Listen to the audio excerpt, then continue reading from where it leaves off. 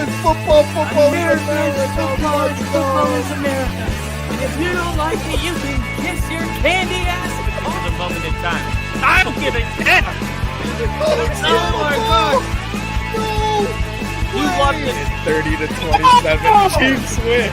Chiefs win 30-20.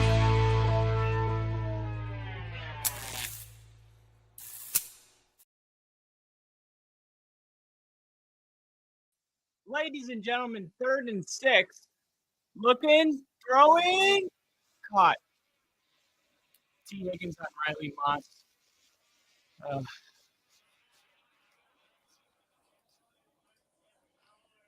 This is something we saw,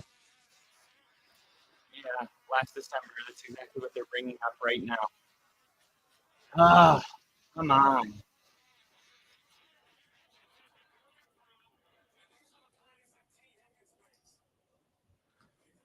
Damn it.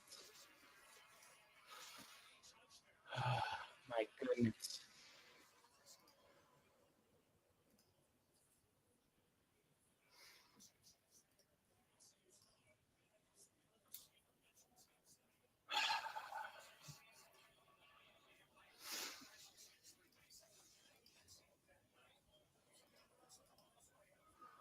All right.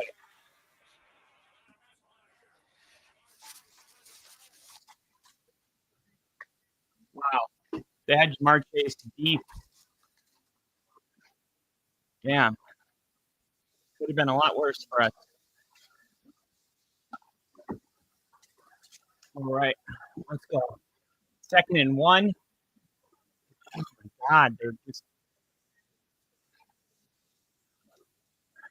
running down our throat now.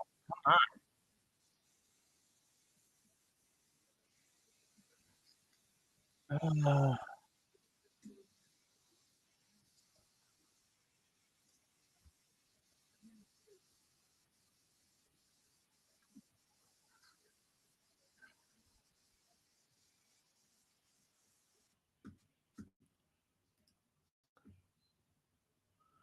Come on.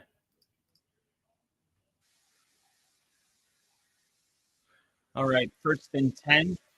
Shotgun. And they're going to run it. You got to make that fucking tackle.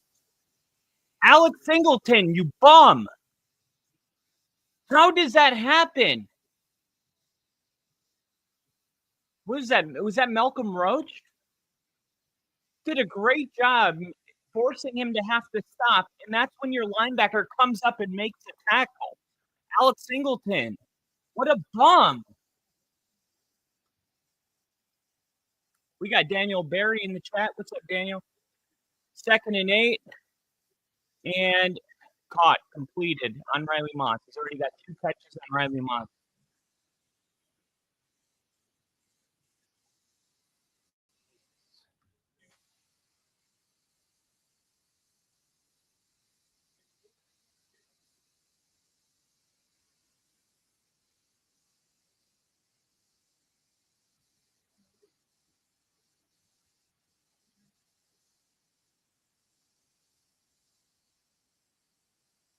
Here we go.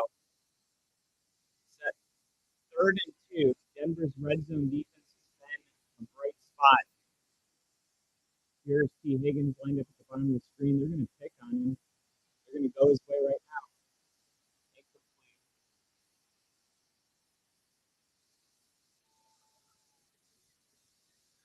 Incomplete.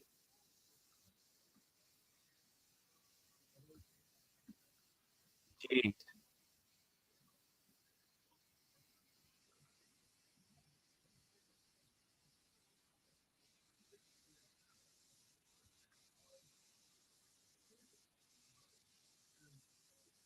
All right. That's that field goal. Bengals a chance to take the lead here.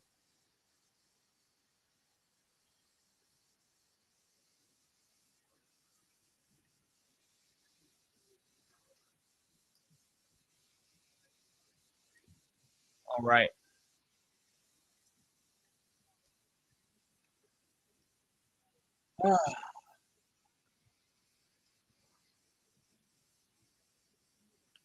Bengals with an early lead. Disappointing defensively for Denver.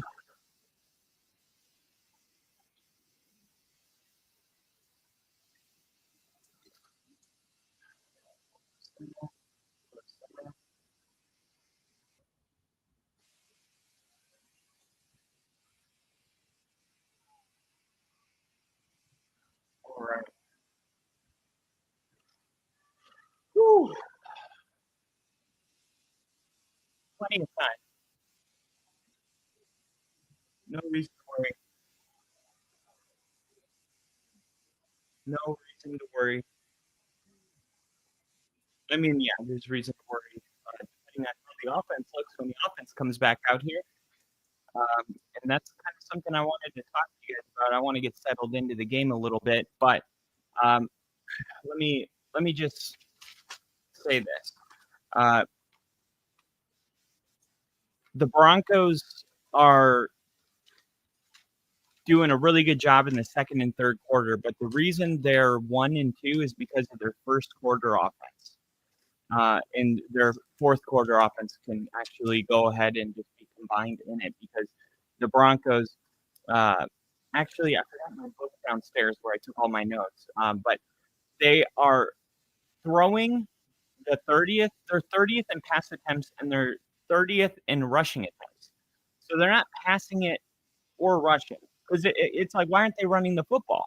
They're handing it off fewer than any other team in the NFL. Why are they not running the ball? They must be passing it. No, they're not passing it either. Few attempts in the NFL. So why not? Well, their depth of target also ranks 30th. They're only throwing 4.4, yet their completion percentage also ranks 30th. 50%. You're throwing it a depth of target 4.4 yards per attempt, and you're completing it less than 50% of the time. So they're not sustaining drives. So they're not calling that many plays. It's 3 and out, 3 and out, 3 and out. First quarter's over. And that's what's concerning. Okay. Now, in the second quarter, Denver is running the football 7 yards of carry in the second quarter. And they're able to get something going. And their depth of target when they throw the football in the second quarter goes up to 7 yards per attempt from 4. So Denver, it's like they do this check down thing in the first quarter, and then they get desperate after 3 and out, 3 and out, 3 and out, and they come out in the second quarter and they start throwing the ball and attacking vertically. And then Denver has some success, which opens up the running game. But I just want to see Denver go into second quarter mode in the first quarter in this game. I want to see Denver come out and attack this defense because that is what is causing everything that's going wrong in Denver in the first quarter. It's the play calling. It's way too conservative. Here we go. Bo's going to line up under center. First and 10, they're going to motion Troy Franklin, and they're going to hand it off to J.K. Dobbins. And J.K. Dobbins picks up 3.5, maybe 4. And the Bengals say they have the ball now. Oh, my God. Tell me it's not true.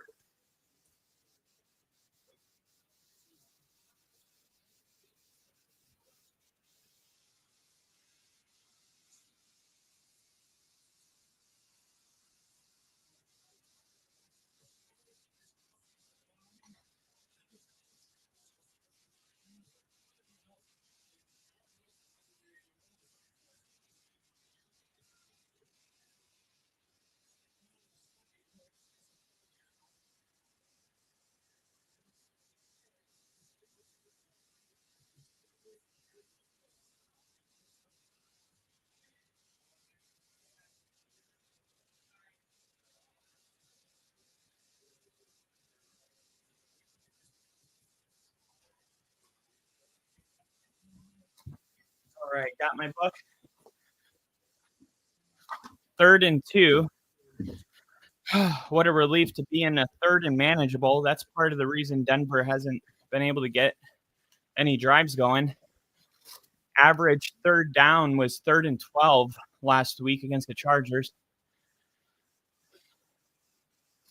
Bo Nix is going to call timeout. What is this? Third play into the game and you have to burn a timeout? Jeez, why can't you get out of the huddle?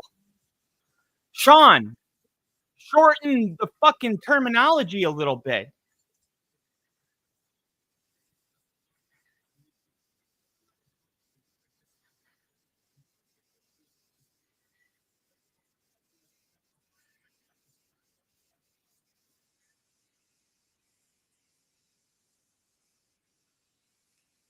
All right. So Denver has to burn a timeout. Here we go. Last week they were 2 for 13 on third downs.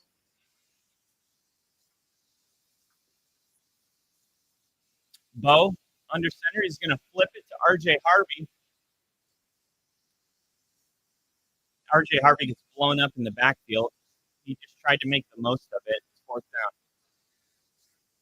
So a 3 and out. Awesome. That's awesome.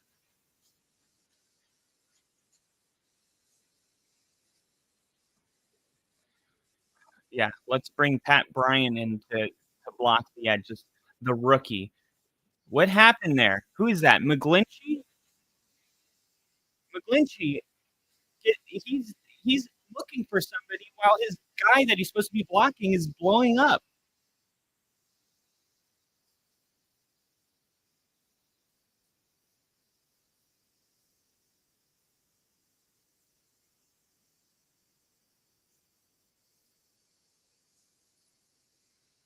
McGlinchey is looking for somebody to block, and if he goes and hits the guy that is tackling RJ Harvey, maybe we get a first down. But it's like the Bengals got penetration, and by the time RJ Harvey had the ball, because Denver's offense wasn't making any blocks, he's getting hit already. I mean, it was a great effort by RJ Harvey.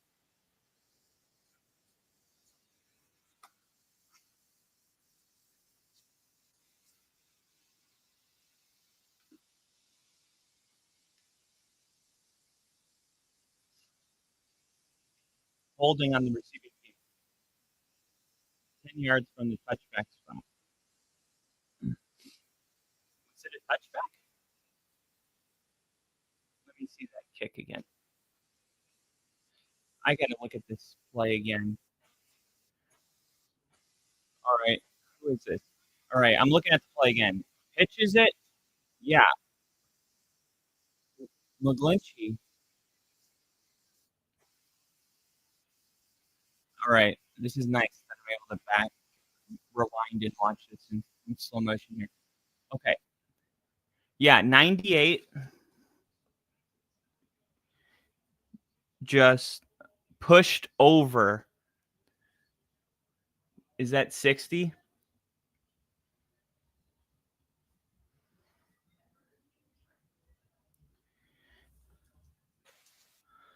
And then McGlinchey and Waterberg both.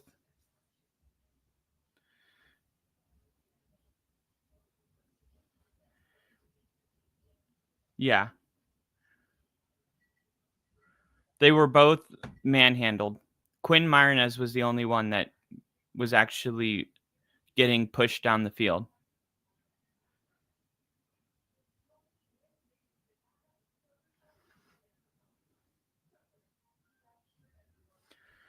And I'm so tired about hearing how this is the best rush. This is the best offensive line in the NFL. I don't want to hear it anymore. You know how you can tell who's got the best offensive line in the NFL? Teams that are able to run the football effectively. That's how you know whether or not you got a good offensive line. Can you run the football and do it consistently? Like the Jacksonville Jaguars or the Tampa Bay Buccaneers. Yeah, that's right. I said the Jacksonville Jaguars. Catch up. Liam Cohen turned Jacksonville into a top 3 rushing team, just like when he took over Tampa Bay when Canales went to the Panthers. Tampa Bay was ranked 31st in the NFL, in rushing yards per game, and then they were 5th in Liam Cohen's first season with Tampa Bay, which is partly why we saw him become a head coach, and it's why Jacksonville was able to go into San Francisco or Santa Clara and beat the 49ers while running the football for 170 plus yards. It's got to be a combination of run design, okay, run design and actual talent. I think Denver's talented enough with their offensive line, but I think they are scheming their runs in a bad way. I don't think that they're calling them at the right time, and it's hard to say exactly like what's going wrong. Like, why can't we run the football? But when it's 3rd and 2 and you pitch the ball, and Mike McGlinchey and Wattenberg are getting just absolutely pushed 3 yards back, and then RJ Harvey's getting blown up, that's just getting manned at the line. That's nothing else. Like, how are you going to tell me this is one of the best run offensive lines in the NFL when 2 of the 5 guys on our line just got thrown back like a rag doll, and they're hitting RJ Harvey in the backfield? It's amazing that he was able to get a yard after that. But this is exactly the bullshit that I'm talking about. This is exactly what we deal with over and over and over, and it's happening again. First quarter points, Denver is averaging 3.3 first quarter points. That's 24th in the NFL, right there with Cincinnati, Tennessee, New Orleans, Cleveland, all the other terrible teams. We're going to hand it off here to Chase, and Chase is able to pick up 5 yards. Why? Why are they picking up 5 yards on the ground?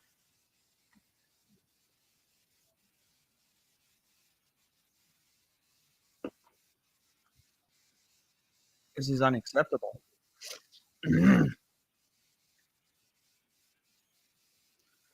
Denver has 68 points in total through 3 games. That's 26th in the NFL. Cincinnati is 29th. And a flag comes out after the attempt to throw the ball to Jamar Chase, and they're going to call this on Riley Moss. Pass interference. All right. Drive 2. Riley Moss. Hey, let's just target the whatever receiver. Why is Riley Moss? You don't even need to do that. You have great coverage on him. Why are you pulling his jersey?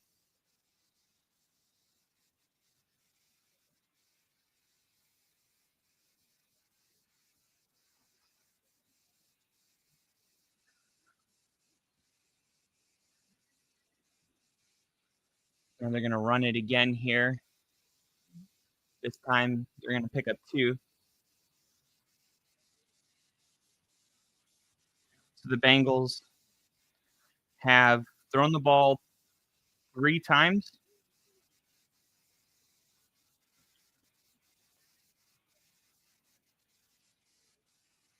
So 3 times. The Bengals have 147 rushing yards through 3 weeks, fewest by a team with a winning record. Fewest by a team with winning record since 1933.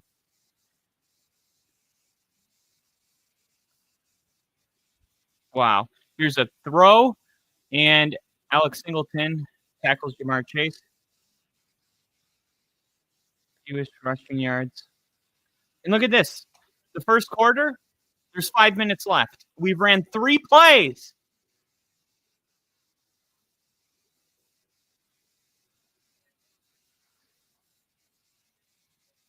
Mike Gesicki's wide open in the middle of the field as well. This is very concerning. This is very concerning. 3rd and 2. Jeez. Here we go. Jonah Ellis coming off the edge. They're going to throw it, and incomplete. No flag this time.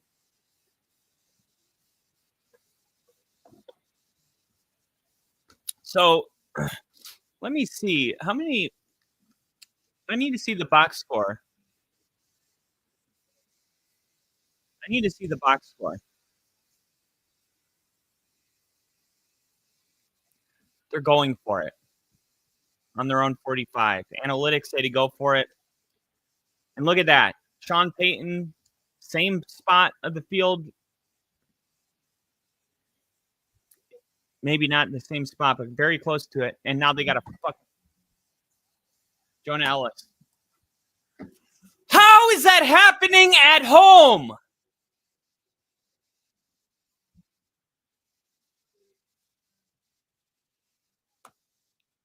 Please be on the Bengals.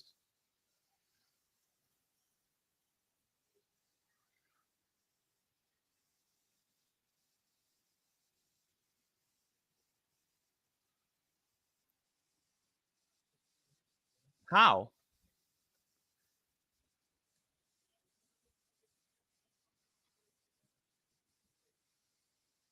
That's a terrible call.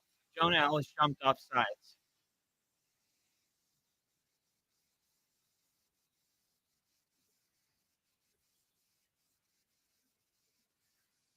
Jonah Ellis jumped off sides.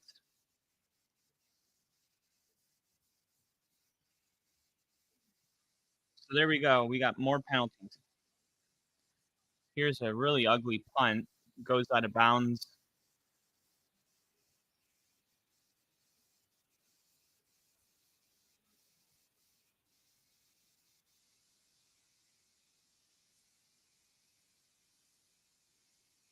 All right. Now Denver's going to take a deep shot here.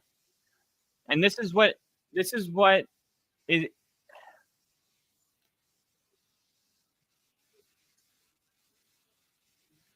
this is what gets concerning. Okay? Because now there's 5 minutes left in the first quarter. Denver's only ran 3 plays. And now you get it's not just 1 week, it's a buildup. It's a buildup of things. And then you start to feel like you're forcing things downfield because of the way things have gone.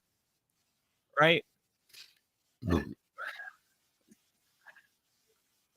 They have to keep their composure and they have to start running the football. We got E-Dub in the chat. What's up, E-Dub? Ready for Sunday, Kyle? Oh, man, they're going to go back and show this call again.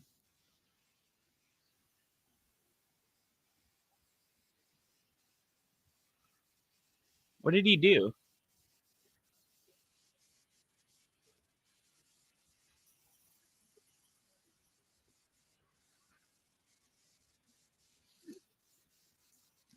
All right.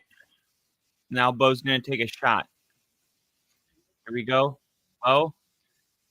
And he's just going to run it.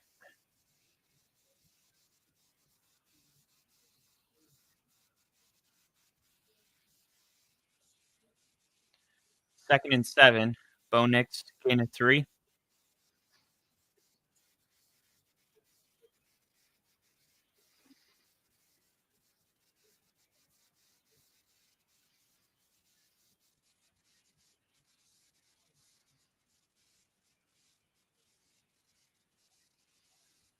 All right. They're going to fake the pitch. Now Bo. Oh, my God. He dropped it. Come on! How are you dropping that? Dude! Catch the ball!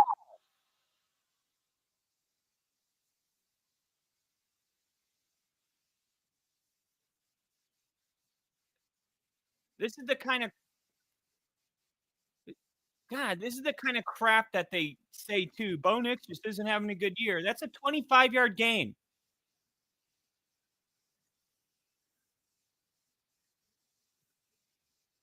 Cortland Sutton picks up 15. 12.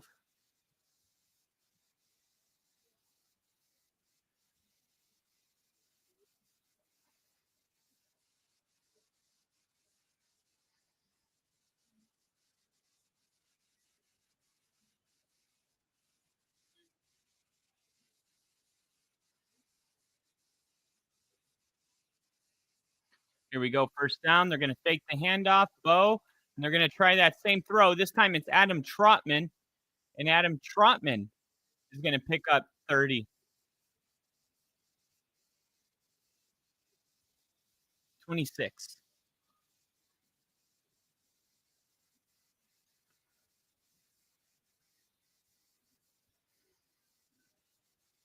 All right. Now we've seen too on these layered crossing. These are, here we go. They're gonna hand it off to RJ Harvey here. RJ Harvey is gonna pick up 8.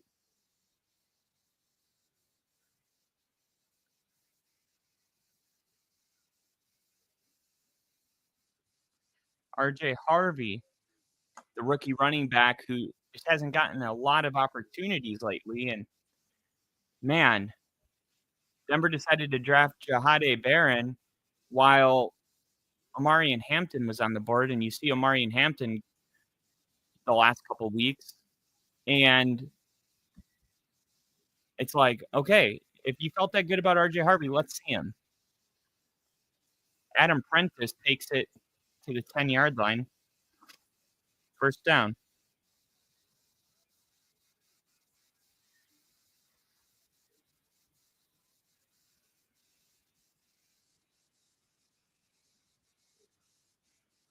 All right.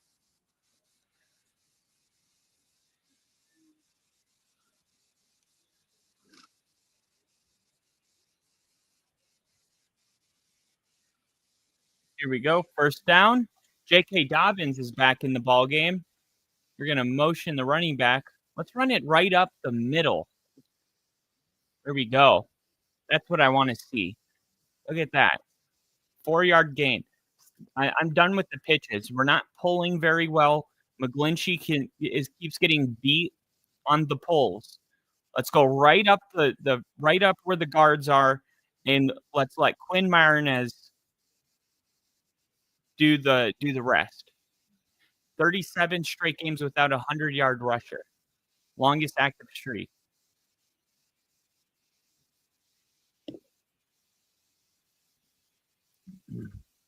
Here we go. 2nd and 5. Bo Nix looking to throw. Firing. Trying to get it to Pat Bryant. Pat Bryant was just spatially in a different place than Bo Nix.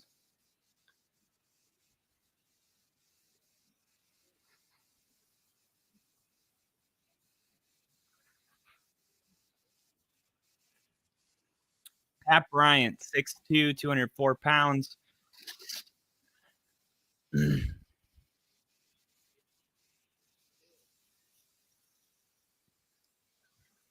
Cortland Sutton, RJ Harvey. And here we go. Sutton. Bo Nix is going to run it himself. Touchdown. And Bo Nix says, I'll do it. Touchdown, Denver. Sluggish start for the Broncos. E-Dub, not bad. Yeah, Bo Nix rushing touchdown. Feel good about that. Definitely feel good about that.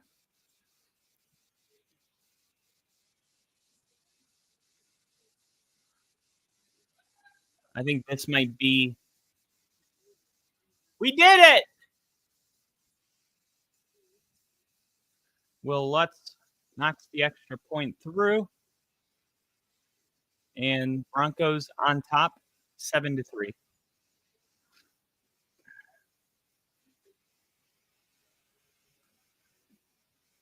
And it is time To update the ticker. Man, I'm kind of bummed that Rick's not here for this. It's like I wish Ginger was here. I feel like I'm so happy you're here, Edub. So I don't have to watch this game alone because it's like I got Mary downstairs clapping. I'm like I could be watching it with her, and no one even showed up.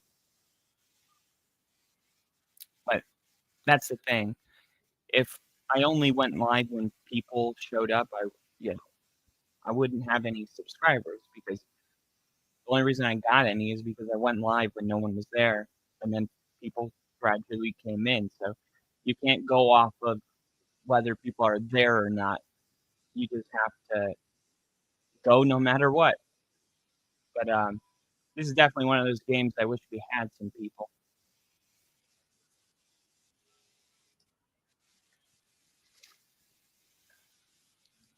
Thank God for EDub.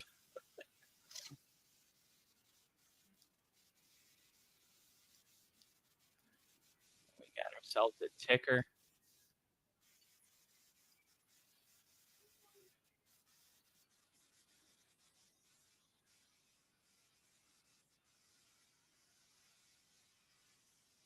Do we like it on the bottom?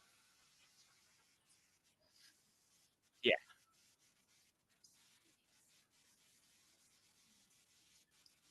Me, Darwin, and Doc are here for you. Hell yeah. Do we have Darwin? I didn't see Darwin. Where's Darwin and Doc? Oh, you're all three of them. All right. So obviously I won't be able to have the time updated. We see so they got the first down on the fullback run. Then they ran it with what was it, JK, and then Bonix.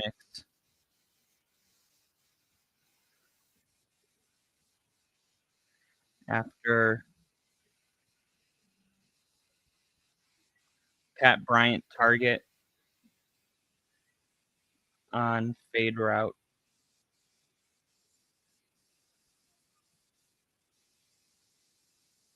All right. I like to take notes. So after the game, instead of being so emotional that I can't really wrap my head around what happened, I actually can look down and be like, okay, this is what plays we ran. Because sometimes it's hard to remember, like, why didn't things get going, or what did we do that helped? And I knew that was going to be a good drive for us. I said we're going to score, we're going to push the ball downfield. Why? Because Denver felt like the sense of urgency was there, and when they feel that, they push the ball down the field, and then we move the ball. It's when they get conservative, or they have a 10-point lead that they have 3 and outs, which is why the second quarter and the third quarter, Denver's 5th and 3rd in points, and they're 30th in the first quarter and the fourth quarter. It doesn't make any sense.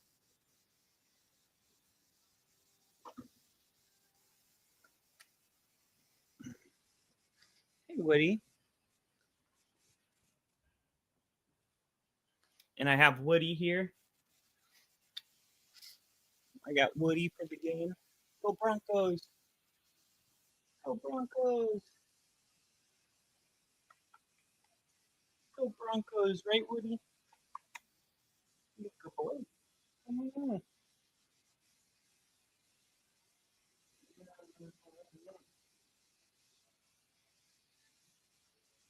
He's such a good boy. He's such a good boy. All right. So a good start. After a disappointing first drive, I think defensively. Now, this is what I wanted to look up, okay? Because we've seen, where's the box score? Here we go, stats. Jake Browning's thrown the ball 6.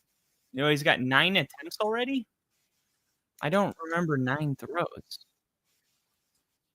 Chase Brown, 6 attempts, rushing, receiving.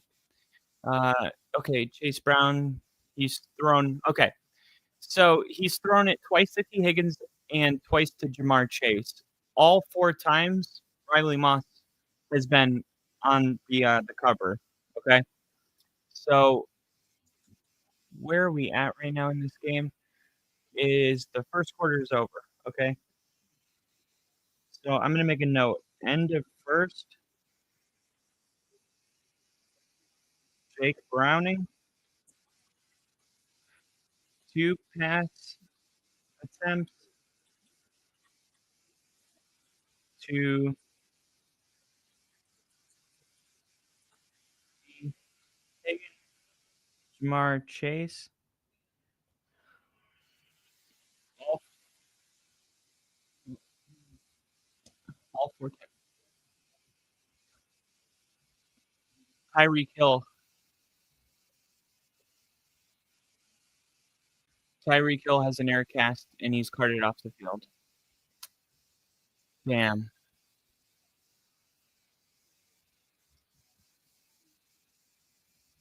You absolutely hate to see that.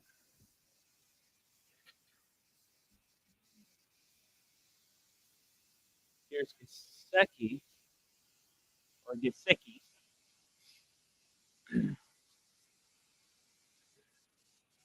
Oh man, Tyreek Hill being carted off the field. Air cast. The air cast is not good sign. Well, obviously that means you broke your leg. So, oh man. All right, here we go. 3rd and 1. Denver. Flag comes out. They were able to get the first down with P. Ryan. Keep in mind, P. Ryan was in Cincinnati. He offsides. I believe that's John Franklin Myers. Yep.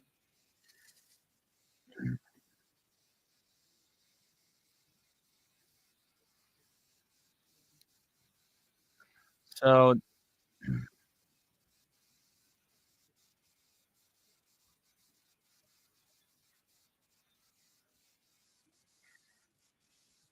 penalty.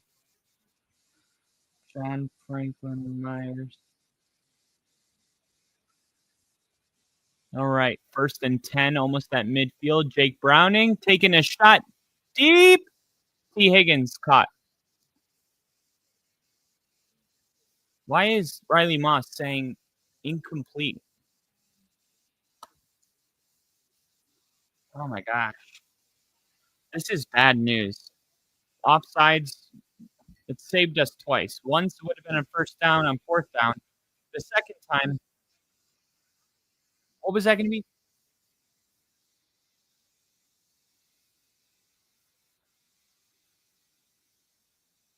Oh my gosh.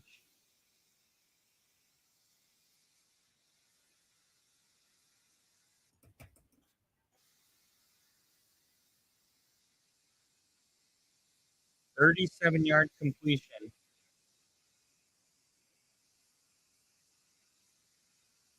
Luckily, an offsides.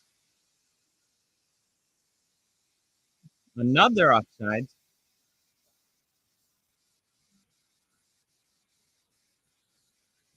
So you go from a 37-yard completion to T. Higgins to 1st and 20.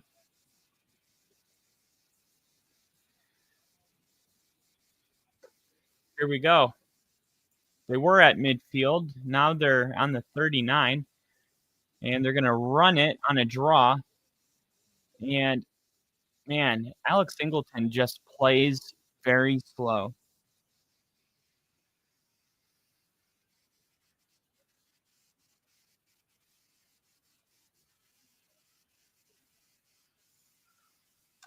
Second touchdown grab of the night for Darren Waller.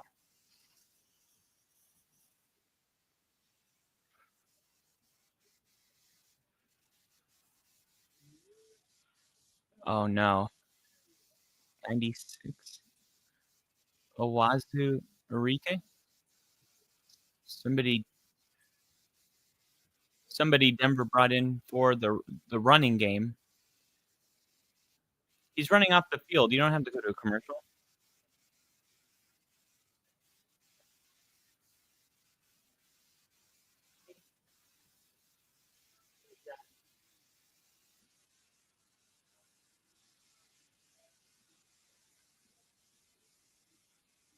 Singleton moving slow out there. Don't love what I'm seeing from Singleton and Riley Moss. And Riley Moss now has been targeted on every single pass that has been thrown to Jamar Chase or T. Higgins. Riley Moss has been on the coverage. A 37-yard completion. By the way, one where Riley Moss was caught on him. It's like, dude, have a little awareness, you know. And they were saved by the offsides. How, I don't know if it's a mental thing or what, but Riley Moss, like, I don't know. I don't know. I don't know if this matchup is going to work out for us today. I don't think Denver is going to lose, but I don't like what I'm seeing. And obviously, if the Bengals watched any film at all on the last time these two teams met, they were like, look at that. T. Higgins had 11 catches for 170 yards and 3 touchdowns going up against Riley Moss, week 17. So we're going to go out there and we're going to do that. We like our odds. And Denver knew that. Sean was asked about it in the press conference on Saturday. And Sean said, he played really well. He had a good week of practice. Sean does a really good job of never talking down about his players to the media, but so far, Riley Moss, he's giving Riley Moss a retake on the final exam, and so far, I don't know if he's passed it. Let's put it that way. Here's Jake Browning, 2nd and 15 in shotgun. They were able to pick up 5 on the carry. 2nd and 15, Browning. Jonathan Cooper rolling out. Now he's got to throw it away. Jonathan Cooper bringing some pressure.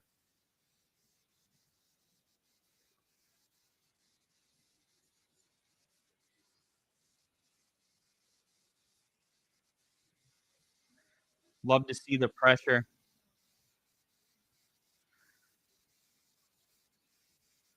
Causing the throwaway. And now the defense has an opportunity to get in it. They blitz on 38% of pass plays. That's the 5th highest in the NFL.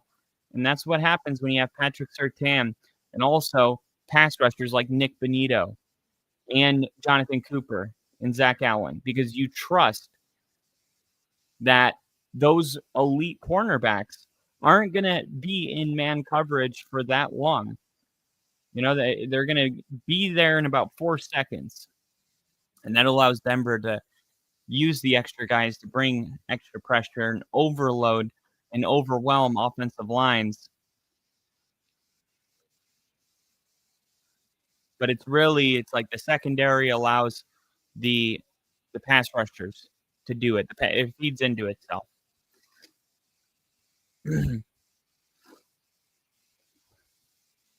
3rd and 20 after another penalty. And they're just going to throw it to Chase. And Chase is going to stiff arm a Bronco and pick up about 10.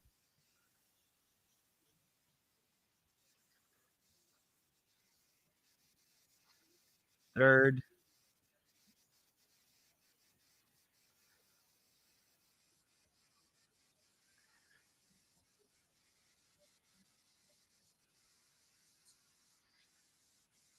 Now, I believe that was in man coverage. That was just a zone. Marvin Mims, who showed up on the injury report on Saturday. Glad to see that he's out there. Delay of game. play clock was at 0 again. So, what did the Bengals have? 5 pre-snap penalties in the first quarter, and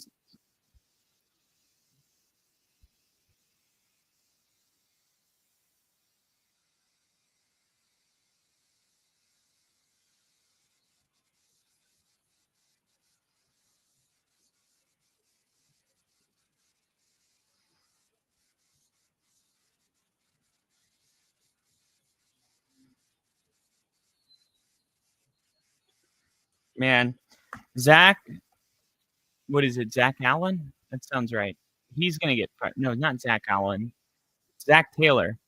He's on his way to being fired. Into the end zone. Good job by Marvin Mims, pretending that he is going to catch it. Made himself the decoy. Nobody went after the ball.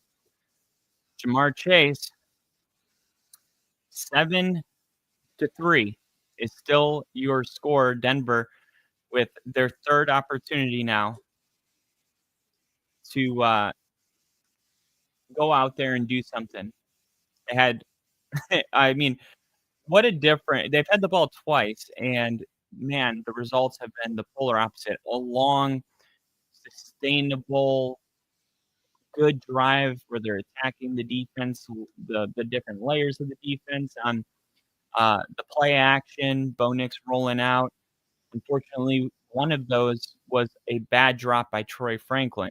That would have been good for 25, 30 yards, which is a real bummer because it set up a must-have third down. And Denver throws to Cortland Sutton to convert. New set of first downs. They run this layered again. This time Trotman picks up about 37 yards, I believe. Then they go back to the running game. We saw some R.J. Harvey. We saw J.K. Dobbins. We saw Bo Nix run for the touchdown. And it's like, all right, well, what are we going to get on this third drive? Are we going to get the 3 plays and 3 and out, or are we going to get, what we saw in that last drive that was beautiful?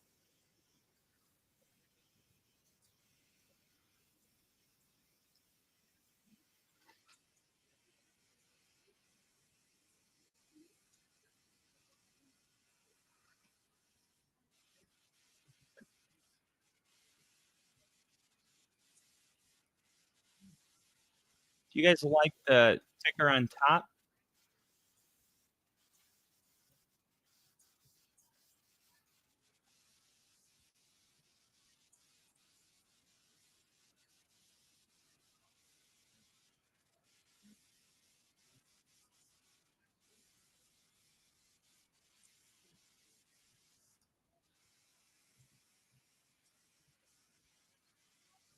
How does that look?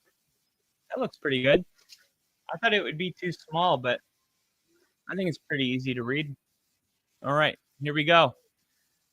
Denver, their second possession.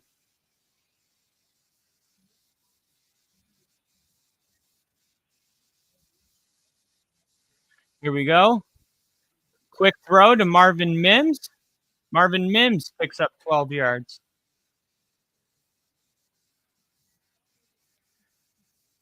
All right.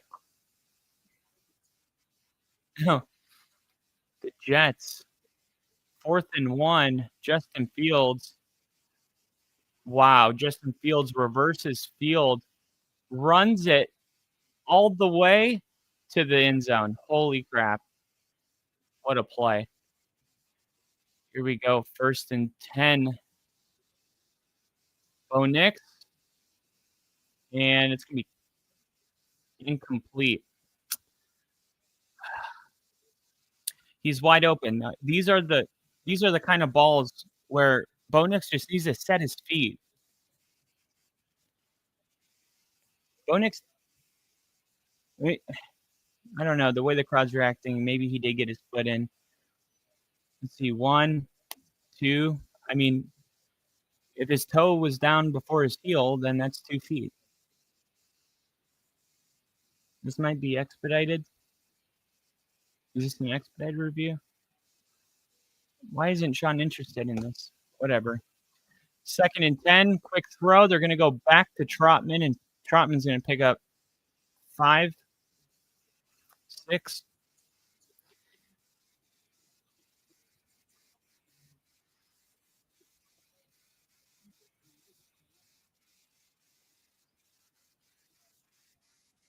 So 1st and 2nd down, trying to get Trotman involved. Trotman was the worst player on the Broncos last week. If you could blame one person for the loss, it was Trotman. He dropped balls. He missed assignments. He didn't block. He did nothing. Here's a 3rd and 4. Flag comes out. Sutton, who makes the man miss and turns it upfield for a gain.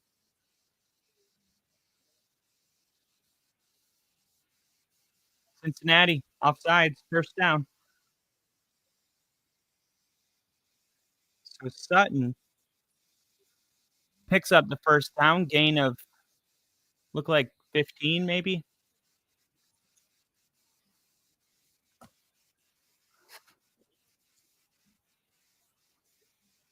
Sean Payton doing a good job now, starting to settle in as a play caller. I think this is when you go back to the ground game, right? You're having some success throwing the ball. You got Cincinnati playing on their heels. Now, get R.J. Harvey the ball. Give him a chance. There's R.J. Harvey right there. Get it to him. There it is. Damn it! That would have been a touchdown. That was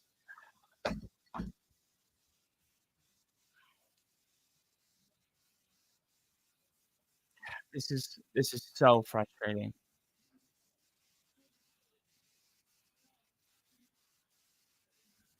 Jeez. How does that happen? How does that happen?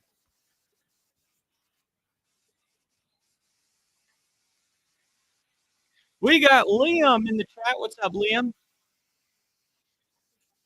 Here they go. They're going to run it with Harvey, and he's going to try to make up for that drop with a 7-yard carry.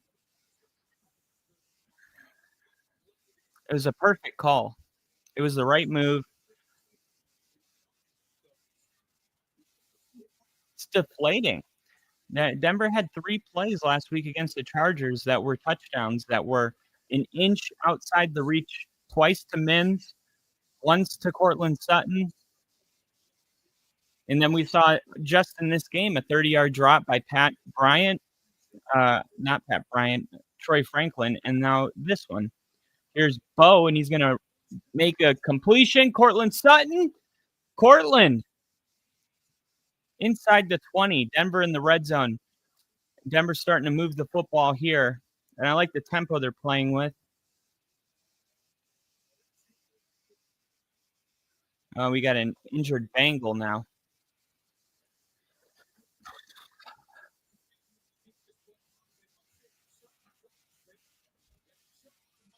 Marvin Mims with 2 catches already today. Bo Nix, 9 rushing yards and a touchdown. R.J. Harvey would have had probably 40 receiving yards if he got that ball. I haven't seen any Evan Ingram yet. Same with Troy Franklin.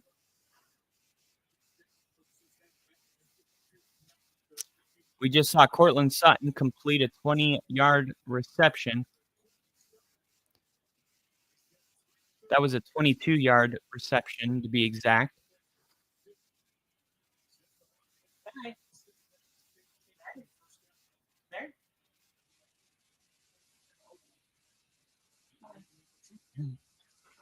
All right.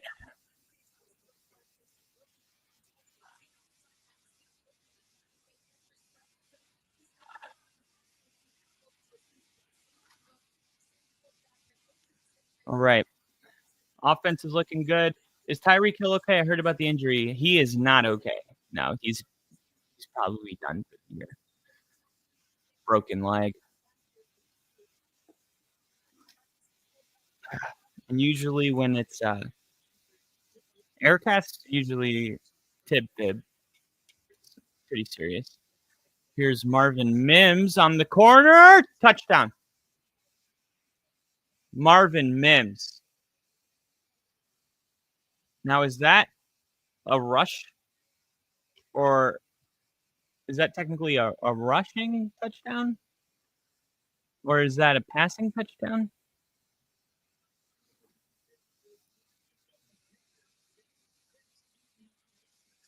That's going to be considered a rushing touchdown. All right.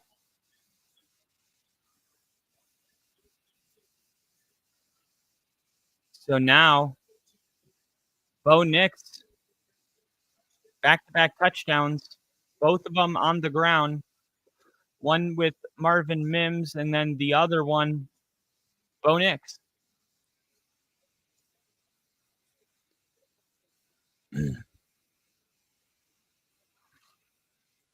All right. Marvin Mims, 2 catches today. Mike Gesicki has 8 yards receiving for the Bengals. Bo Nix, 101 passing yards already.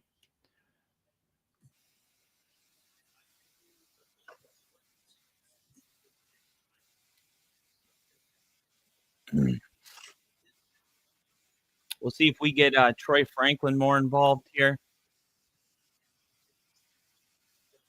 Now, I feel like if Denver gets up, to a big lead in this game, I really hope Sean lets them play, right?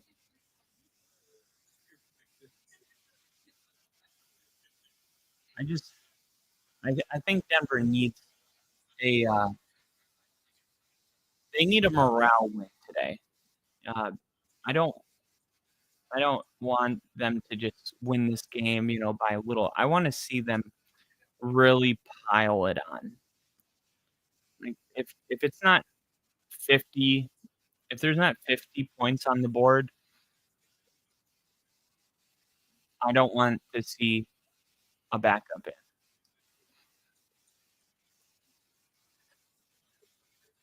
That's where we're at right now as a team. We were 1-2 last year. Or I'm sorry, we were 0-2 last year. And we got a win week 3 that made us 1-3, which is or 1-2. After being 0-2, we went to Tampa and beat the brakes off the Tampa Bay Bucks, and then we were 1-2, which is what we are right now. And the only difference is we were 1-2, and we had a big win that we felt good about. We're 1-2, and we're coming off 2 losses in a row, so the vibes are not as good as they were this year or last year, even though the record was the same. So we do need that type of win that makes you feel really good about, this team and what you are.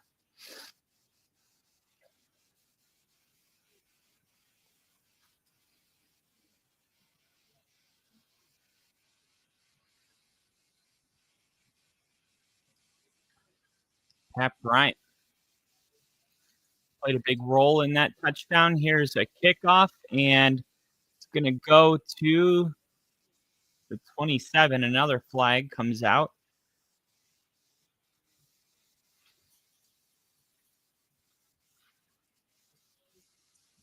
It's going to be against Cincinnati, so Zach Taylor is going to be fired tonight. Holding on the receiving team. Zach Taylor is going to be fired tonight. Remember that Denver, this Mile High City is responsible for one life-altering game a year. We destroyed Cam Newton's career, Super Bowl 50, and then the first game of the season in 2016, that was the icing on the cake. Denver, I don't know, it was like they had a bounty on Cam Newton. Then last year, we beat Atlanta so bad that they had to bench Kirk Cousins. We might have ended his career. Like, we haven't seen him start since. Here we go. Browning. And now here's what's concerning. And they target, again, targeting Riley Moss.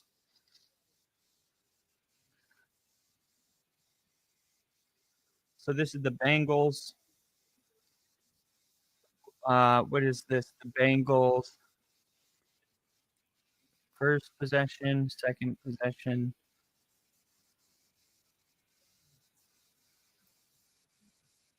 Is this their fourth possession?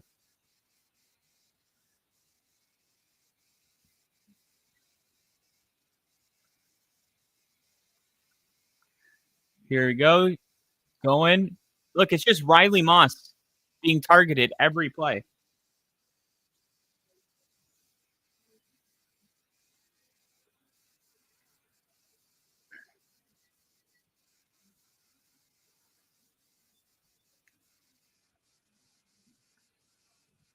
This is it. This is the game plan. This is the game plan. I know the production crew hasn't talked about it yet, but I will. We ended the first quarter with Jamar Chase and T. Higgins both having 2 targets each. All 4 targets combined, Riley Moss was in coverage. We just saw first and second down, they take a shot on Riley Moss. Now here he's rolling out to his right. There's a flag. This might be holding. It looked like it was in the area of holding. It's going to be holding. Denver's going to decline it. Holding decline.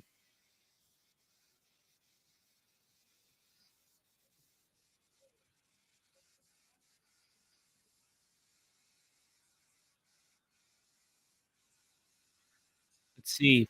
P. Ryan.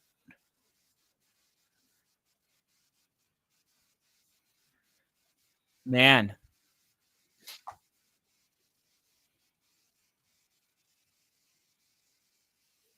Let's see if Denver can capitalize on the field position here. This might be looks like the Broncos are acting like it's going to be a fake. This is a good punt, and Mims is going to return it. And he's going to take it to the 29. Now, Mims was on the injury report Saturday with a hip injury. We'll keep an eye on that.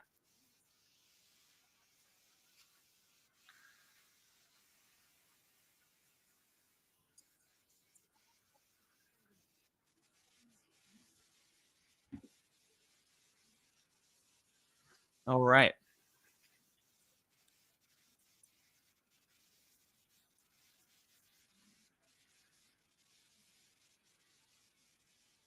See if Denver can score. It's funny because Denver was, I believe, I wrote it yesterday. Second quarter, they're 24th. But third quarter, Denver's third. And here we go. They're gonna. Oh, flag comes out, and Cincinnati making it seem like it's gonna be on Denver. Defensively, in the first quarter, Denver's a top 3 team, only giving up 3 yards per carry on the ground in the first quarter.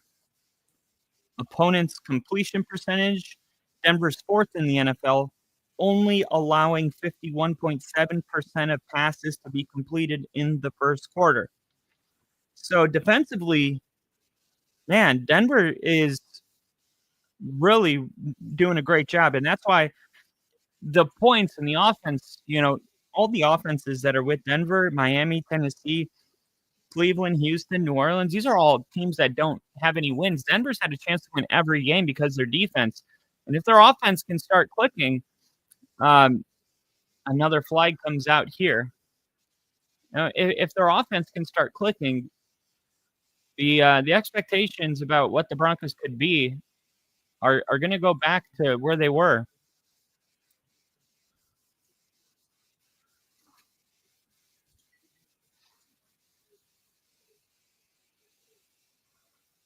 Trayvon Hendrickson, automatic first down.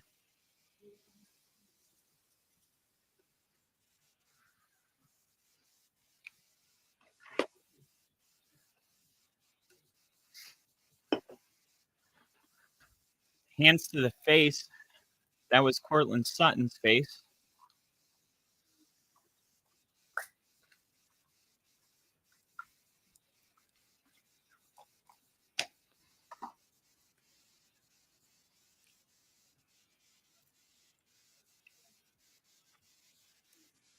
Denver's going to hand it off.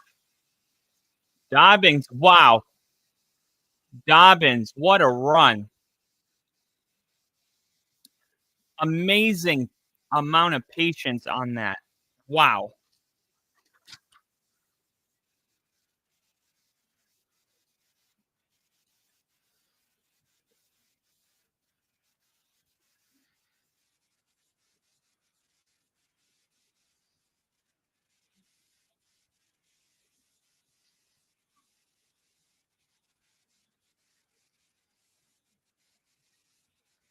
Yeah, you're hoping JK can stay healthy because when he's running the football, man, he is very good.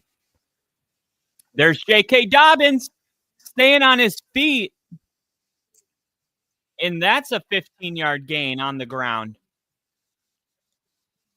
Wow.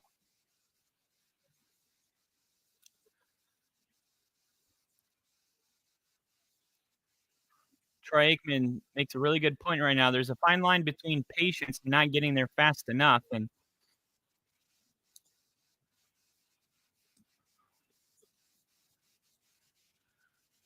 see if they get RJ Harvey back in the game, give him a chance to redeem himself. They're going to keep Dobbins in for now. Denver running the football, play clock down to 2. They get it snapped.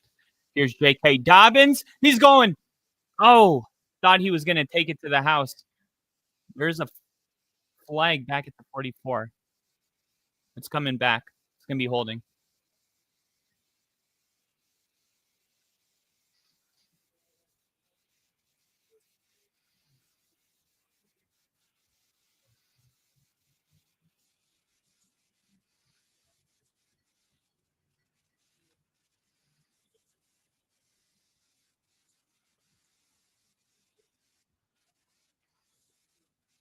Let's see.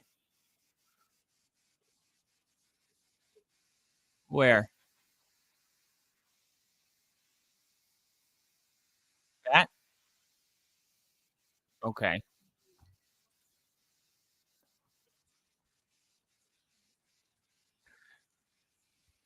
Here we go. RJ Harvey. Damn. RJ Harvey took a big hit.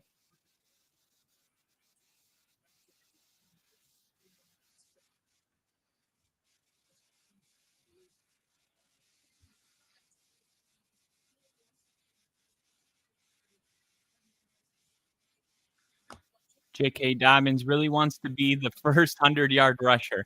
And right now he's got 30 yards on the ground, averaging 6 yards per carry on 5 yards. 5 carries. Here we go. Bo Nix taking the handoff, looking, throwing, caught. Troy Franklin. Perfect. 24 yards.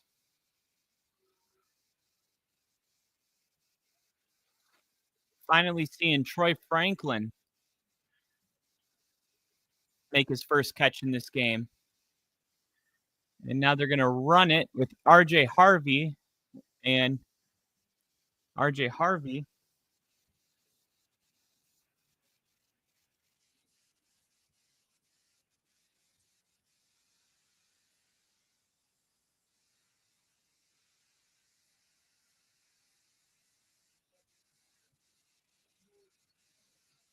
Here we go. 2nd and 3. Quick throw. Troy Franklin picks up the first down.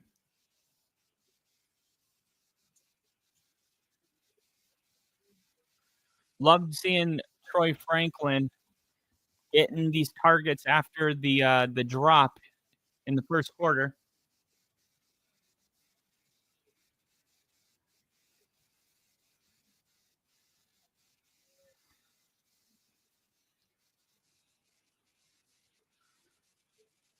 Love this. Love this. Love this.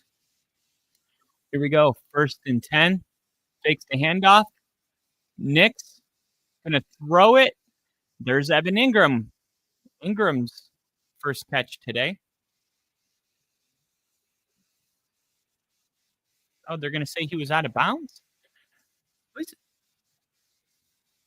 Did part of his foot was oh my god. Ingram's gotta know where he is. He had plenty of room to not step out of bounds there.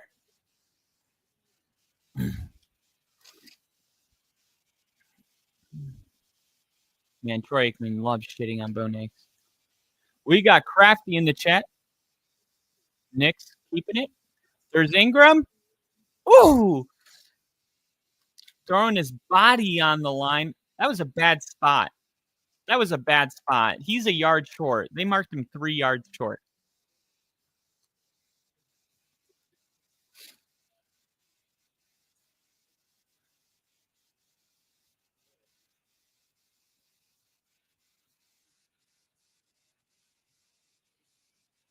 Okay, they're going to mark it on the 1 yard line now.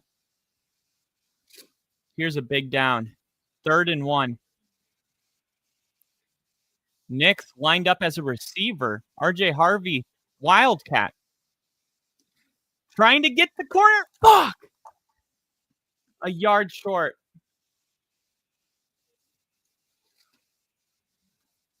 4th and 1 in the offense staying out on the field.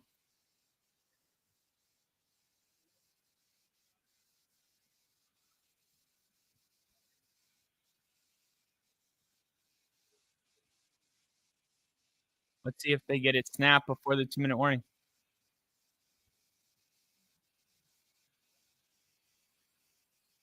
Timeout, Cincinnati. So we are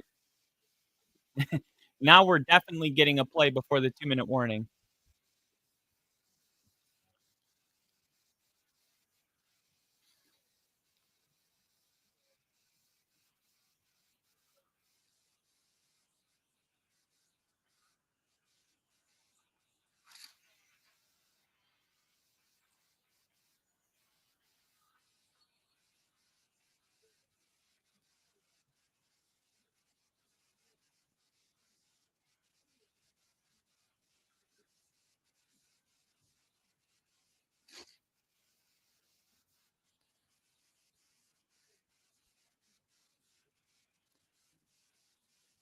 Man, you really wish Harvey is able to pick that up.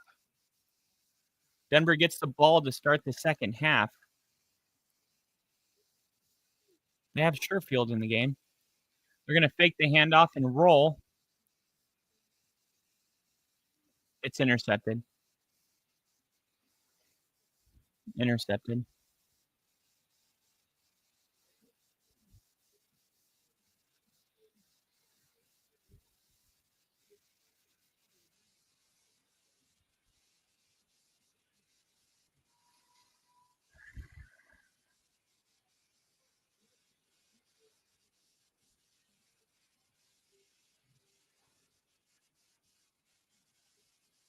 He didn't catch it.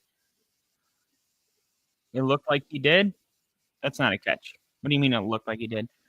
Terrible decision by Bo Nix. Obviously very frustrating, but the fact that they're going to be on the 1 yard line, I think Denver might be able to get a safety here. This is going to be a reverse. Definitely going to be a reverse. Let's see what's going on with the Jets game right now. 3rd and 24. Still haven't seen Breece Hall. Not sure why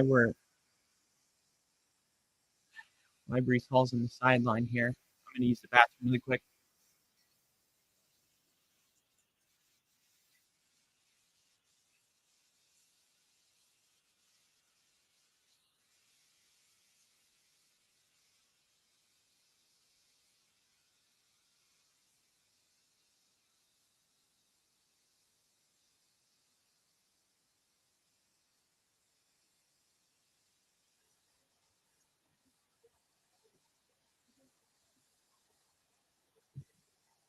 What is going on back here?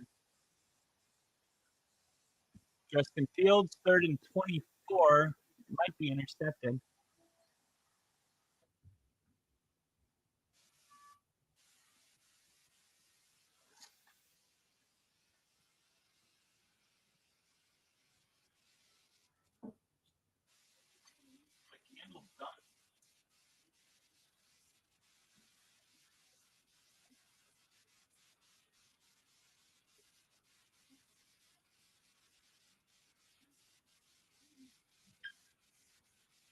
Here we go. Ooh.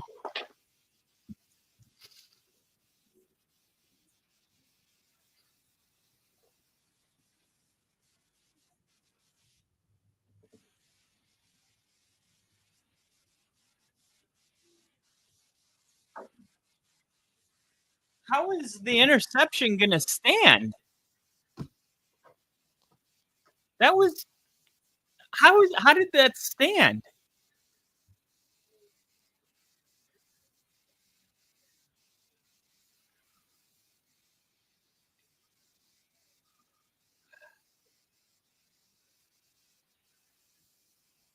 I want to see Denver call their timeouts. I don't like.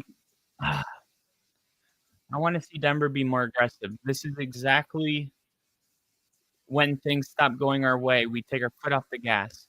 We get the ball back. Come on. Here we go. Browning looking like he wants to run for it, and he's going to be out of bounds.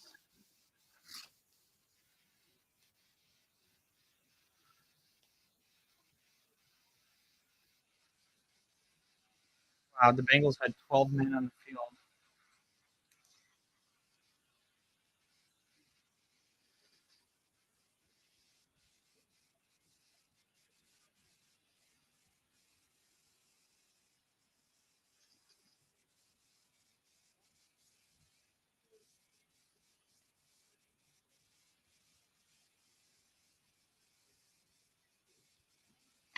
Here we go. 3rd and 3. Great jump.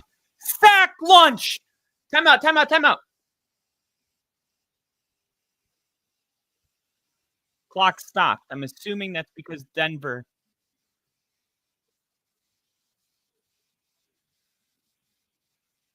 Nick Benito and Jonathan Cooper both met. Hey, I'll meet you at Jake Browning. Boom.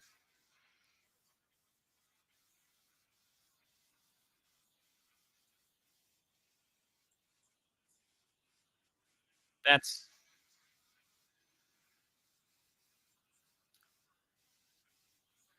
what this defense does, man. What is that? 15 sacks already?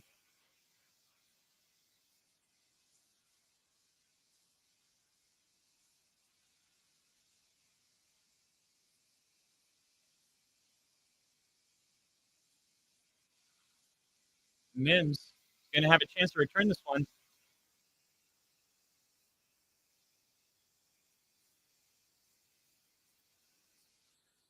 20-yard line. All right. Let's go. Broncos up. Love to see this. Love to see it. Sack lunch. Nom, nom, nom, nom. All right. Love that. I'm going to make a note here. The Bengals timeout. They had 12 men on the field.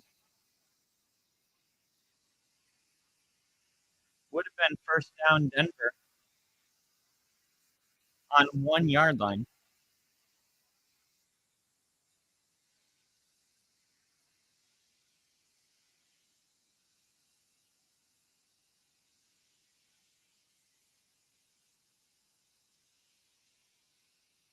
All right, here we go. First play, Bo Nix. He's going to throw it underneath to Evan Ingram, and Ingram's only going to pick up 2, maybe 3.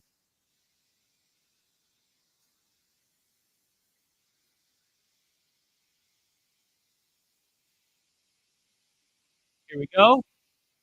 Second down. Looking.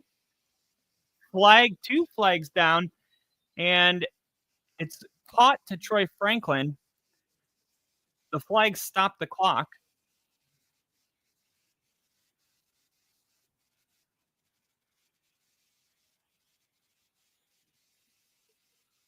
Holding.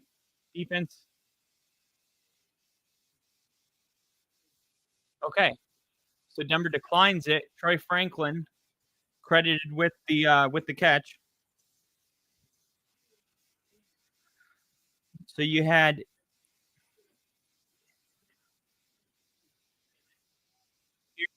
oh my God, Ingram dropped it.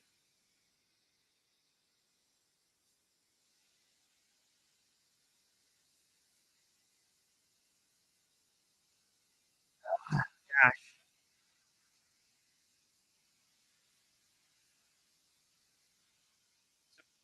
3 drops. We have 3 drops. Come on. Let's go. Bo looking over the head of Franklin. Not even close.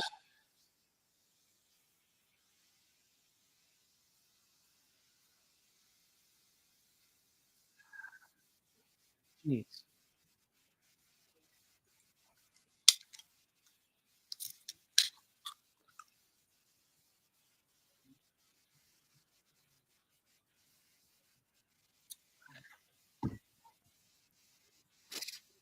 Here we go. Bo 13 for 21. Should be 16 for 21, but there's been 3 drops. Here's Bo looking. Firing. Caught. Marvin Mims. And wow. What a freaking throw. What a throw. Denver calls a timeout. That throw took cojones.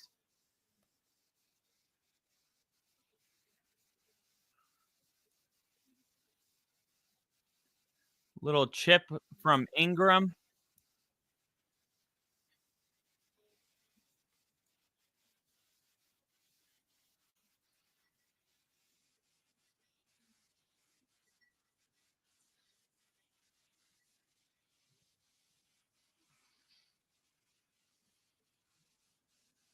Ingram with a chip there. Look at that. A clean pocket, and look what you get.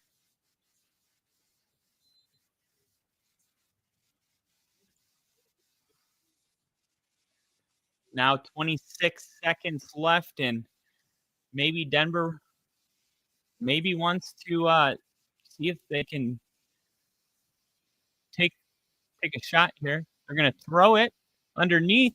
That's Bidet or Batty, whatever floats your boat. Personally,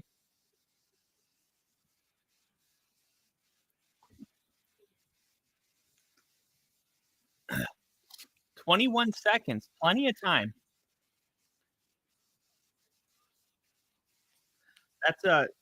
That's a big time throw by Bo Nix. It might not seem like it, but Trey Hendrickson has to come off the field. Keep in mind, the altitude is very real, and this time they're in Denver. Bidet drops it. That's the 4th drop.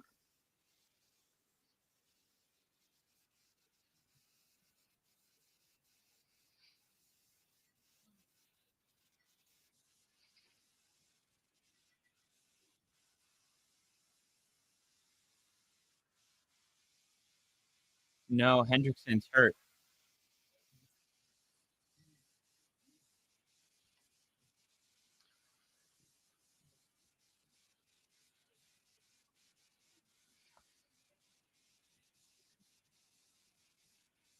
Here we go. 2nd and 10. Quick throw, and a flag comes out immediately. What are they doing?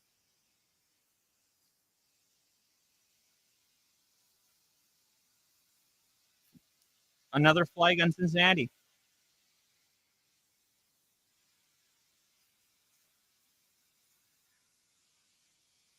Offside.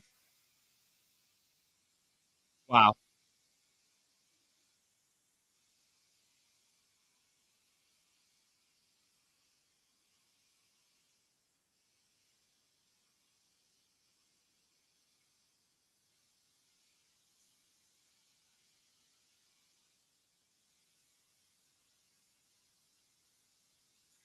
Eight penalties in the first half. Tied for, let me see. I'm going to 8 penalties. 13 seconds. Go Knicks. Looking. Firing. Caught. Cortland Sutton.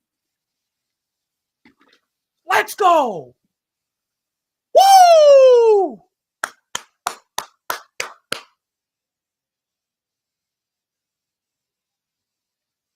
Woo!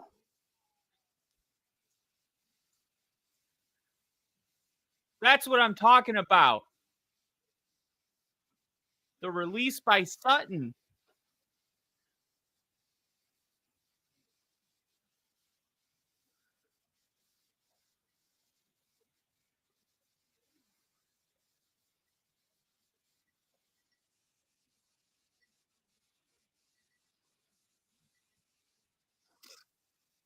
Wow.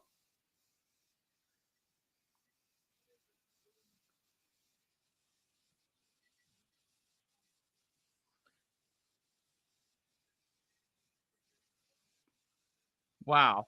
Wow, wow, wow.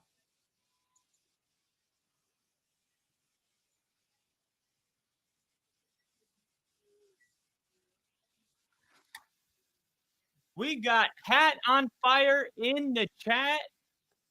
Oh boy, that was dangerous. Dangerous. Let's go. This was always a get right game, man. We're going to need to play a really strong second half and get ready because we're going to Philadelphia in 6 days. You don't want to get too far ahead of schedule, but I think Denver has the best chance in that game by having a kind of like one of those statement games, you know?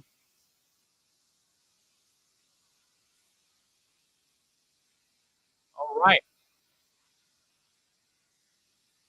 So we should have one more snap.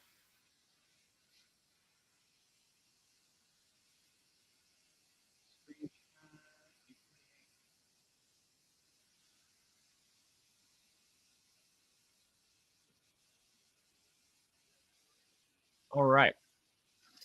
So we got the ticker updated here. And they're just going to snap the ball and take a knee.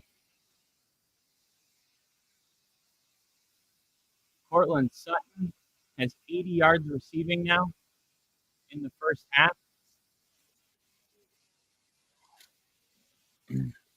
Let's see what's going on with. We hurt ourselves with penalties. This is Zach Taylor. Pre-snap penalties. I mean, it's been some easy stuff. You're going to see the Broncos get the ball coming out at halftime. What's the message of your defense? We got to get turnovers. We got to find a way to get the ball. We need someone to step up and make some plays. Zach Taylor's going to be fired after today. That's my prediction.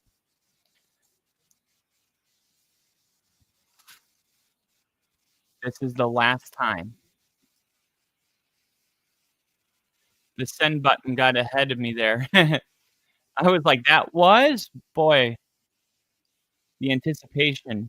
I was like, what is it? Like Toy Story when they're like, saying what the toy is. It's a big one. It's what is it? And then he drops it and the batteries come out. Oh, you idiot. Now we'll never know what it was. Come on, put those batteries back in. Negative, positive. Oh, let me do it.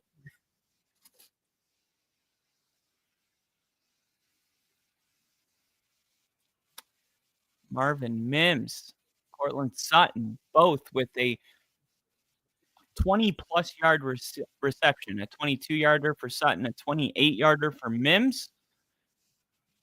Bo Nix, 217 passing yards in the first half. 1 passing touchdown. They got 2 rushing touchdowns. One was Bo Nix, the second one. And you know what's crazy is Denver was on the 1-yard line. I mean, they were on the 1-yard line. People were thinking, after they didn't score then, because it would have been 28-3. Now, I guarantee you, if Denver scored on the 1-yard line, kicked it off normal, I don't know if Denver would have been as aggressive to try to get the ball back.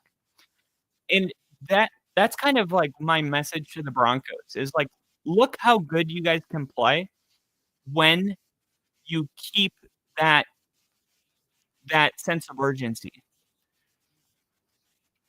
Because it could have been 28-3. It could have been. They were a yard away from it being 28-3 in the first half. Bo Nix has thrown it 26 times, 217. But you notice that the average depth to target has actually been downfield in this game. Like coming into this game, Jen just said, I just messaged for like 10 minutes and thought I was the black sheep of the family now. Haha. I just messaged for like 10 minutes. And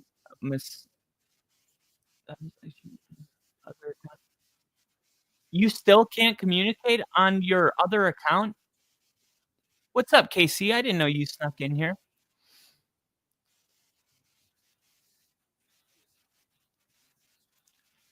Tyreek Hill. Looks like he was FaceTiming somebody. Now let's see what's going on with the Jets game, because I thought Breece Hall was going to score. H-Man almost took it to the house.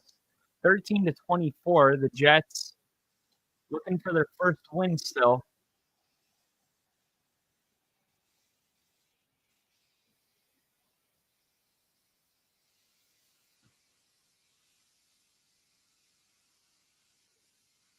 I would assume they would let me know if it were the account that is it.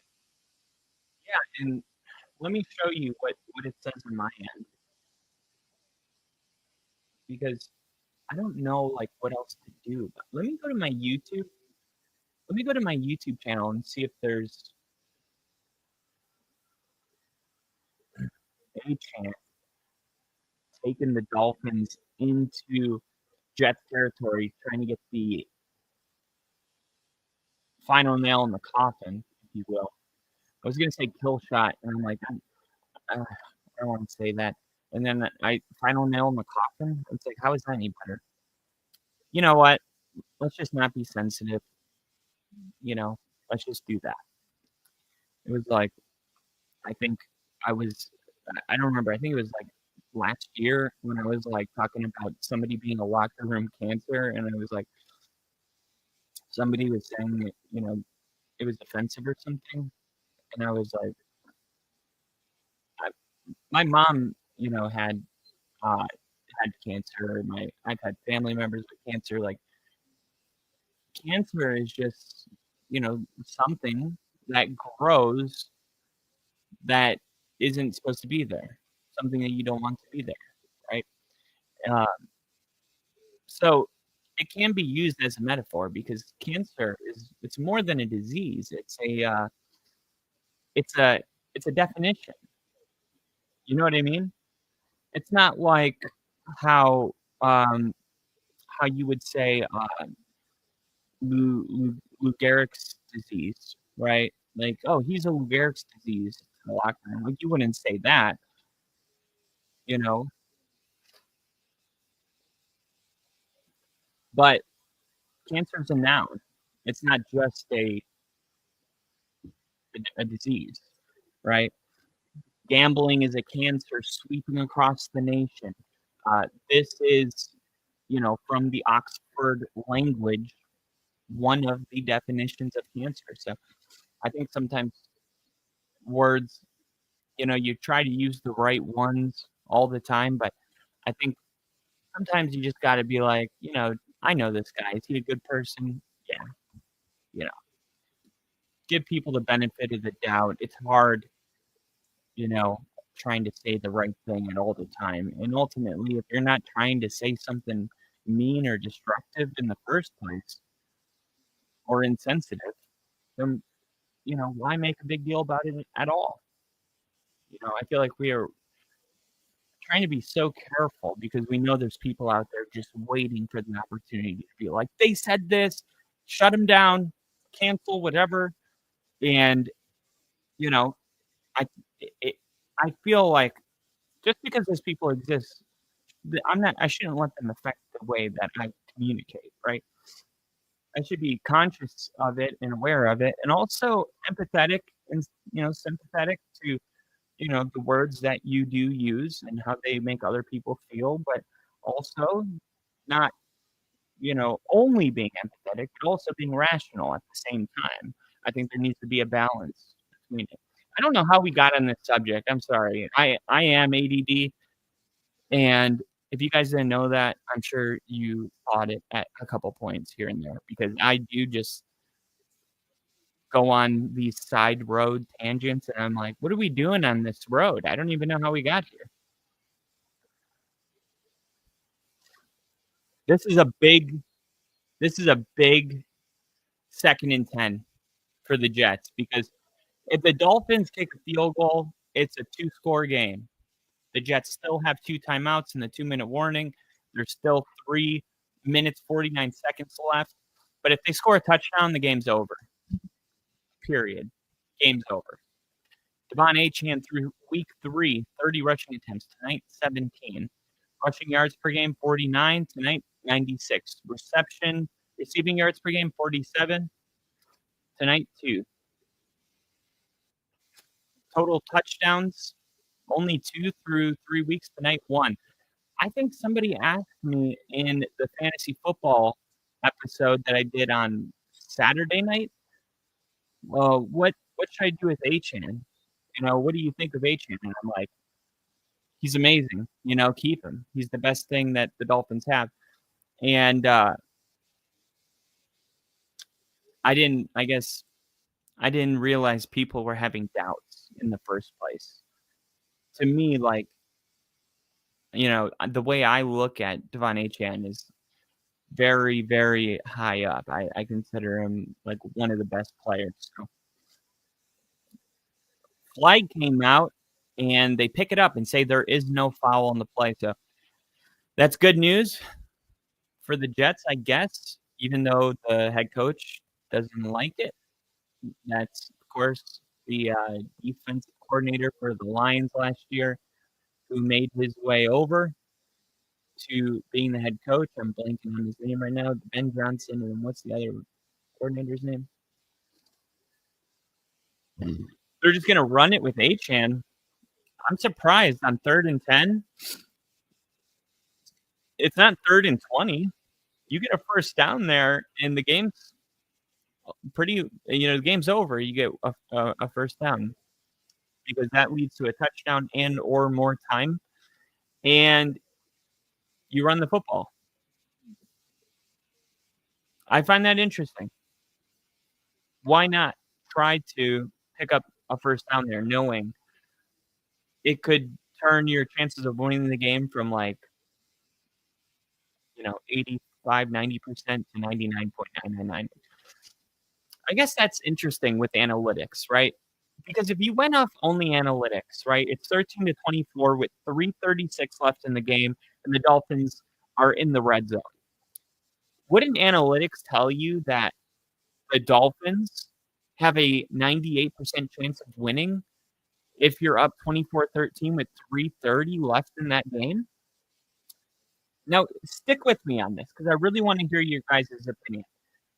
You're up with 3 minutes and 33 seconds left in the game. You're up 27-13. You're in the red zone. Okay? You're in the red zone, so you're about to score more points. Your odds of winning that game, you would think would be 98%, correct? But if you try to pick up a first down and get a touchdown, right? Now, think about it. The Dolphins score a touchdown, and now instead of it being, 27-13 because they kicked the field goal, instead of that, it would be 31-13. Now, if it was 31-13 with 3 minutes and 33 seconds left in the game, you would think that the Dolphins would have a 99.99% chance of winning the game. But how did their chances of winning the game only go up 1%? How did it go from a 98% chance to a 99% chance when it went from a 2-possession game to a 3-possession game? And that's my big question about analytics. Like, analytics should never be saying in a 2-possession game that a team has, a 97% chance of winning. But yet, we see it all the time. And if coaches just go off of analytics, they say, hey, we're gonna kick the field goal because of analytics. And it's like if you have a 98% chance of winning before the field goal, then what does that make your touchdown? 1% chance of winning more? I'm gonna try to figure out how to ask this question better, because I do think it's a great question that kind of it questions analytics, because how does turning a game from a 2-possession game to a 3-possession game with 3 minutes left only get you 1 more percentage point? That's what I'm trying to say. That should be a 99.9% chance of winning. And Jen just said for fantasy, cancers are pretty versatile. Straight dick, but versatile.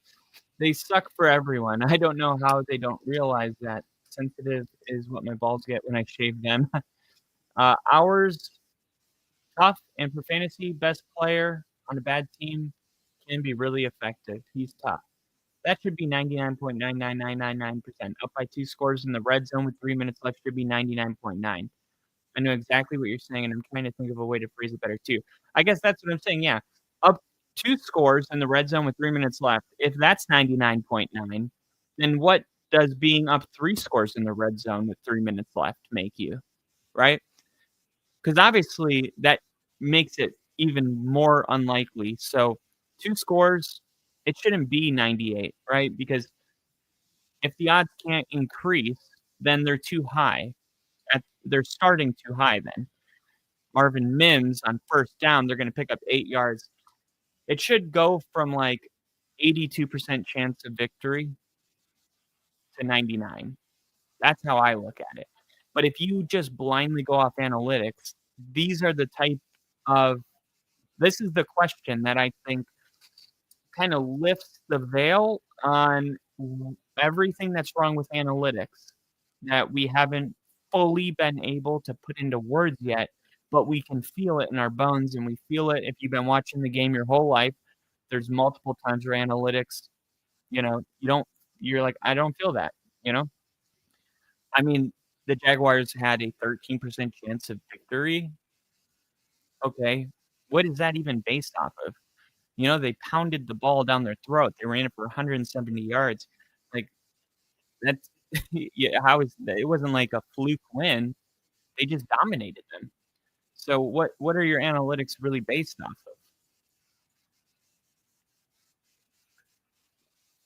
of?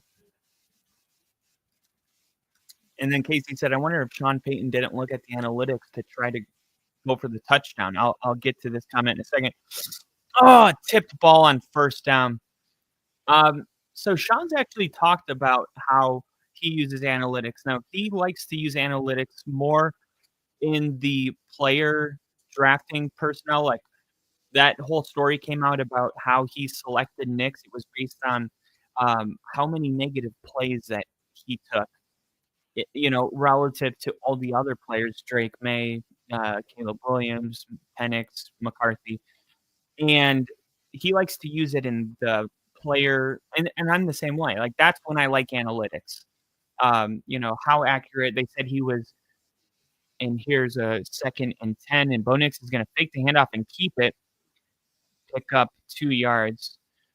Hasn't been running the football as good as he did last year or as well. But anyway, that's how I like to use analytics. They said he was a check down merchant. So Sean went to his analytics team and said, okay, give me every Bo Nix throw that is 10 yards or more downfield. And Bo Nix still was the most accurate passer in the nation. I like to use analytics for things like that. But when it comes to making decisions on the field, Sean doesn't, he doesn't ignore analytics, but he doesn't make decisions based on them going deep downfield. Ingram not there. Fudge! Damn it! Damn! What happened there?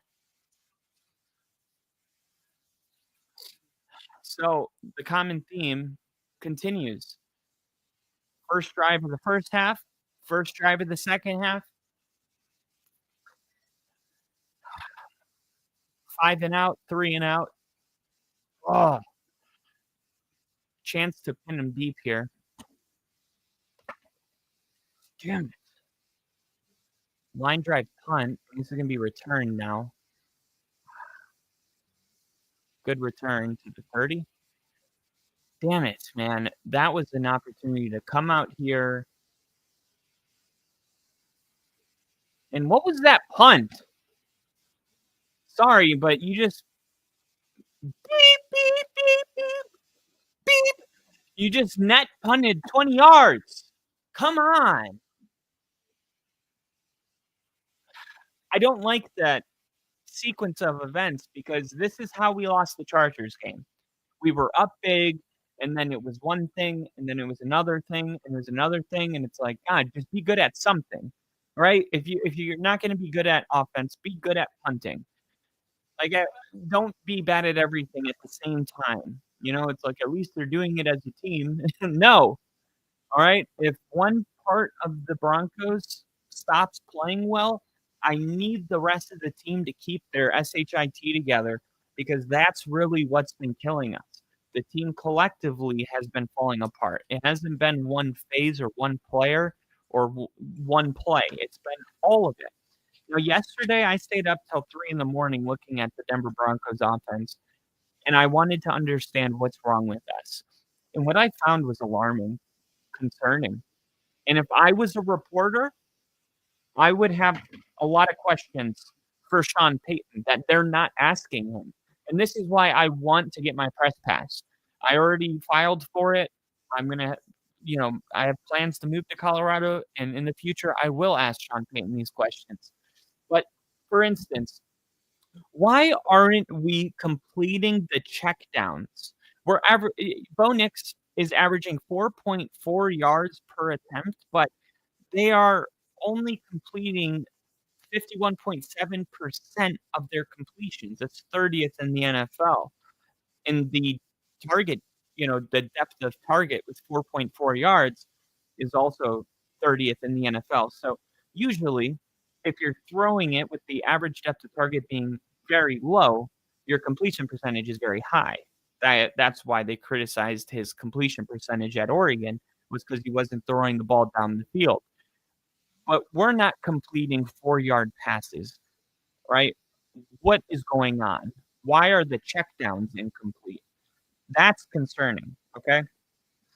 They're 11th in rushing yards per carry in the NFL, but they're 32nd in rushing attempts in the first quarter. There's my second question. Sean, you're right. You're 11th in the NFL in rushing yards, but you are dead last in rushing attempts in the first quarter. Any particular reason why you guys aren't running the football in the first quarter of football games? You seem to have had a lot of success doing it. J.K. Dobbins is 11th in rushing yards per attempt with 5.41 yards a carry. Jonathan Taylor's 12th. They're not going to stop feeding Jonathan Taylor. And here you have J.K. Dobbins, who's ahead of him in this category. I have a lot of questions that we'll get to later. 2nd and 7, and this is going to be a run, and P. Ryan's going to pick up 5. And Ginges at 4 yards per attempt seems historically low. I don't know about historically. Maybe it is. I don't know. And that's just the first quarter, okay? Because Denver has been great in the second quarter, in the third quarter. And tonight, you saw it, right? You saw them in the second quarter, but the first quarter, not so much. Here's a big 3rd down, 3rd and 2. Pressure coming, batted down. Ball batted down at the line. And that is the first play Alex Singleton has made this year where we are happy that he's on the team.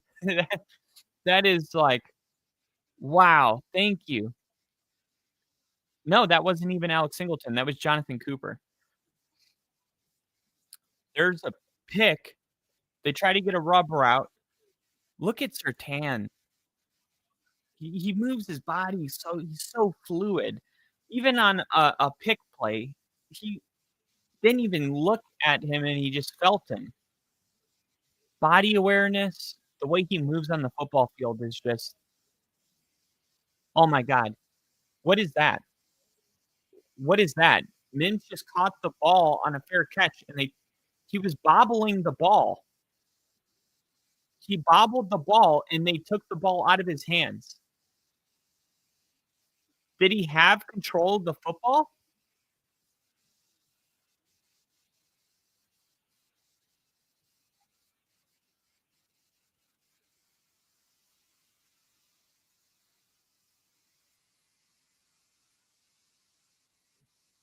That's an interesting call. And I got to say, if I was a Bengals fan, I would be pretty pissed off about not getting this ball back.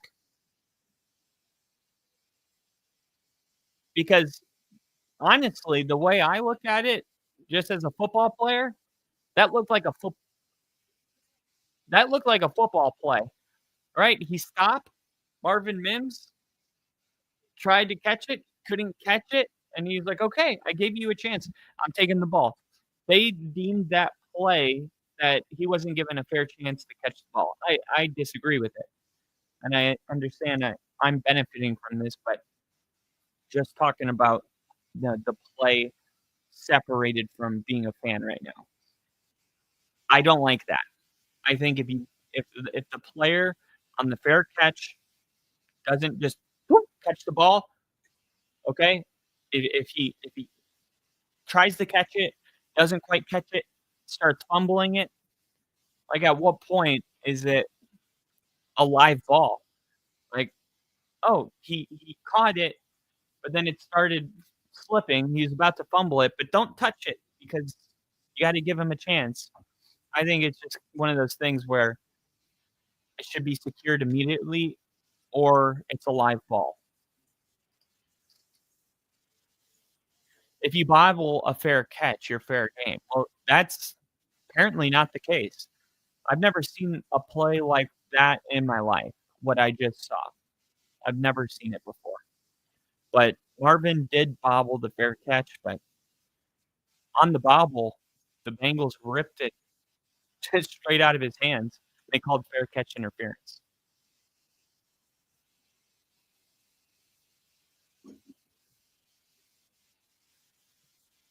Crafty, looking forward to playing the Jets in London.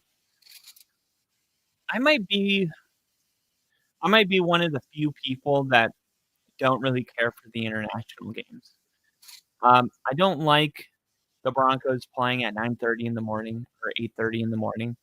I like to wake up and have a cup of coffee. And part of like why I love Denver, my whole life I lived in the East Coast, so the Broncos playing in the West Coast or Mountain Time, the games wouldn't come on until 4:00 in the afternoon.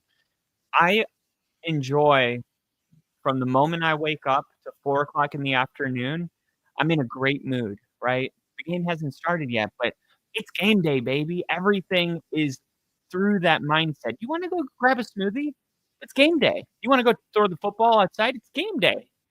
You know? You wanna have some people over? Let's make some bacon wrapped jalapeno poppers. It's game day. Um, when you wake up and it's like, "Oh, crap, the game's on. Grab the remote. Where's the remote?"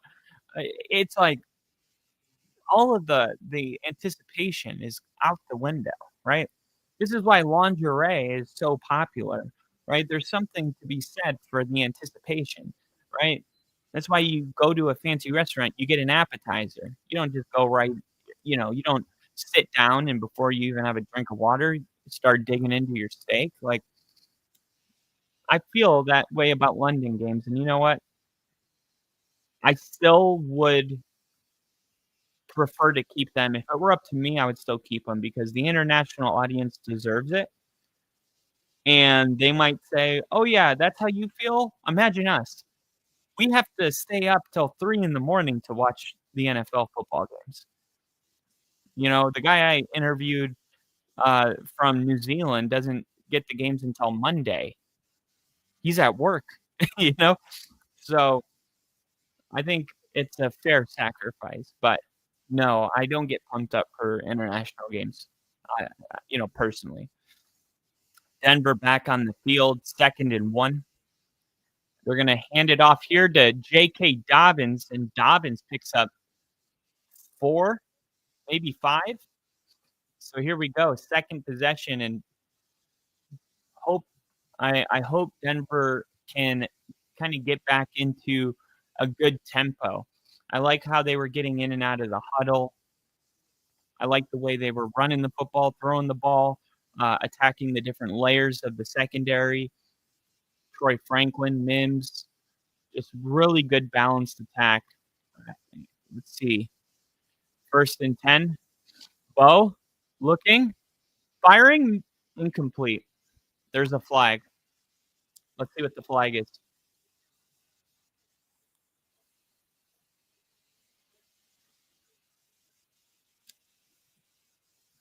Let's see. Rooting for Denver, but I'd be upset with the call. Oh, yeah, yeah, if you were the Bengals. That's honest. That's the honesty that makes you more than credible. Thanks, Ginger. I'm left a fair punt, got absolutely destroyed, separated shoulder, and concussion. I know all too well. I actually had a decent return earlier too. I was feeling myself. Nope, missed the next 6 games. That's so cool that punt returning is one of the best moments that the whole, especially if you're the kind of person that likes the attention. RJ Harvey picks up 15 yards. Gain of 14.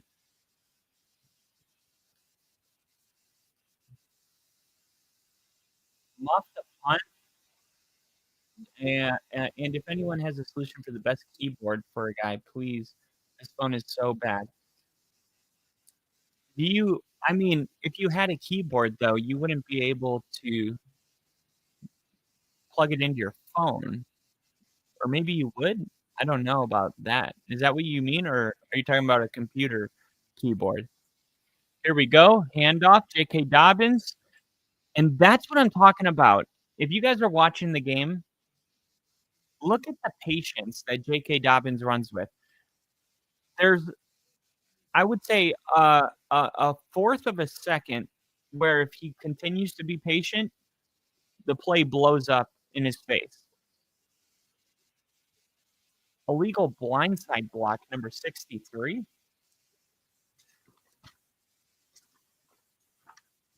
Alex Palczewski.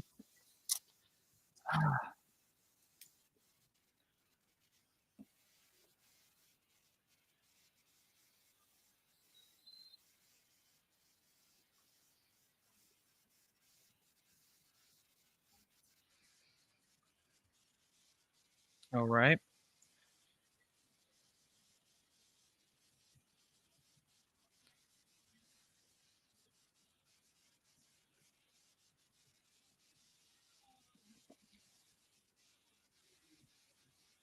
Here we go. J.K. Dobbins.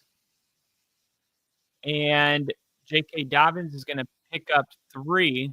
It's 1st and 25. Now it's going to be 2nd and 22.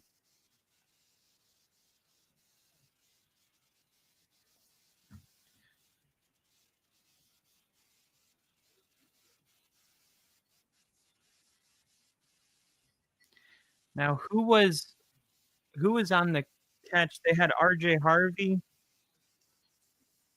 R.J. Harvey had 14-yard reception, and then I think we saw Mims. Here's Bo. Going to throw it. Ingram setting up a screen, and Ingram does a good job. Oh, my God. Another penalty. Ineligible man downfield. Is that Alex Palczewski again? No, now it's Luke Wattenberg. The guy that on our first 3rd down of the game, 3rd and 2, they pitched it, and he got blown up in the backfield. Same thing with Mike McGlinchey.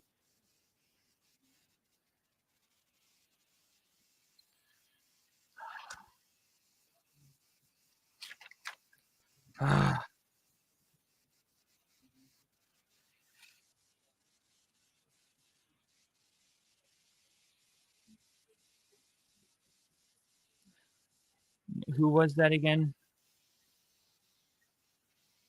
Here's a screen to Mims. Now they're going to have to punt it again. Gosh.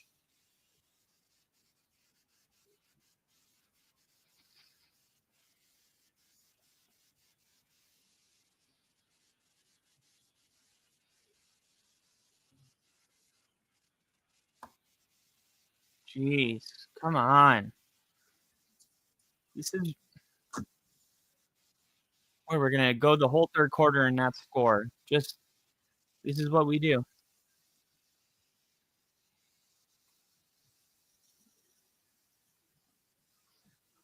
Once again, can't pin him deep. 2 punts. 1 goes to the 30. Other a touchback.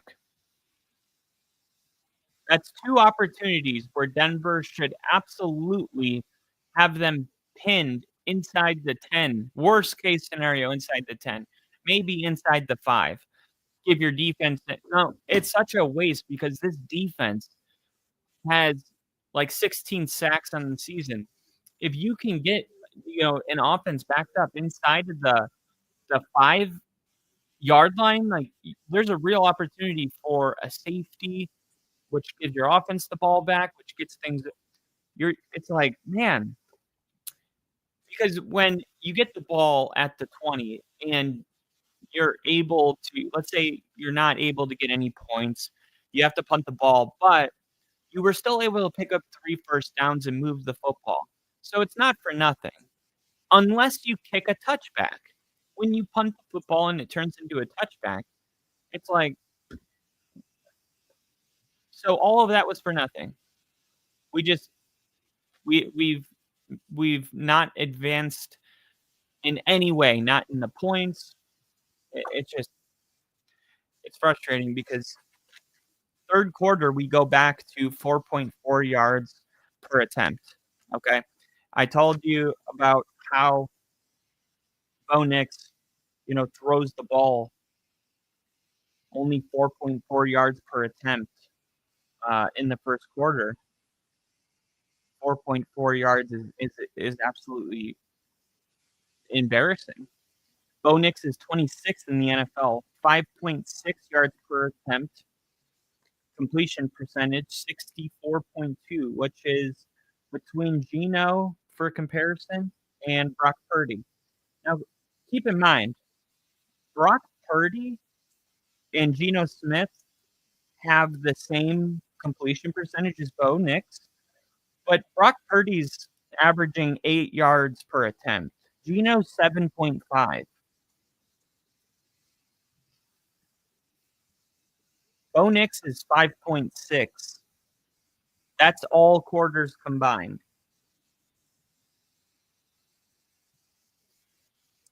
But in the second quarter,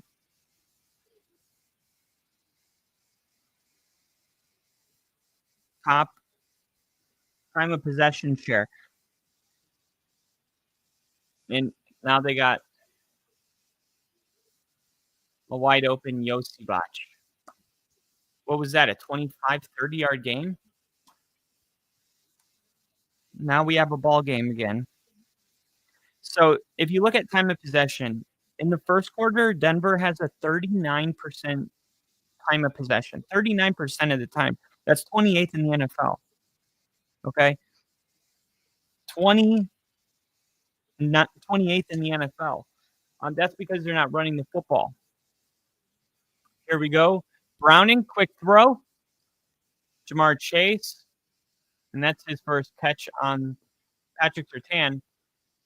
I think it's time for a defensive turnover.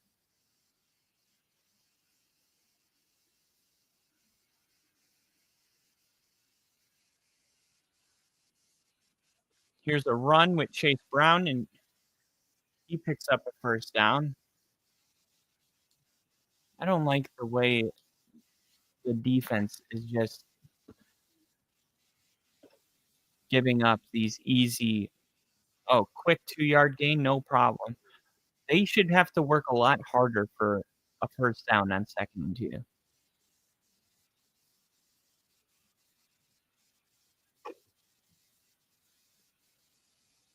And they're on defense right now, but Court, he's been in the game.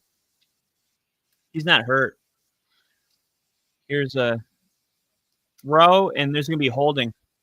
This is going to be holding, 10-yard penalty. That's a drive stopper. If you're a Bengals fan, you're so mad because it's like, look, we're actually moving the ball against this team. We're running the ball, we're throwing the ball, and now it's all over unless we get a miracle because now it's 1st and 20. We can't have 1st and 20.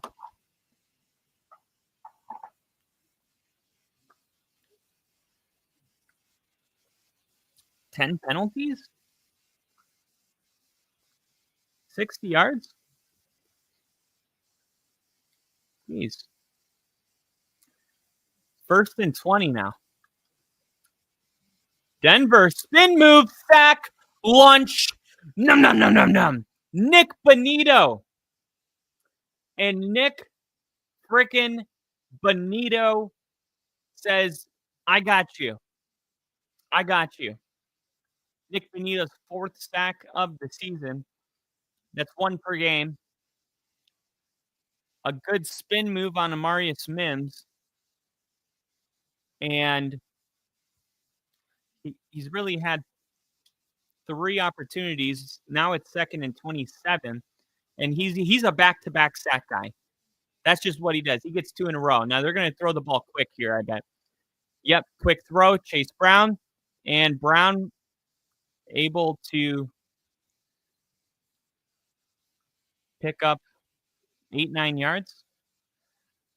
Now it's going to be 3rd and maybe 17. Exactly. And that was Barron with the tackle, our 1st-round draft pick.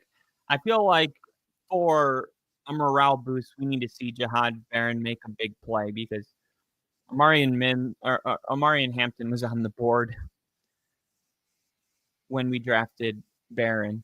There's Barron lined up at the top of the screen. Denver playing far back. Here's Nick Bonito. Right behind him. Oh, he's got to throw it. And he's just got to throw it away. But, man, I thought Nick Bonito had a blindside opportunity to maybe get the ball out. There's Surtain lined up on Jamar Chase.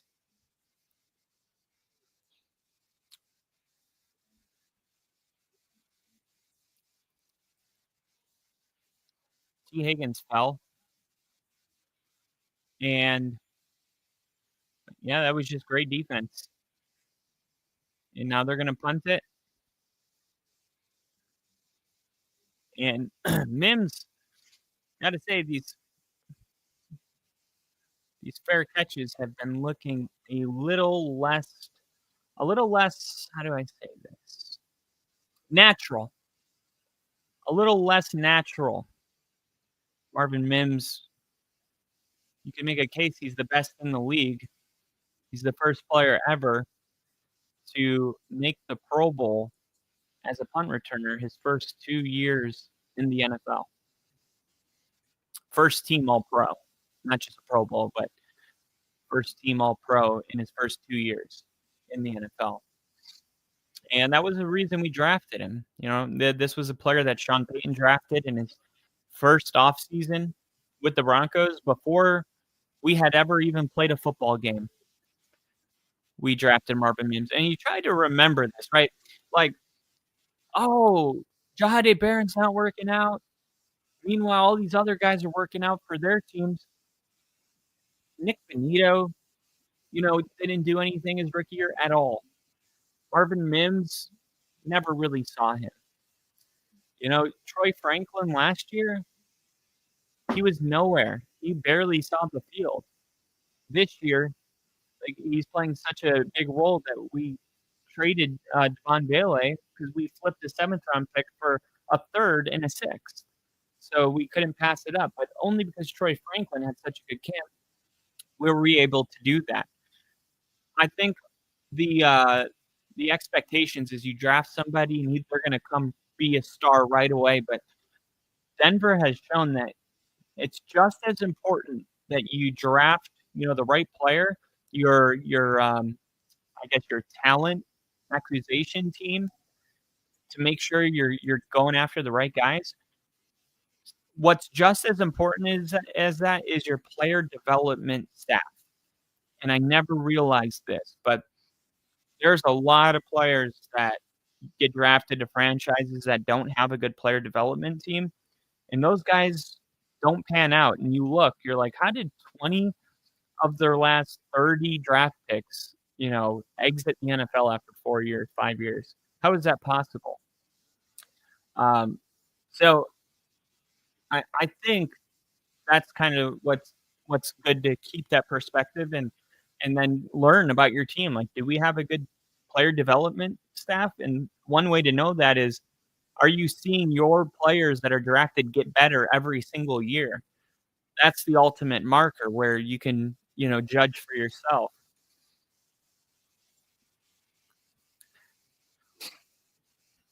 Two minutes 53.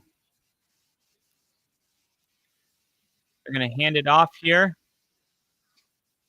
and pick up 3. That's Dobbins.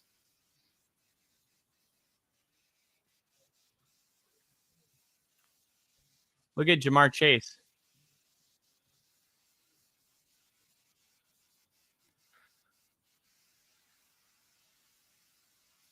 Jamar Chase. He's still pleading. Jamar Chase is pissed off. Now, Surtain's been on him. This is what happens every time. Oh man, caught. Looks like his back hurt. That was a dangerous throw. That's one that could get picked. If this one gets tipped,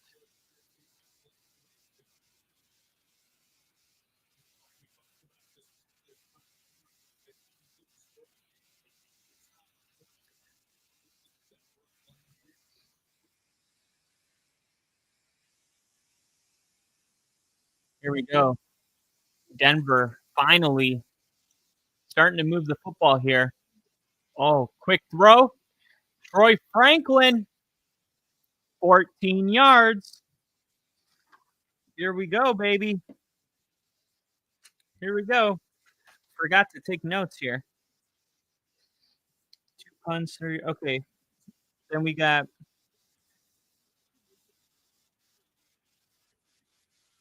new possession. We had Dobbins, 3 yards. Then fullback. Franklin. Here we go. They're going to hand it off. Dobbins. And Dobbins is going to have his first gain of 0 tonight.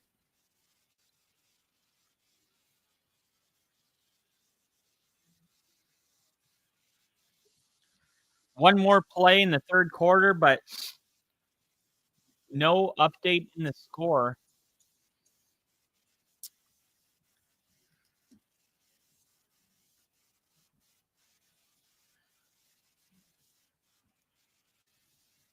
We got E-Dub back. Had to take a shower. Sorry, I just put myself in elite defensive headspace. Oh, dude, yeah. Back-to-back sacks. Why did we have to call a timeout? So now we've seen – I got to make a note of this because when you're winning, it doesn't matter. But let's say this was 21-21 right now, right? You've had 2 times Denver call a timeout because they're avoiding a penalty.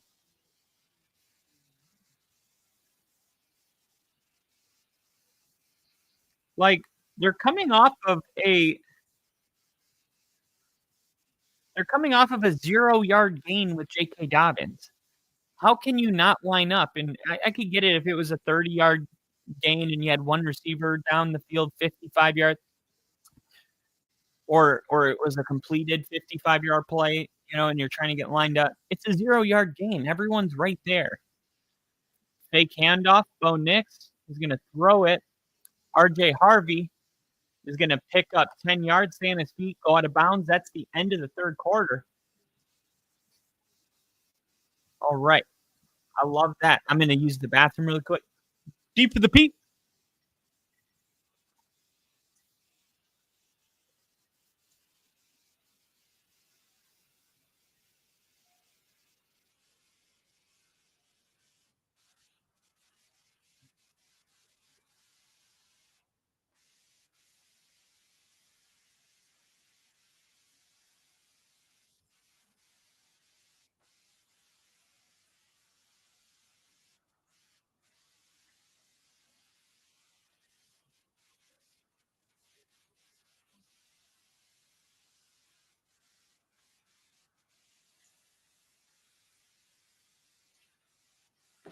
All right. And we are back.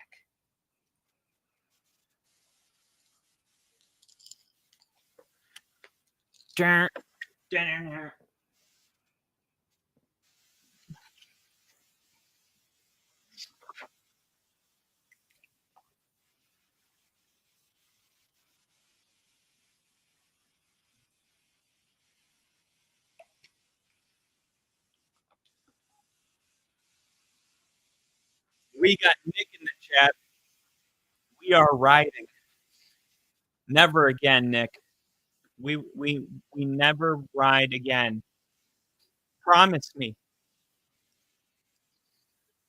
Promise me. No more rides.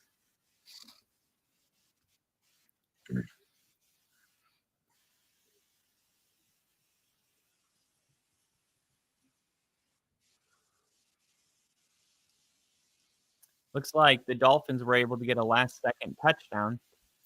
Or the Jets.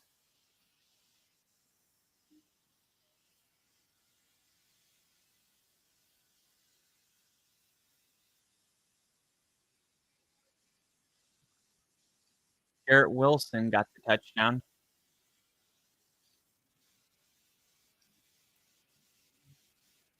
Barnacles.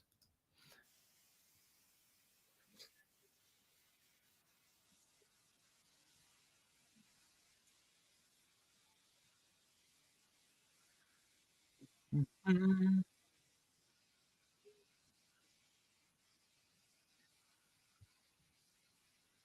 T. Higgins, 2 more catches. Bo Nix, 15 more rushing yards. Bo Nix, 2 more passing touchdowns. 2 more passing touchdowns, 15 more rushing yards. Troy Franklin had a 30-yard reception. Wow. in RJ Harvey with a powerful run, but we get a flag.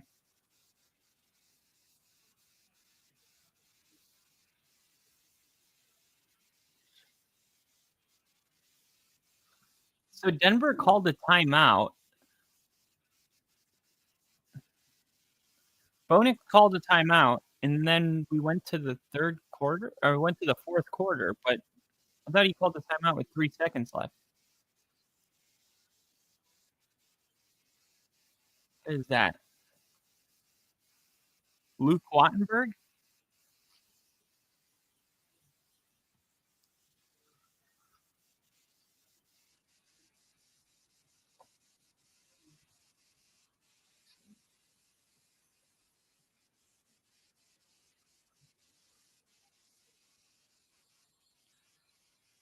Another flag.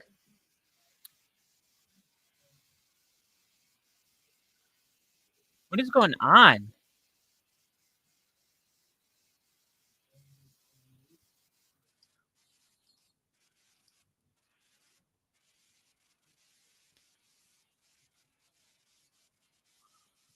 What was that penalty? Holding?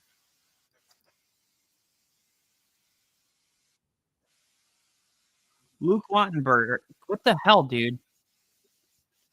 So now we stall because of penalties. It's the same shit. Holding, snap infraction. Bo Nix going deep. Damn it!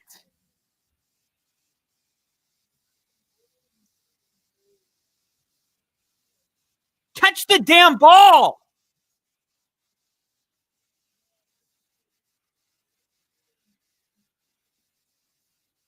God!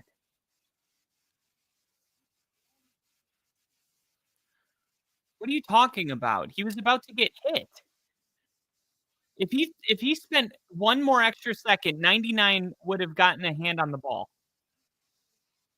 How about Troy Franklin catches the ball that went through his hands?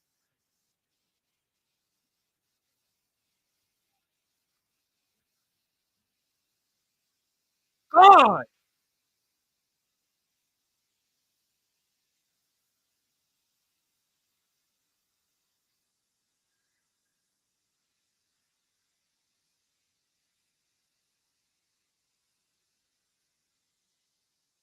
Come on, dude. Denver's not going to play this third down conservatively. This isn't going to be a draw. Denver's trying to pick this up.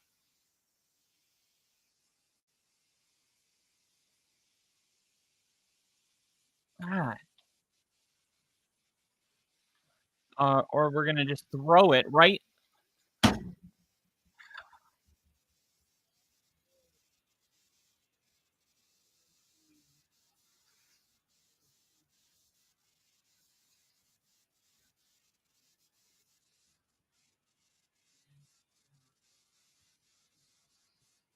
$11-yard check down.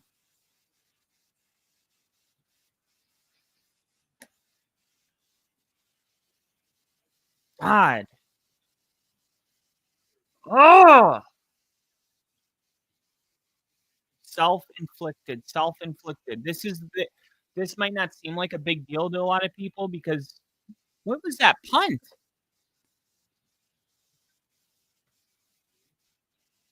That punt looked like I was out there doing it.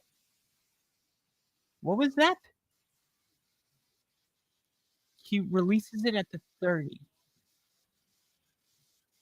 30 to the 40, 40 to the 50, 50 to the 40, 40 to the 30, 30 to the 20. 40-yard punt. 40-yard punt. This might not seem like a big deal to a lot of people that are like, who cares? You're winning. It's a big deal because when we play the Chargers, when we played the Colts, next week when we play the Eagles, these are the moments that you either win or you lose the game. It's the drop by Troy Franklin. It's the back-to-back penalties by Luke Wattenberg that set up 1st and 24. It's the drop in on the second possession of the game, that was also Troy Franklin. That was a 30-yard gain dropped. It's the drop by RJ Harvey that was a touchdown if he catches the ball. It was the drop. It was the interception on the 1-yard line. That's it. You take those plays and you catch the ball, you eliminate the penalties, and you don't throw that interception on the goal line, and it's 42-3 right now. That's the reality of what we're dealing with. You take the negative plays and you flip them. And I'm not asking for them. It's not like I'm out here saying, yeah, if Denver just, doesn't play bad and only plays good. No, the plays are actually already there. They're just not making them. It's like when people say if we didn't lose those 3 games that we lost, we would have won 10 games. I'm not like in the business of woulda, coulda. I'm telling you, these plays are actually being presented. Denver is going out of their way to forfeit them. They make these plays. They win the Colts game. They win the Chargers game. They are undefeated. They're resting their starters at this point in the game and getting ready for the Eagles. But no, that's not where we're at. And even though there's been a lot of good in this game, the things that we were looking to eliminate are still glaring if you know what to look for. You have to realize that a team like the Bengals, they're not going to exploit your mistakes. We should be unconcerned with that. We should be more concerned with the mistakes in general. We need to control what we can control. Sunday at Lincoln Financial hosting the Broncos. They're winning ugly, but I know what that's like because the Eagles win ugly every week. Yeah. There's a drop to Jamar Chase. Now, keep in mind, Jamar Chase was very vocal after that last possession. Very vocal. And he was really, really upset. So how, what manifests from that conversation between Zach Taylor and Jamar Chase? And do we see Jake Browning throwing the ball in a forceful way to Jamar Chase now? And does that create a potential mistake, an interception? I'm still waiting for a turnover by this defense. I feel like we're going to get one soon. Here's Browning. Sack. Lunch. Num, num, num, num, num. John Franklin Myers.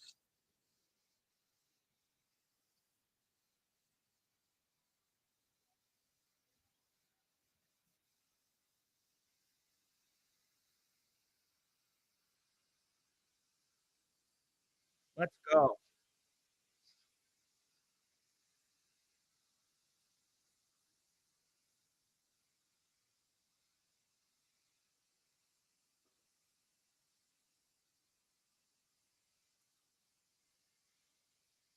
Here we go.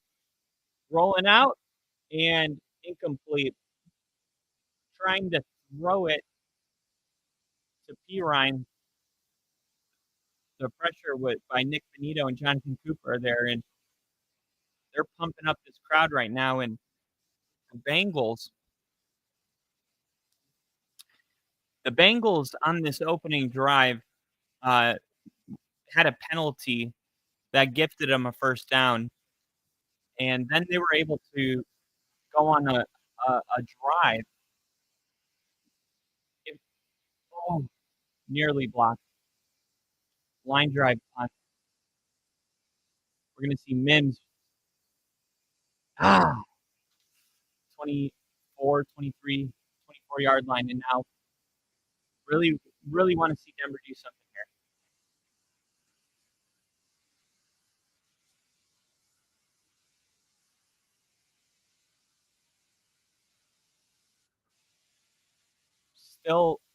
Still waiting to see.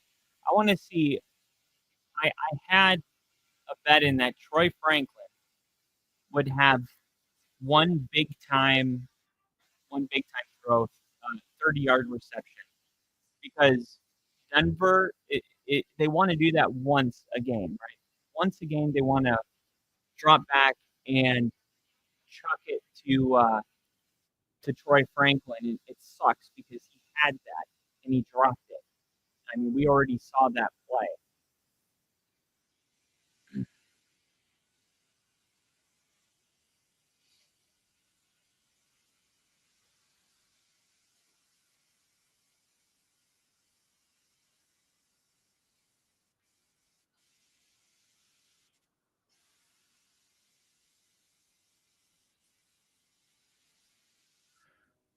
Bo Nix, only 10 yards rushing. I haven't seen him run the football the way, that we've seen him run the football in the past. Uh,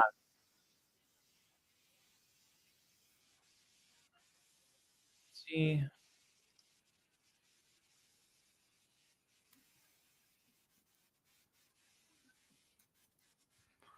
go.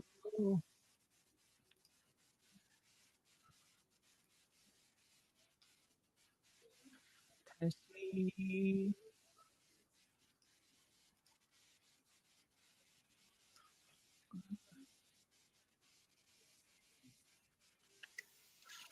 Let me see really quick.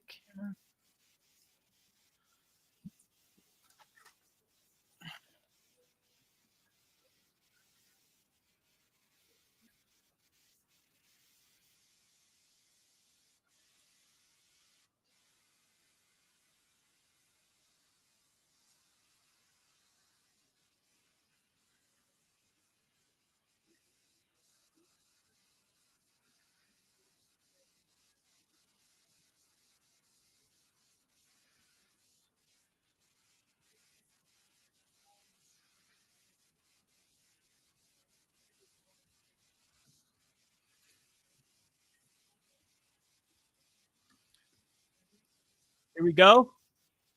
Dobbins, 10-yard gain.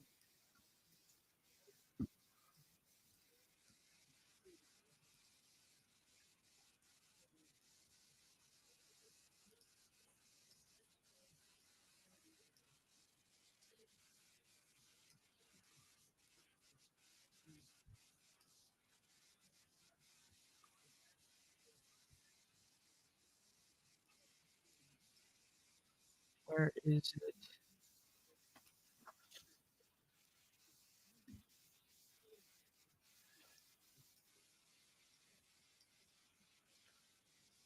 Here we go. Another good run here on first down.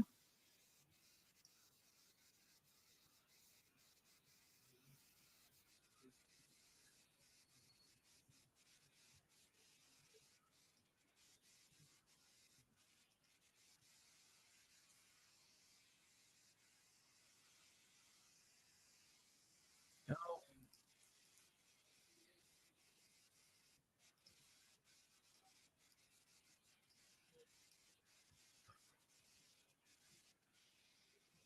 Here we go. Second down. They're going to run it again. Dobbins picks up 2.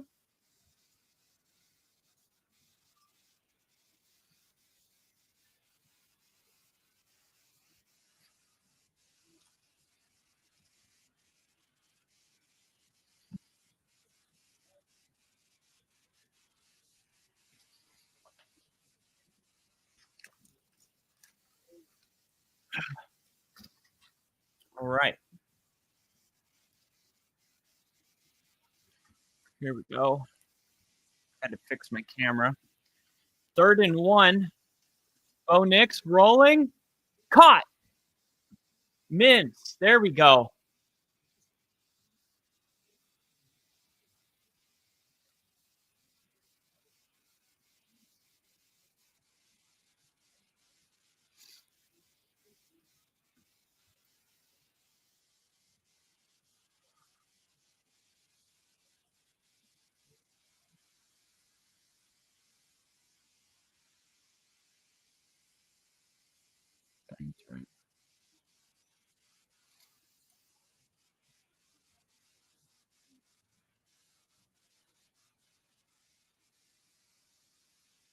we go. Toss to Dobbins on first down.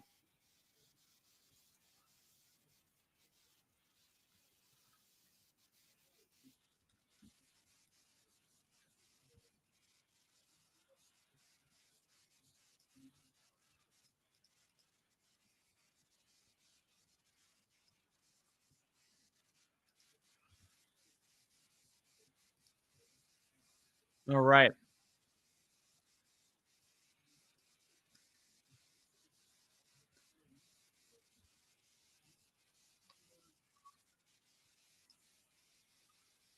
Here we go.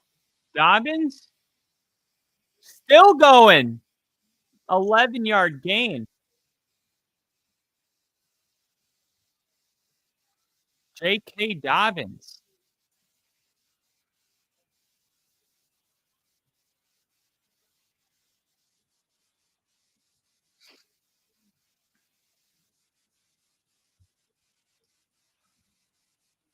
Here we go. 1st and 10 after that.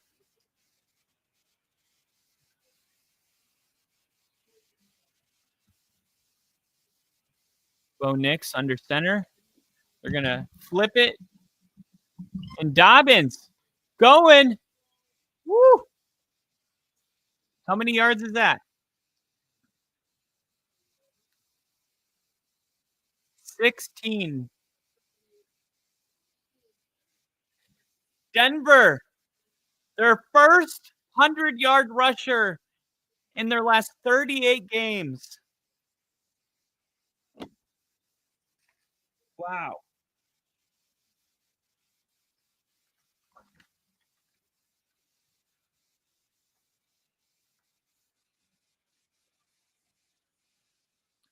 Here we go. Handoff. RJ Harvey.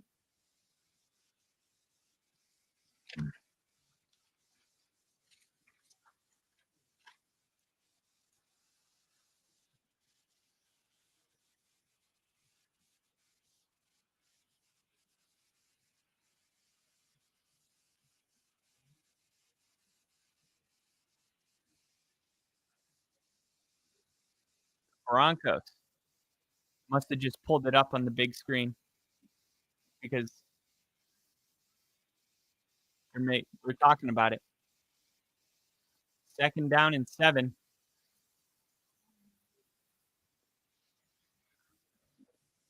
They give it to Harvey.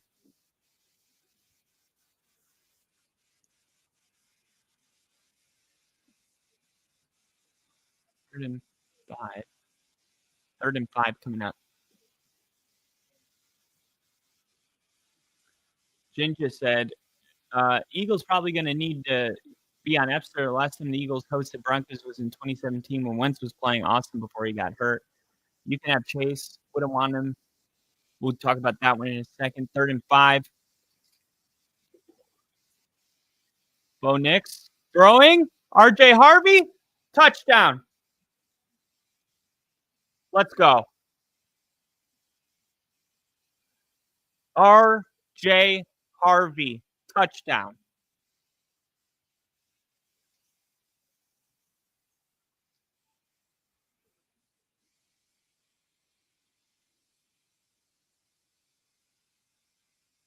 First touchdown for RJ Harvey in his entire career. Bo Nix has his 2nd passing touchdown and 326 passing yards.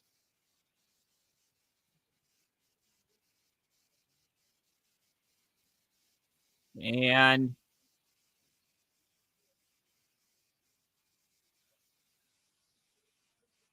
two 3rd down touchdowns.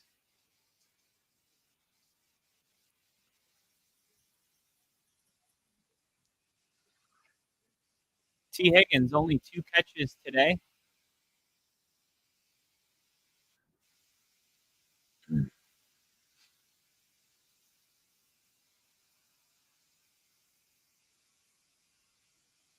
And another Broncos TD.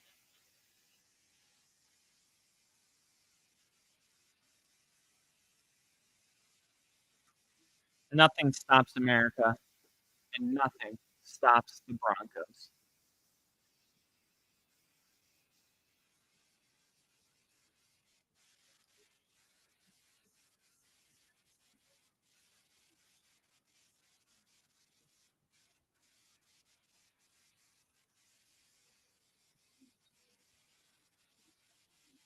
Man,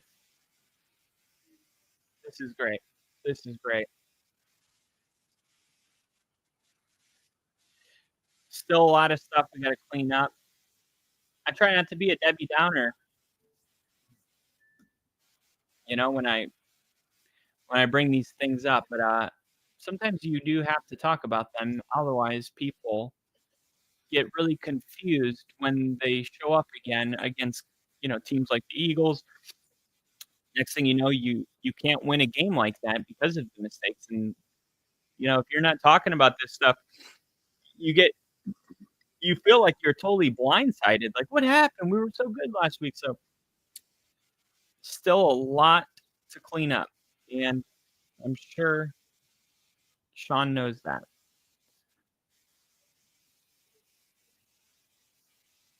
But um, at least the offense is giving you something today.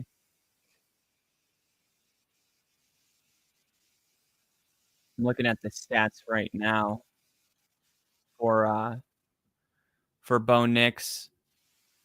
Average depth of target 7.76. That's good news.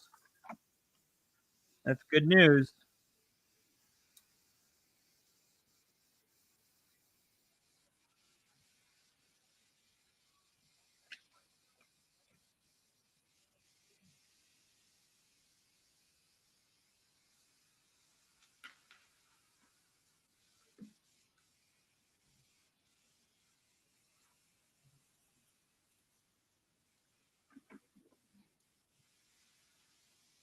Five 100 yards of offense.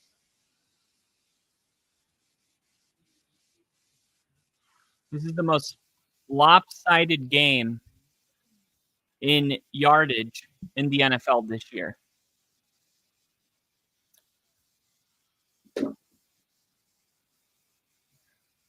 Why are they talking about the Cowboys-Packers game? This is our night. You better tie this in. Come on, we waited all year for this.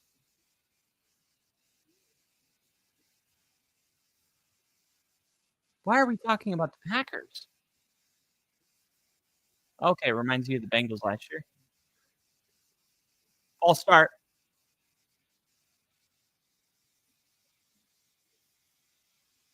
False start.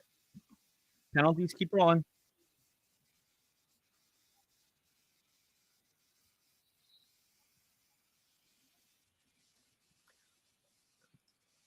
See.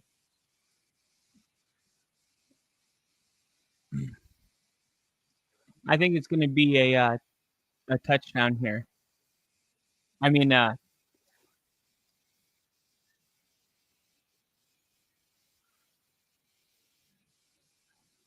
they would have to go for it, right? You think?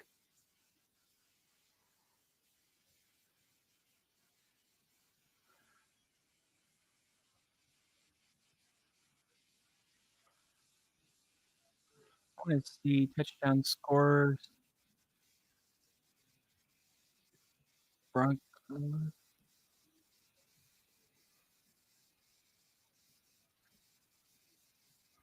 Let's see player touchdown. Here we go. 2nd and 10. Jamar Chase gets hit right away. Damn it.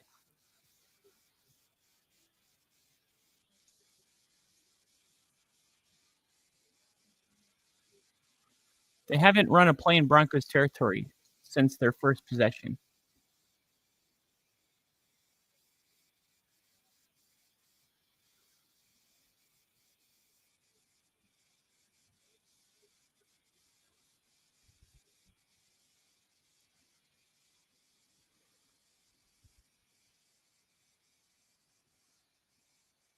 Here we go. 3rd down. Higgins not going to get there.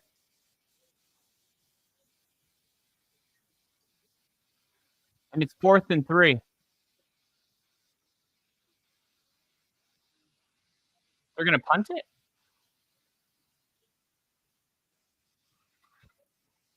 No, he's not. Oh, Greenlaw.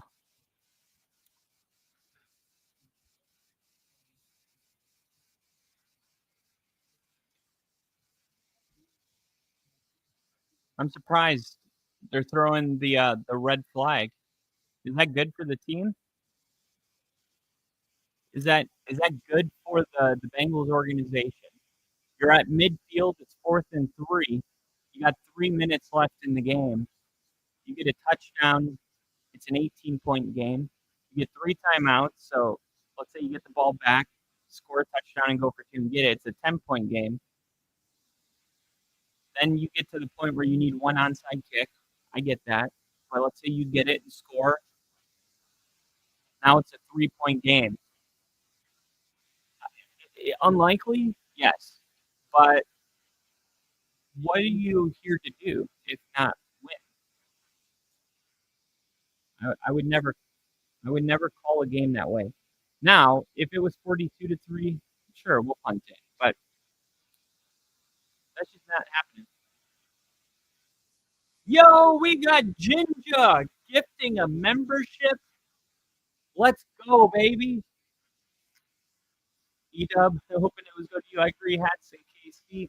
You know what's great about this Broncos win? Browning's pass into the back of his receiver pretty much summed up the Bengals offense showing tonight. And another great defensive performance by the Broncos. And we're probably just going to go to the 2-minute warning. And are the Bengals? They're not even going to call their timeouts. Should the Giants trade Russell Wilson to the Bengals? Is it possible that the Bengals would? Oh, did he go out of bounds? RJ Harvey gonna run it here. Ends up going out of bounds again.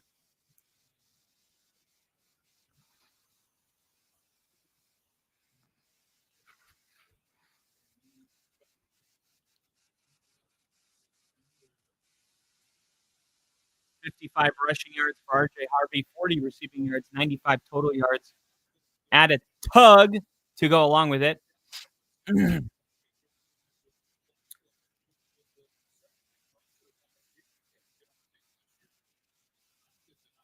What is? Oh, yeah. Long live Bill, as always. Wish he was here for this. Maybe Ginger can gift Adonia Mitchell with some common sense as well. This is a last season with only Browning at the helm. Does it feel like a Super Bowl window for the Bengals passed? Well, no. I mean, I'm one of those believers that if you have the right quarterback, you're always in a Super Bowl window. We saw Tom Brady win Super Bowls with defense. We saw Tom Brady win Super Bowls with offense. We saw Peyton Manning win a Super Bowl because of his defense. We saw them win a defense with a great offense with the Colts. We've seen Aaron Rodgers win a Super Bowl with a great offense and a great defense. Right now, Cincinnati has a lot of issues, and the only reason the guy that is calling the shots is still there is because of Joe Burrow. If Joe Burrow wasn't on this franchise, I don't know if people really understand what we would be talking about, but we would be, for instance, they were 2-0 with Joe Burrow, or 1-0, and then he got injured in the second game, but they were able to win against Jacksonville, I believe. and Jake Browning had a really nice, they were down with 2 minutes left in that game, and Jake Browning led his team down. Uh, it was actually a Travis Hunter pass interference call that got the Bengals down there, and then they were able to capitalize and win that game. But Zach Taylor's going to be fired after tonight, and because of that, the Super Bowl window is going to open back up. Because how bad uh, does a coach have to be to have somebody as gifted as Joe Burrow and piss it away, for lack of better words? And that's really what they've done. Last year, Joe Burrow should have not even been a conversation. He should have won MVP. If his defense had even been ranked 15th in points allowed per game or passing yards, he would have easily won most valuable player, and instead they didn't even get a ticket to the playoffs. So that's part of the reason why Zach Taylor is going to be fired.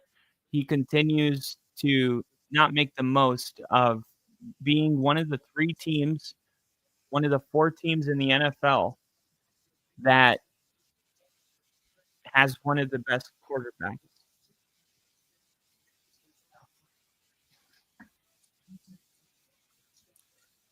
And Bo Nix takes the knee, and that's going to be your final score.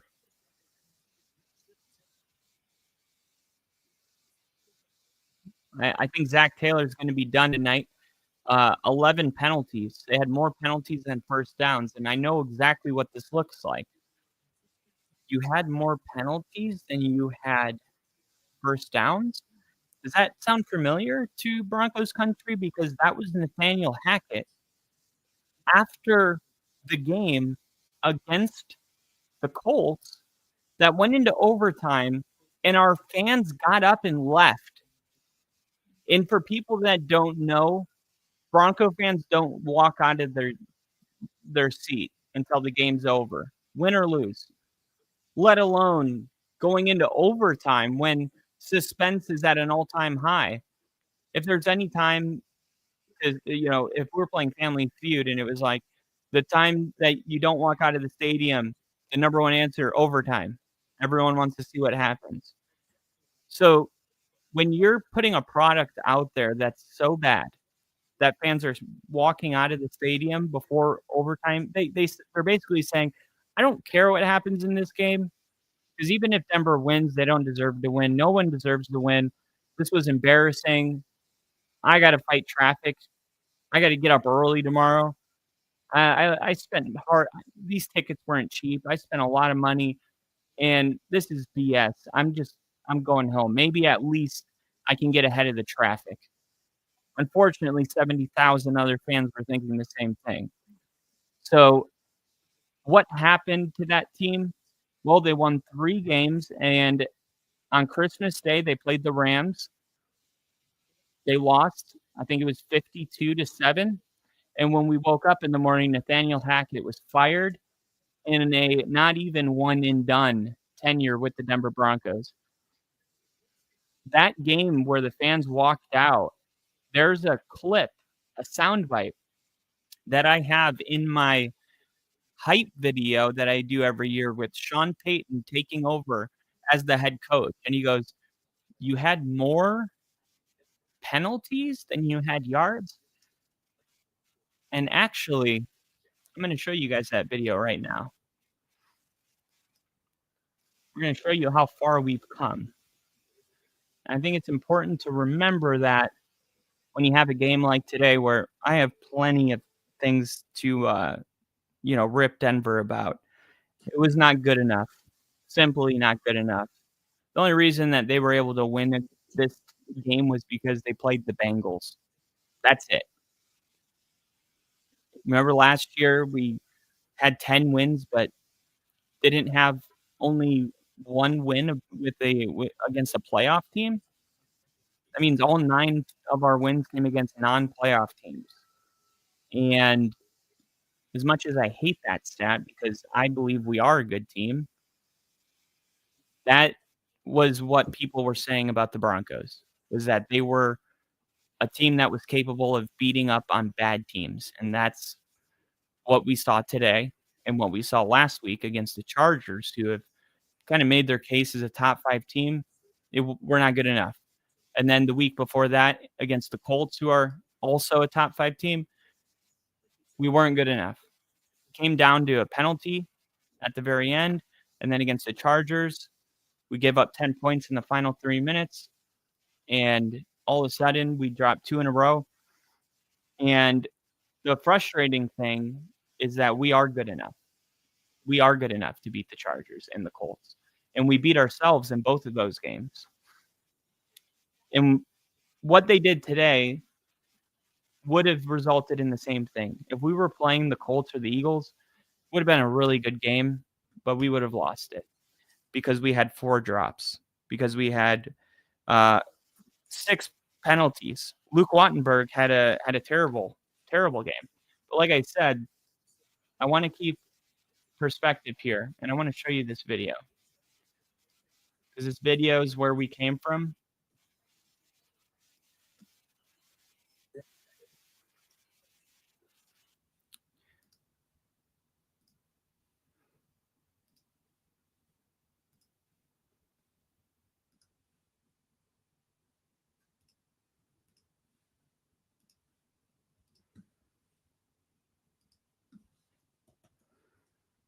They're going to kick it. Kick what? They're kicking right here? Kicking the field goal right here. From 64, McManus missed it. 6 years since he's hit anything resembling that kick. That, to me, Nathaniel Hackett unraveled. You only threw for 10 more yards and you got penalized? The Broncos trade for Russell Wilson will go down as one of the worst trades ever. This is a franchise crippling disaster. We're watching NFL Now, and we're coming on a little bit early because the Denver Broncos just fired Nathaniel Hackett. He is one and not even one and done.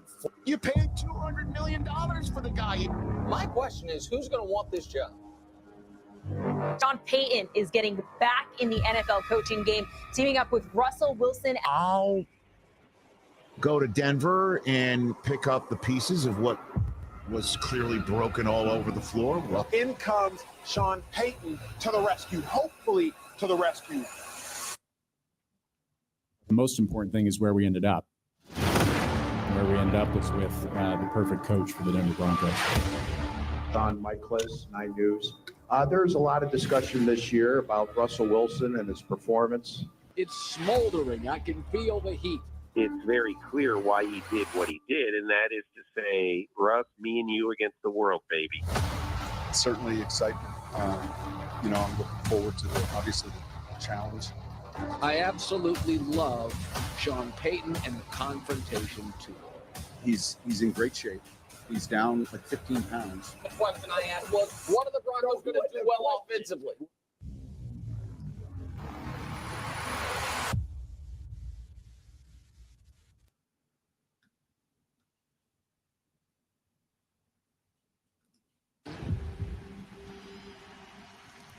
Classy move by both men. In a game that almost defies description. See, here's the thing, though, Stephen A. See, when I beat you bad like this, I do you a favor. I let you know from top to bottom, you're not good enough. That was embarrassing.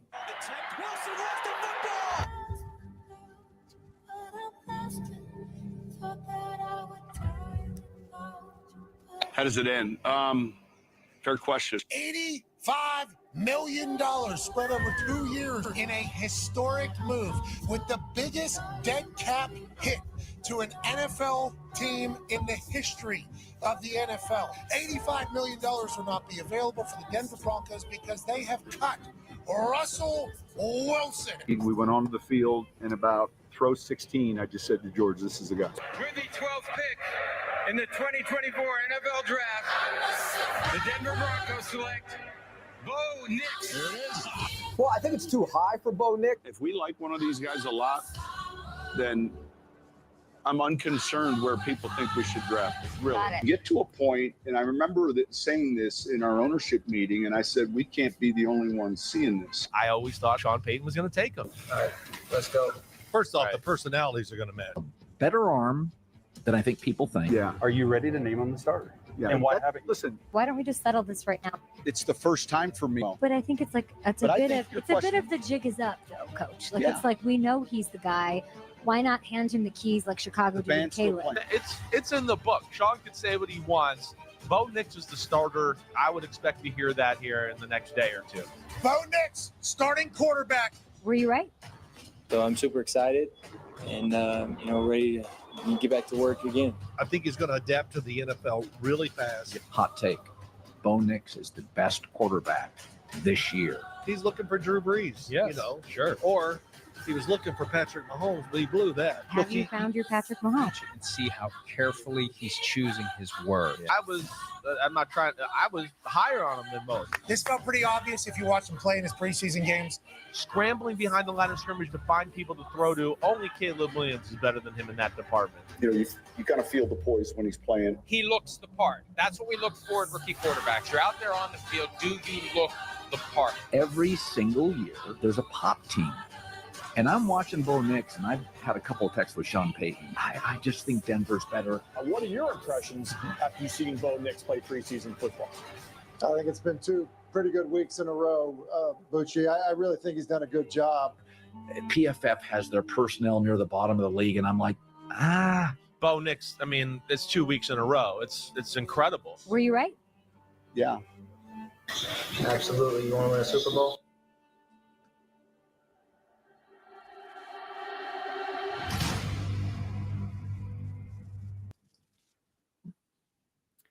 All right, so that's how we got here. PFF had us ranked as the worst offensive personnel in the league, with the defense as well. Then in November, Nick Bonito was in third for Defensive Player of the Year. Patrick Surtain won Defensive Player of the Year. John Franklin Myers broke out. Jonathan Cooper broke out. Riley Moss was a great number 2. We bring in Brandon Jones for Miami. He finishes as the 5th best safety in the NFL. What did I miss? Alex Singleton. We got great play from Cody Barton, who ended up replacing Alex Singleton, who tore his Achilles in a game that it was his ACL, and he played the rest of that game. And it wasn't until later in the week where he said, I think my knee's hurting. Can we get an MRI? Dude, you tore your ACL. I don't know how you played through that game. It is a tough son of a gun. But you look at this team, Malcolm Roach, and you're going, they're the worst team in the NFL? Now, there's a big difference between having players that are bad and having players that people don't know. But Bronco fans knew that they knew that these were good players. And it's funny because it's like the boy that cried wolf. Every fan of every team, of course, that's the guy that's telling you that your team is good, right? No, these guys are really good. Trust me. Yeah. That's what the Patriots said. That's what Jacksonville said. A lot of these people aren't lying. And I always say, as much as people say don't listen to a fan when they're talking about the team, I always say, listen to them more than anybody, because no one knows their team as good as a fan, right? I watch all the press conferences. I watch all of the content that smaller creators put out. I watch the funny stuff. I watch the serious stuff. I listen to the radio channel. There's nothing this team does that I'm not aware of. They don't make a step without me knowing which direction it's in. The only things that aren't revealed to me are the things that Sean Payton personally chooses not to reveal to the public. Outside of that, I know everything that's going on with the team. So when I put a large sum of money on Denver to win more than 5.5 games last year, it was because it was humorous. It was it was a joke. 5.5 wins. We're gonna reach that by maybe October, and they did. It was immediate that we were like, they lose week 1 and week 2, and then week 3 we go down to Tampa, blow Tampa Bay out. Now Tampa was coming off of a win where they went to Detroit and beat the Lions, and Denver was 0-2 going into this game in Tampa, and everybody said, no way. Denver's going to get smoked. I think the predictions were like 28-10, Tampa Bay. I think that's what Denver won the game by, 28-10, or maybe 3. I don't even know if they got a touchdown in that game. And then we went and played Aaron Rodgers and the Jets in a rainy, gross, gritty game where it came down to the Jets in a field goal, and they weren't able to make it because it was too far, because Rodgers took a sack. The play before, it was a big defensive win. Then we came back home and played the Raiders in our throwback uniforms on a 2-win streak. And the Raiders got off to a good start. It was 10-0. Then we got a field goal. It was 10-3. Then the Raiders were on the goal line about to score and go up 17-3. And Patrick Surtain had a 99-yard interception returned for a touchdown. And we would go on to, it was a huge turning point in that game. The Cleveland Browns game, Nick Bonito, interception returned for a touchdown. The throw to Marvin Mims all the way down. The Colts game, you had Jonathan Taylor drop the ball in a celebration on the 1-yard line. He didn't cross the goal line. And then an interception returned for a touchdown by Nick Bonito again. This is an edge rusher, by the way. Another interception returned for a touchdown. And this was it. It was like Denver was a young team that had its flaws, but they found ways to win the game. And mostly it was because Bo Nix was playing really good and the defense was elite, best in the NFL.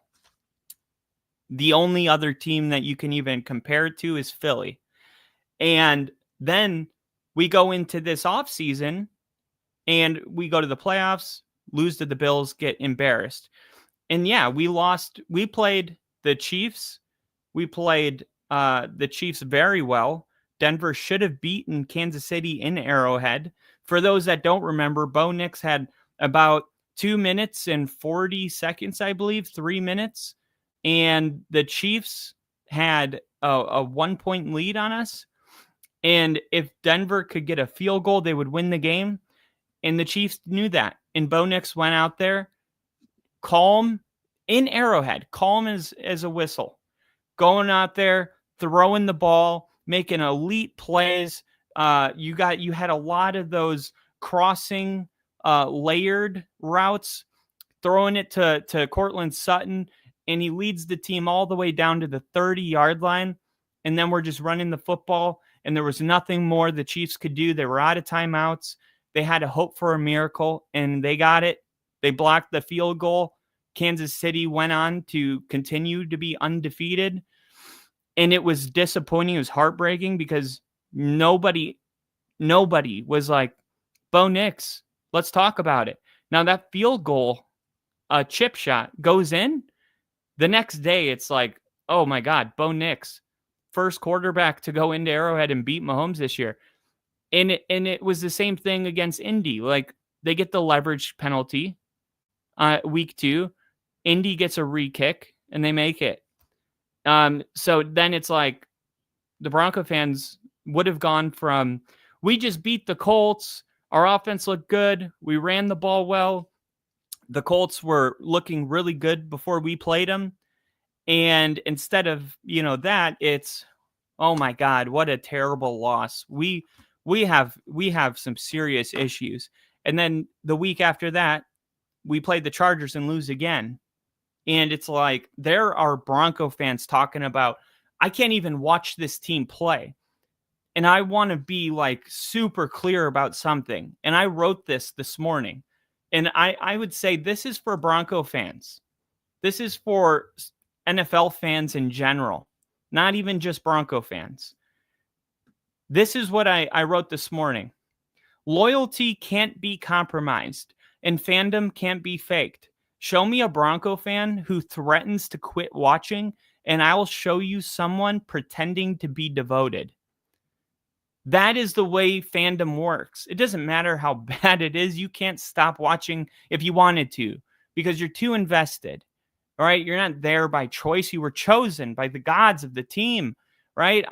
What kid at 3-4 years old sits down and watches every single Broncos game? Right. That's unheard of. But the people that do it, obviously, they were chosen to be passionate Bronco fans, because I don't believe we truly pick our passions, right? That's why they tell kids to try different sports, see which one you like, because obviously if you could just pick something and say, I'm going to like this, life would be a lot different, but that's not the way it works. We don't know what we're going to cling to. We don't know what our passions are going to be. We don't know the, type of personality that we're going to fall in love with. Like, I need somebody more assertive. I need somebody that's, more laid back. I need a planner. I need someone that doesn't. We're all wired differently. We all have different needs, and we all are attracted to different things. And there's no way you can convince me, after losing to a Colts team and a Chargers team, especially the Colts team, we lost from a penalty. And then the Chargers game, we're up 10 points with 3 minutes left in that game. We lose it. Heartbreaking. Yes, I'll give you that. Disappointing, infuriating, frustrating, embarrassing. It's all of those things. But to stop watching, you're going to stop watching. What? That doesn't make any sense. Like, you act like you were embarrassed, like how Saints fans should feel, or Bengals fans. You lost 2 games by 2 teams that at the time were collectively 6-0, and you lost both of them on the last second of the game because of a field goal. You didn't get humiliated. You didn't have more penalties than you had yards. There's no reason for you guys to be throwing a tantrum. The only reason is because you had very high expectations for this team, as did I, and you don't know how to handle your disappointment. So you're freaking out and you're acting, you're lashing out on the team and on, the fan base and X and Twitter and how toxic it gets. I don't associate with that part of Broncos country. I'm also not, one of those people that's like, I refuse to, talk negative about my team, because I think those fans are really weird too. I just will report to you the news, and I'm always going to hope that it gets better. Now, this game was exactly what I knew was going to happen. Okay. Because the truth is Denver's not a bad team. They're not. They've struggled mightily, I will add, in a couple categories on the offensive side of the ball. And, if it weren't for our defense being, I believe, the best in the NFL by far, I don't think there's even a close second. Now, I know you might be thinking they gave up 150 yards on the ground to Amari and Hampton, and the week before they couldn't stop anything against the Colts. I get all of that, but I think sometimes even really good defenses struggle against really good offenses. I think it's that simple. I don't think just because a defense doesn't have their best game in that moment that kind of sums up the kind of defense we are. Okay. Anytime a defense has, 6 sacks in a game, you should win that game, right? 6 sacks. That's a lot of game altering plays. The offense was the problem. And I will talk about the Broncos going into this game and why I knew this was going to be the outcome. I knew it would be the outcome because Denver was a good team and they were going against clearly a very, very bad team. The Bengals are very bad. You know how bad they are? there was something I wanted to mention here, that the Bengals have the fewest rushing yards. This was going into the Broncos game. The fewest amount of rushing yards since 1933 while maintaining a winning record.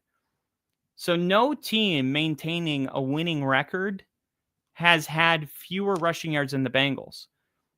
Like, that's been the thing. Like, if you can't run the football at all, you're not going to win football games. You have to be able to run the football.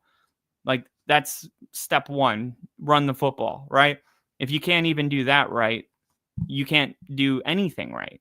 It's like, you got all these weapons on offense, but if you can't run the football, you can't go on long drives, which means that you're not running enough plays to get them involved. It all starts with running the football. Very cliche, but true. And if it weren't for the Bengals being historically bad at running the football, Denver would be the worst. Thankfully, they're not the worst because of the Bengals.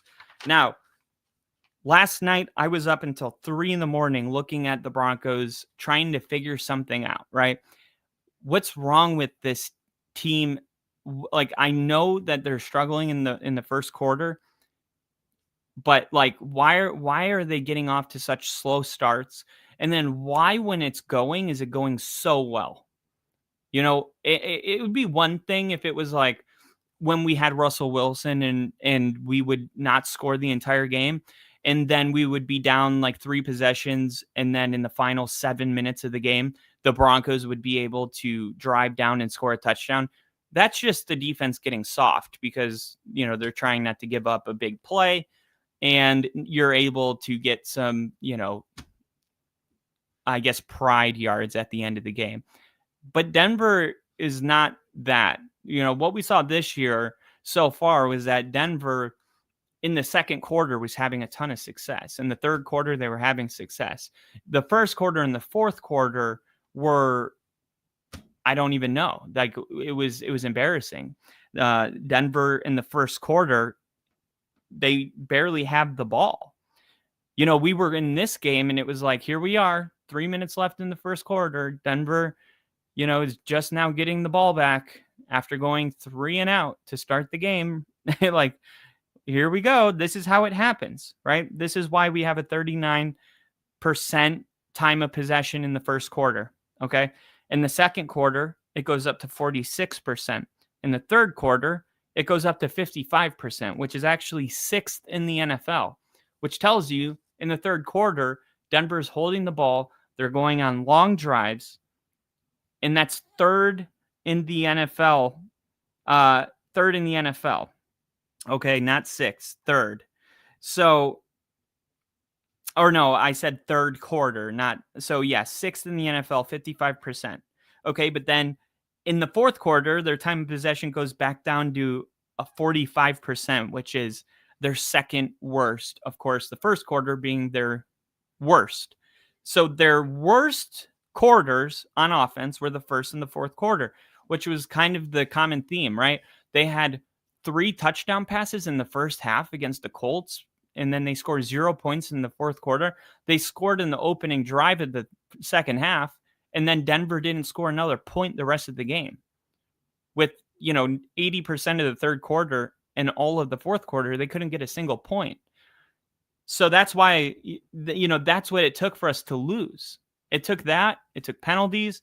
It took a bad interception. It took a doinked field goal by Will Lutz, a 35-yarder that was going right through the uprights and then just veered off course like voodoo magic I've never seen before.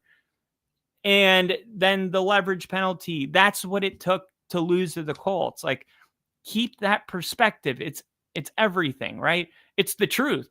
More than anything, it's the truth. And don't you want to react realistically to these things? Don't be a victim of your own emotions. Put your emotions in check by telling the truth about what you saw and where we're at. It was still disappointing. Yes, I'll give you that.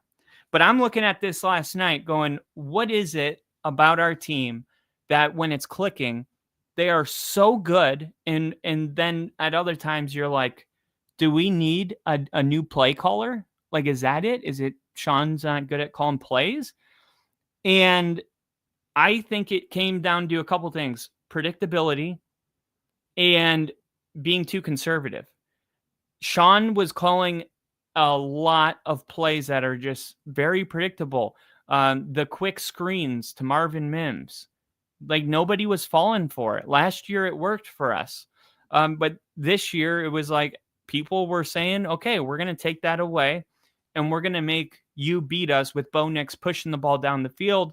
We think he can't do it. You're going to have to, make us pay for it.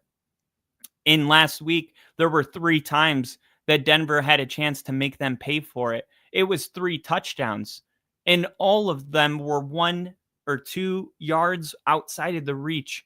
Maybe Cortland Sutton could have caught the one in the fourth quarter, but Marvin Mims and Troy Franklin, both right there, but couldn't quite get the ball. Marvin Mims, I don't believe it was his fault. I think Bo Nix needs to throw a better ball. And that's 3 touchdowns. That's a win. That's a win right there. And like I said, I'm not saying like, oh, if all the bad things didn't happen, we would win. Because that's like shoulda, woulda, coulda. I'm telling you that these plays were right there. I mean, they're right there. They're there for the Broncos to take. And if they do that, not only are they undefeated at this point in the season, but they roll the Chargers. They roll them. They don't just kind of beat them, but it's like 35-10 at some point in this game. Like they had these opportunities. So what's going on with that predictability behavior? Because they're last in the NFL in rushing attempts in the first quarter. They're 29th in passing attempts with only 24 in the first quarter. Out of 24 attempts, okay? Out of 24 attempts, they're 30th in first quarter passing completion percentage. 4.4 yards per attempt in the first quarter.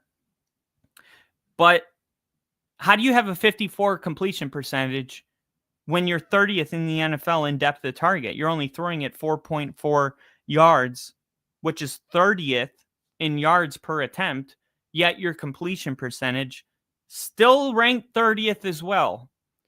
And that's what is crazy. And I said, for comparison, like Geno Smith and Brock Purdy have a similar completion percentage, but their depth of target is 8 yards per attempt. That's like double Bo Nix's. I could understand if Bo Nix was throwing it down the field that, there would be a higher margin of incomplete passes. But why are we missing passes that are 3 yards in front of us? That's what was concerning. Now, defensively in the first quarter, Denver's top 3. They're only giving up 3 yards per carry on the ground to opponents rushing. Opponent completion percentage, Denver's 4th defensively. They're only allowing a 51.7% completion percentage or passes to be completed, 51%. That's 4th. Denver's only given up 68 points through 3 games. Tennessee, Miami, Cleveland, Cincinnati, Houston, New Orleans, and Denver. Oh, they've only scored 68 points. Tennessee, Miami, Cleveland, Cincinnati, Houston, New Orleans, and Denver. That's the group of teams from 26th, where Denver is, to 32. And look at that. Tennessee hasn't won a game. Miami got their first win today. Cleveland, 1 win. Cincinnati, somehow 2 wins, but historically the worst team to have 2 wins ever. Houston got their first win. Denver got their first win, and the Saints are still winless. There's a reason all these teams are either winless or they only have 1 win. It's because you have to score more points than that. The only difference is Tennessee and New Orleans and, Miami and all these other teams are getting blown the hell out. Denver had an opportunity to be undefeated. And how weird would that be, right? An undefeated team that when you look at the points they're scoring, they're with all of these teams that are winless. And then there's just one undefeated team hanging out in there. That's defense. That's defense. That's the 6 sacks I mentioned, week 1. That's the, 20 sacks or 17 sacks through 4 weeks of football. That's what it gets you. It gets you an opportunity to win these games. And our defense has given Denver an opportunity to win these games. And I said this in the post game against the Chargers. I'll say it again. Our defense will give us a chance to win 100% of our games this year. It is up to our offense to hold up their end of the bargain. Because if our offense was rolling the way the Colts, or, even the way the Jaguars are rushing the football right now, they're 3rd in the NFL running the ball. The Ravens, the Buffalo Bills, hell, the Packers. If our offense was putting out a product that was top 10, dare I say, this would be the unanimous best team in the NFL. Period, point blank, end of story. And what's frustrating is that they have the potential to be a top 10 offense. And we know that because, well, in certain quarters, they are, right? If you look at the second quarter, Denver's 9th with 7.3 yards per attempt. So they go from 4.4 to 7.3, which ranks top 10. So Denver starts pushing the ball down the field. They're also 5th in the NFL in points in the second quarter. So there's top 5. Well, what about their completion percentage? Because you said they're throwing the ball, almost twice as far. They're 11th. 67.7 completion percentage in the second quarter. Now, they're still 29th in rushing attempts in the second quarter. They're 32nd, dead last in rushing yards in the second quarter. Why do they have 2.2 yards per carry? Well, there's 17 total carries for the Broncos in the second quarter. Okay.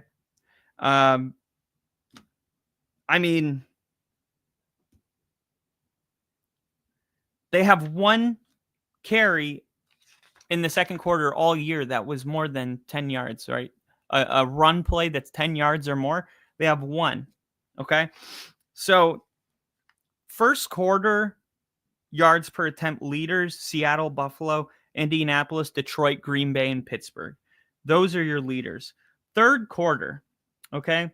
And this is important because we just said, okay, Denver's like the worst in the NFL in all these categories, essentially, in the first quarter. But in the second quarter, they're a top 5 team in some metrics and offensively, and in others, they're top 10. So what happens in the third quarter? They're 17th in attempts. They're 6th in yards. They're 6th in yards per attempt with 6.21 yards per attempt. They have 24 carries for 149 yards. So now they're starting to run the football. Third quarter, though, we go back to 4.4 yards per attempt. Here it is. Okay. So in the first quarter, we do this, and now here it comes in the third quarter. 68.2 completion percentage. That's a lot better than the 50 in the first quarter, at least. They have 97 total yards in the third quarter. That's crazy. First quarter, they have 105 total yards on the season, right? The Colts, for contrast, have 400 plus passing yards in the first quarter alone this year. Okay. The Broncos have 105. The Packers, the Jags, the Bears, they all have 400 plus passing yards in the first quarter alone, while Denver has 105. They got to figure a way to get it going. So I'm looking at this game or this, kind of recap last night, and I'm going, that's it. This is why Denver, it looks like there's something we can take away from this game that is actually something we can carry with us for the rest of the year. Because here's what I believe all of this means. Denver comes out every single week with a very bland, boring, conservative, whatever you want to call it, game plan. They come out there. They're predictable. That's their biggest problem. We're going to run it on first down. Then on second down, we're going to do that wide receiver screen thing. And then on third down, we're going to I don't know. We'll try to throw it from shotgun. But a lot of times we're going to have a holding penalty or some kind of pre-snap penalty. So, our average third down is going to be 3rd and 12. That's the way the Chargers game went. I mean, you're not going to convert many third downs when you're averaging 12 yards every third down. And that's why Denver, I think they were 2 for 12 in the Chargers game. That's embarrassing. That's really embarrassing. And you go, well, okay, how do you convert on third down? How do you get to a point where you're like, we're going to convert on third down? Well, it's easy. You run the football, right? If you run the football well on first down, you're picking up 4 yards. Now it's 2nd and 6. You can do whatever you want pretty much, but a lot of teams that are good at running the football, they'll run it again. And then it'll bring up 3rd and 3. And then they will pass the ball for a first down. And then right when the defense thinks, well, it's first down again, here comes a run. Now they're throwing it. Now they're running it. You don't know what they're going to do. And it all kind of starts from just a 4-yard run on first down. I mean, that's how important this is. And no penalties. Even for the Bengals today, every time they had a drive, they had only 2 times, but they had some life in the second half. The reason they ended up punting was because of penalties. It's a unanimous thing. Like the NFL, it's hard to get yards, and holding is a 10-yard penalty. There's not many teams that if you get a holding on first down and it's 1st and 20, there's not many teams that are going to convert. That's how detrimental it is. That you could even have all 3 downs to do it, and it's really difficult. Because everybody knows it's like you're going to run that draw play or you're going to throw a screen on 1st and 20. You're hoping you can get some of the yardage back, and now it's 2nd and 13. But a lot of times, because it's a predictable play, you get shut down right away, and now it's 2nd and 19. And you're like, okay, we have to throw the ball. The defense knows that too. And it's hard to get 19 yards in an obvious passing situation. The 2023 Tampa Bay Bucks were 31st in rushing yards per game. 2024, Liam Cohen came in. His first season with Tampa Bay. Tampa Bay finished top 5 in the NFL in rushing yards per game because they emphasized running the football. And look how good Tampa Bay was last year with Baker Mayfield. All right, Jacksonville last year without Liam Cohen, they were 25th in the NFL in rushing yards per game. Today, they're 3rd in the NFL. Okay. Now, what's funny is Jacksonville was, they were 25th in the NFL in rushing yards per game. That's why they were last in time of possession. Because if you can't run the football, you can't keep the ball. Okay. Now, the 2025 leaders in time of possession: Buffalo, Jacksonville, Detroit, Indianapolis. The leaders in rushing yards: Buffalo, Washington, Jacksonville, Detroit, the Colts, and Atlanta. The leader in points is, what is that? No. That's not points. That's points allowed defensively. Houston, Seattle, the Chargers, Jacksonville, Arizona. Okay. And then allowed first downs per game. Okay. How many first downs do these teams get per game? Okay. Number 1, you have Dallas, Buffalo, the Colts, the 49ers, the Rams, and New Orleans. Now, the reason I wrote this out was to say, look, Buffalo is the number 1 rushing team in the NFL, and they're the number 2. They're the second most first downs in the NFL. You see what I'm saying? The Colts are 6th in rushing yards, or 5th in rushing yards in the NFL, and they have the 3rd most first downs of any team in the NFL. So there's a direct correlation between teams that are having a ton of success running the football and picking up first downs, which keeps you on the field, and it allows you to diversify what you're doing, because now you're having success in running the football. It allows you to get creative. You can't get creative when you can't do the little things right, the basic things, like we got to go out, run the football. And once we pick up a first down, we can do whatever the hell we want because we're going to have them guessing whether we're running or passing. But if they don't have to respect your run, then it just all goes down the crapper. And it's funny because these are so cliche. Like, we got to run the football. It's so cliche, but it's so true. And the real question was, why was Denver not running the football when they were having so much success doing it?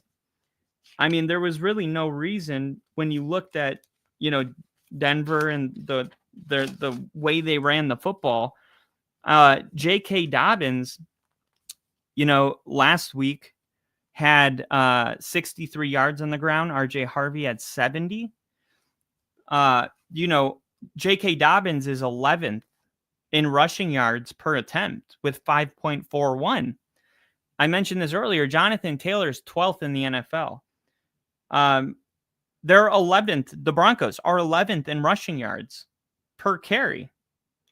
They're 32nd in rushing attempts. And I said yesterday, if I had one question for Sean Payton, I would ask Sean this.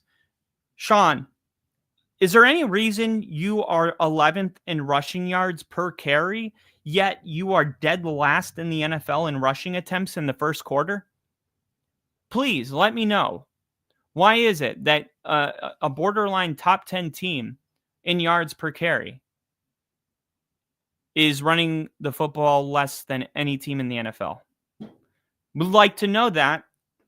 And there's only really one obvious reason, right? It's not because we're not running the football effectively. It's penalties. A lot of penalties. If you're watching these games, you remember these moments. You go, that's a drive killer.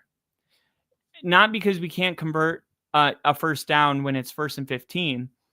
It's a drive killer because you can't do it the way that opens up your game plan where you run the football. Now you're in this like, okay, what are we going to do? Are we going to pass it now and, just get aggressive, or are we going to try to stick to our game plan and run the football? And, damned if you do, damned if you don't. Denver tries to stick with their game plan. They run it on 2nd and 15. They get 2 yards, and now it's 3rd and 12. And all of a sudden, the punter's coming onto the field. You can't have the penalties. That's why the Bengals are going to fire Zach Taylor today, because of the penalties. It's not because they didn't win or because they couldn't get yards. It's because they couldn't keep the flags off the field. That's coaching. Flags are coaching, okay? Now, sometimes you'll give a team the benefit of the doubt because there's certain teams that have a lot of penalties that you look and you're like, actually, there's some really good coaches that are bottom of the NFL right now in penalties, okay? But this is what I think it comes down to. To sum it all up, Denver's going out there. They're having no success in the first quarter. I'll give you the Chargers game, for example. They went 3 and out. Then they went 3 and out. Then they went 5 and out. Then the first quarter was over. Denver had ran, 9 plays. The first quarter's done. 0 points. Barely had the ball. Time of possession was like 2 minutes. And the Chargers dominated the time of possession. And also, when you don't go on any kind of a drive offensively, you're asking your defense like, hey, sorry, I need you to get back on the field and go back against, Joe Alt and Amari and Hampton and, that physical team that Harbaugh puts together. They're not even getting a break. So then your defense starts giving up uncharacteristic amounts of yards. And then the fan base goes, this defense sucks. Oh my God, no, this defense doesn't suck. They've been put in very sucky situations that we would like to see them overcome. But I think all things considered, the defense has done a pretty good damn job with what they've been given. There's a reason that the other teams that have had the same amount of success as Denver are Tennessee, Miami, Cleveland, Cincinnati, Houston, and the winless Saints. Denver's had a chance to win all these games because of the defense that so many Bronco fans are blaming. So you got to keep that perspective in mind, okay? Finally, this is what I believe is happening. Because Denver's going out there and the first quarter's vanishing before our eyes before we even get a first down in some cases. Denver's coming out in the second quarter and they're saying we're going to go be aggressive, because it feels like somebody is holding your hand to the fire. Like, okay, we can feel the collective pressure from the fans, from the national TV viewers, from the players, like the defense. When you feel that kind of pressure, you stop being cute and you go out there and you start throwing the football. It's like whenever a team's down, 21 points, then all of a sudden their offense is clicking, and it's like, why are they clicking now? Something happens when you have to score. There's no option, right? That kind of pressure. I said this yesterday.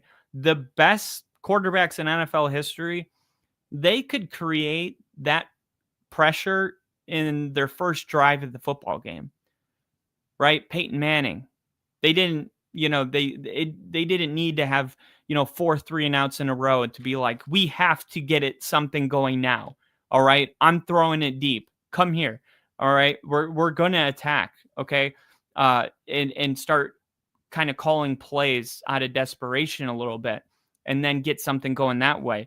And Denver has had so much success in the second quarter directly as a result of their poor performance in the first quarter. Hey, we're not gonna throw any more checkdowns. We're going down the field. We're gonna attack them. We have to. What we're doing is not working, so let's start pushing the ball down the field. All right, let's take that shot to Cortland Sutton, right? Think about it. Denver was getting ready to punt again, and they said, no, screw it. Let's go for it, right? And they throw a 50-yard touchdown to Cortland Sutton. That was the play that brought Denver back into the game. It wasn't a screen or a run. It was a deep shot. So when Denver is being aggressive, and the sense of urgency is at an all-time high, this team is top 10 offense in the league. When they're playing with a lead or it's 0-0 in the first quarter, this team doesn't know how to maintain a lead. They don't know how to keep their foot on the gas. I'm talking about going into this week, right? And they don't know how to go out there and really push the ball. So I thought if Denver can come out in this game and say, okay, everything that's happened against the Colts, against the Chargers, it all feels like it's kind of boiling over up to this moment right here. Let's go out there and let's make it right in front of our fans on national TV. And Denver went out there and they went 3-and-out. And I swear, when they went 3-and-out, I was like, we are not doing this. We are not doing this. And we'll talk about that 3-and-out later. But I was like, we are not doing this. And trust me, Sean Payton, the Broncos, everybody knew what was up when they had the 3-and-out. And that's why when Denver came back on the field for their second drive, they were throwing the ball 30 yards downfield and they scored a touchdown, because you see that urgency, that I don't want to call it panic, but that like we have to be aggressive. Normally you wouldn't feel that way in a 3-0 game, but because of the last 2 weeks, it rolled into this week and Denver got to kind of feel the fire that wasn't even there, which is important because that's what's keeping Sean aggressive. In turn, is what's fueling our offense. It's Sean's aggressiveness that is giving us what we want, the results we want. And Sean was aggressive in the first quarter. And then he was able to start running the football and continue to run the football. And then Denver could do whatever they wanted. Really, they could. They were running it. There was a couple of drives where they ran it 80% of the time. There was drives where they were throwing it on first down, on second down, first down, second down, first down. They were able to do whatever they wanted, but I believe it was because of the urgency that they came in with. I think it resulted in the Broncos being much more aggressive in this game than they would have been had they beaten the Chargers and the Colts. And think about it too. The Colts challenged our defense more than any team has this year. And Bo threw 3 touchdown passes in the first half. Why? Because we had to. Because we had no other choice, right? There's that urgency. They rose to the occasion offensively. And then, when they had a 2-possession lead, they couldn't score another point for the rest of the game. Just like the Chargers game. 2-possession lead, couldn't score another point. They have to find a way to continue to play with urgency and desperation. Now, looking at this game in a whole, I'm really happy. I'm really happy because we won. I knew we were going to win. I think there's some things we're going to need to clean up on. And now I'm going to do my 5-minute Broncos Bengals game analysis.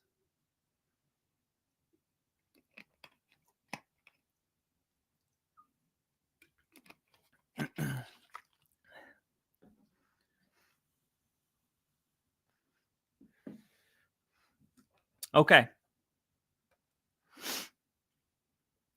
3 plays into the game, Denver had to call a timeout. Okay. They came out there with no tempo. They run the ball on first down. They run the ball second down. Or I'm sorry. I think maybe they passed it on second down. But then on third down, I mean, think about it. There was a second down because they had a 0-yard play. I think it was an incompletion, and it was 3rd and 3. And Bo Nix is trying to get out of the huddle, and he has to call timeout. Okay. Now, this is part of the frustration is that they took all these pre-snap penalties, which, I mean, that's why your average was 3rd and 12. It wasn't because Bo was taking sacks or they were getting, blown up our running back in the backfield. It was because we had a penalty on almost every possession. And now here it was again where Bo said, can't take a penalty. We have to call a timeout. But it's like, why are you struggling with just the operations part of football, getting in and out of the huddle? It's one thing if you throw a 60-yard bomb and you're like trying to run down there and it's like, what are we doing? Are we going to punt? Are we going to kick the field goal? Are we going to go for it? There's scenarios where I'll give a pass, but there was no reason why it should take 45 seconds to go from a 3-yard play to the next play on your first drive where the plays should already be scripted, right? These are scripted plays. So in my opinion, it's unexcusable. And I would ask Sean about that in the postgame. Why, is there something going on with the terminology? I noticed you guys had to call timeout before that 3rd down after a 3-yard gain. Is that normal for having your first 10 plays scripted? I could understand if the plays weren't scripted and, you're as a coach, maybe you take an extra 5 seconds deciding and, that kind of rolls over to Bo's time. But anyway, it was what we saw the last couple of weeks. So of course it was frustrating. And then they pitch it on 3rd and 2. Mike McGlinchey got pushed back, got thrown like a rag doll. And then so did, what was it? He was supposed to block number 98 and he got pushed back. McGlinchey and Luke Wattenberg got bull rushed. They got bullied. Okay. So whatever. The Broncos have to come out and punt. Then we have Rice pulling, or Riley Moss pulling Jamar Chase's jersey. Okay. Why is Moss covering Jamar Chase was my first question. The Bengals, they threw it on this drive, on their first drive, and then on this drive collectively, they've thrown at Moss 3 times at this point in the game. Okay. And then by the second quarter, it was actually, they targeted Jamar Chase twice and T. Higgins twice, and all 4 times it was Riley Moss that was in coverage. So they just targeted Riley Moss the entire game nonstop. And I thought it started very shaky because of that first drive. But I think overall, Riley Moss did a really good job today. A really good job. Still, though, it's hard to tell like what happened in that first quarter. Why was Riley Moss getting beat over and over and over? Was it Riley Moss doing a good job, or did the Bengals not have a quarterback that could capitalize on Riley Moss's coverage? Because in the first quarter, he did capitalize on it a couple of times, and we were all going, oh, we are not doing this again. Please, not week 17 again. Okay. So the Bengals, they throw at Moss a couple of times. Jonah Ellis jumps off sides. Officials made a bad call. They end up getting the center for the way he whipped his head down. The head snap. They called a false start on the center. And that was a drive killer when it should have been an automatic first down because Nick Benito jumped off sides. Once again, a Broncos mistake that they didn't have to pay for, that if this was called the right way, Bronco fans would be mad, and who knows what the Bengals do with that new set of downs that they get. And this is the way we have to look at these things. Okay, then because of that, Broncos get the ball back. Okay, so now they're going down. They're on their second drive of the game, which is good, right? They get the ball back after the 3 and out. Bo Nix takes off, runs for 3 yards. Then we get a big drop by Troy Franklin on second down. Okay, and you're like, oh my gosh, now it's 3rd and 7. We haven't gotten a first down yet in this game. But really, it's frustrating because Troy Franklin dropped it. It was a 30-yard reception. He just dropped it right in his hands, right? Drops the ball. And you're thinking, oh, God, please convert this 3rd down. Please, please, please. So 3rd down, they get a 12-yard catch from Cortland Sutton, which was like a must-need. A fresh set of downs. Then they get a 20-yard gain from Trotman, another one of those layered crossing passes. Then they get an 8-yard. See, look, now they get 2 first downs, and all of a sudden they get an 8-yard rushing, 8-yard carry by, RJ Harvey. Then they get a 4-yard fullback gain on first down. Then they get a new first down. Then they bring in J.K. Dobbins. Bo Nix, after a Pat Bryant target on a fade route, Bo Nix runs it in himself. So, boom, we got a touchdown. The Broncos went on a really good drive right there. They were running it. They were passing it. Unfortunately, Troy Franklin had a really bad drop, but overall, they overcame because of the completion to Cortland Sutton. The end of the first quarter came. Jake Browning had 2 passing attempts to T and 2 to Jamar Chase. And all 4 times, like I said, Riley Moss was in the coverage. Second quarter began, and on a 3rd and 2, they were able to run for 3 yards. Frustrating. It's 3rd and 2. Can't have them pick it up on the ground. You just can't. Then we got T. Higgins, a 37-yard completion. Riley Moss on the coverage. But it was offsides on the Bengals, so the play didn't count. Now, this was another huge turning point where it's like, oh, God, thank God the Bengals were shooting themselves in the foot. Because this game did not start off super great for us, okay? 37-yard completion. Nobody remembers because of an offsides. Then it's 1st and 20. They run a halfback draw. Singleton makes the tackle. Then next thing you know, it's 2nd and 13. Jonathan Cooper and Nick Benito are able to have a sack or at least cause them to have to throw it away. 3rd and 20. Jamar Chase has a 10-yard completion, but now it's 4th and 12, and the Bengals have to punt it. So the Broncos do a good job defensively. Thankfully, there was an offsides on the 37-yard completion, and the Broncos get the ball back. And on their 3rd possession, okay, they get Adam Trotman with a big catch.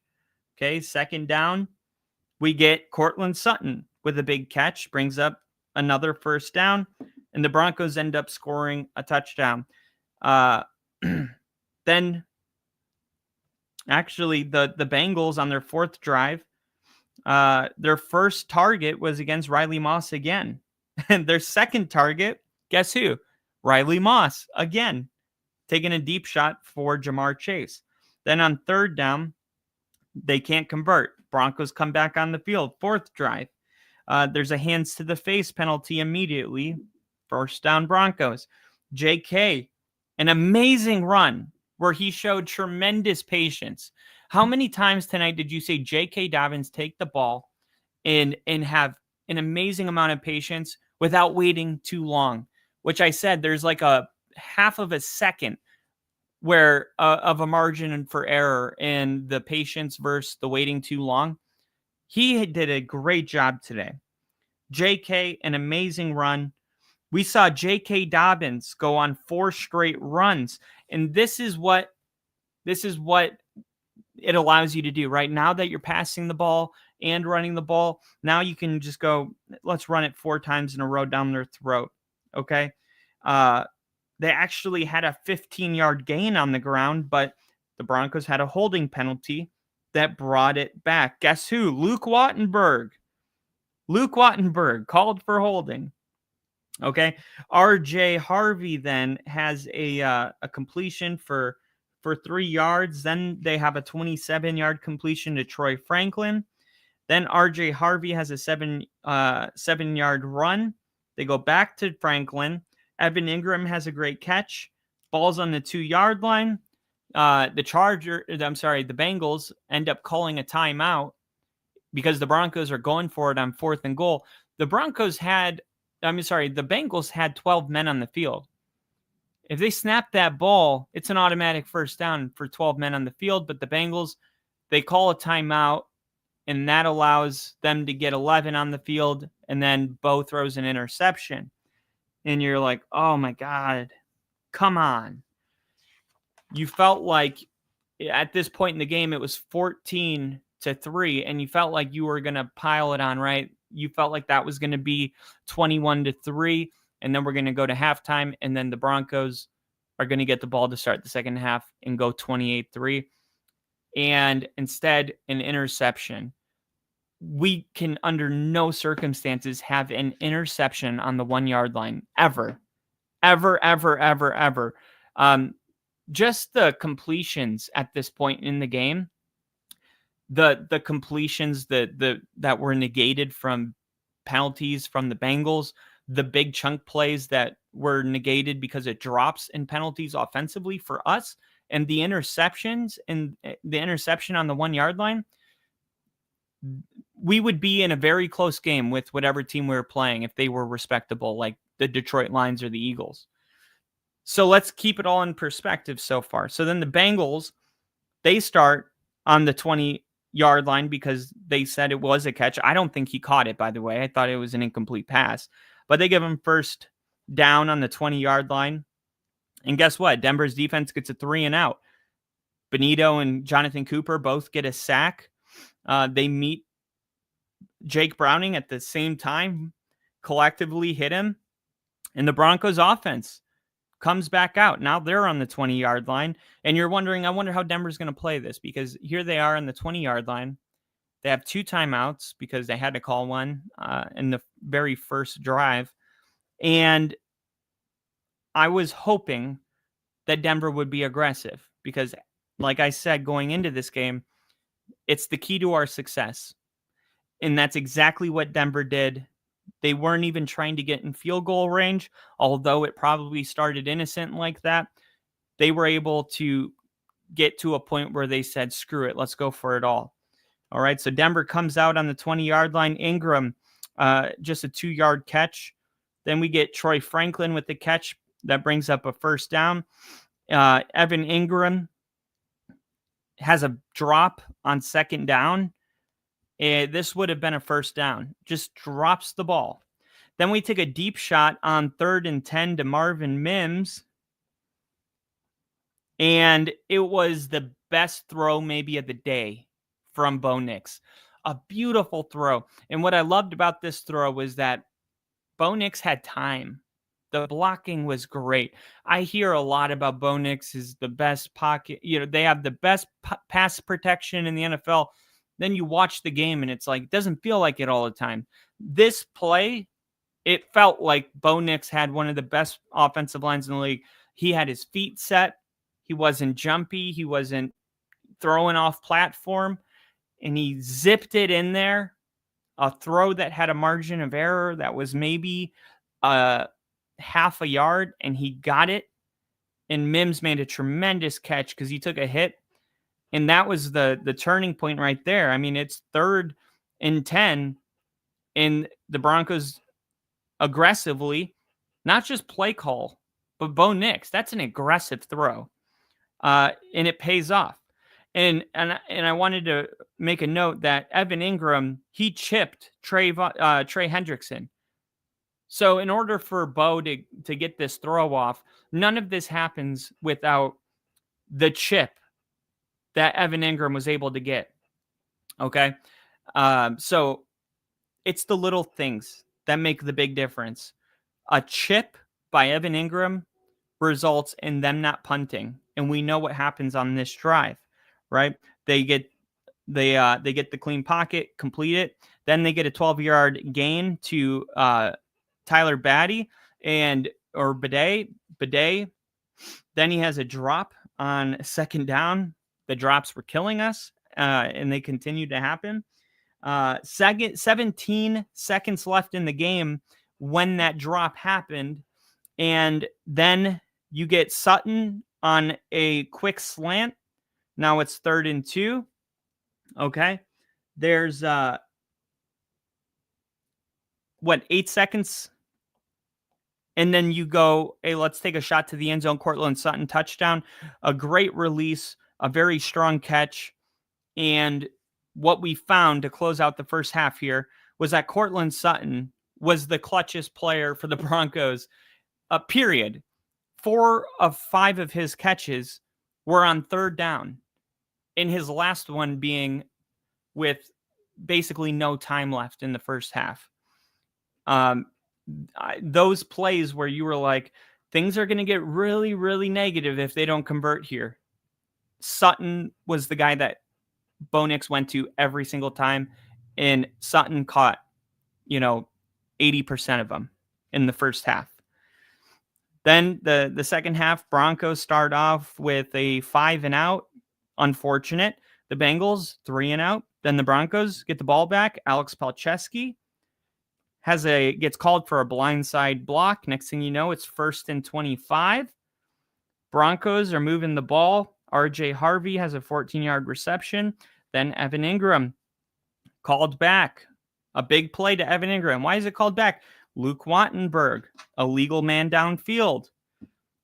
Now they have to punt the ball. Now keep in mind, they started with a 5 and out in the second half. So their first 2 possessions in the second half were both punts. And both punts, one went to the 30-yard line, one went to a touchback. I mean, it was a net. The punt was a net 30 yards for punting. So we got to figure out what's going on with the punting, because if you're punting from the 50-yard line, they shouldn't be starting at the 30 or the 20. They should be starting inside the 5 or at least inside the 7 or the 10. But come on, the 20-yard line, that's terrible. New possession. Then J.K. Dobbins comes out. He's running the football. A big throw to Franklin. You get J.K. Dobbins on 1st and 10 with a 10-yard gain. Bo Nix is starting to feel himself. He's throwing the ball around. You get a holding snap infraction Then you get a huge play, probably a 30, 40-yard play, dropped by Troy Franklin. Okay? This was frustrating because this wasn't his first drop of the game. As I mentioned earlier, Troy Franklin had a big drop in the first quarter. So we saw 2 times today that Troy Franklin, honestly, he's got probably 70 yards and a touchdown off the board because of a drop, because of drops. We can't have this next week. We have to capitalize on these opportunities. We have to clean up the penalties. There were so many times Luke Wattenberg was getting us called back, and next thing you know, we're punting the football. Or Alex Palczewski has, a blindside block on a player that's not even a part of the play. Somebody that's not even a threat to make a tackle. It's just stupid. It's like Hufanga, throwing down Keenan Allen on the final drive of the Chargers game when every yard counts, giving up another 15 for no reason. For no reason. First new possession. This was our first possession where we ended up getting a touchdown because they had a 20-yard third down. What was it? An 11-yard. Oh, no. They had a punt again. Okay. Because of the holding and the snap infraction. And then the drop by Franklin. So look at the series of events, right?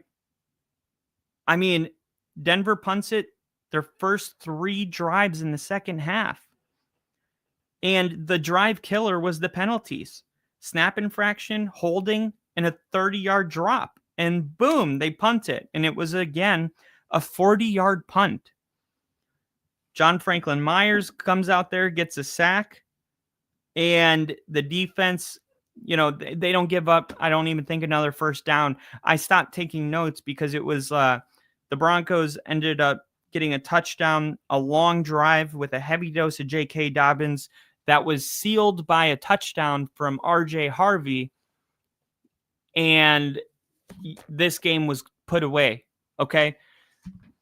Very, very good win for the time being. But if we don't clean these things up, it's not going to be a whole lot better next week when we play the Eagles. I still think it's going to come down to the wire, but the Eagles are going to win at the very last second of the game if the Broncos don't get it all cleaned up. We got some comments to hit here, and then I will say my piece. Hold on, I'm going to use the bathroom real quick.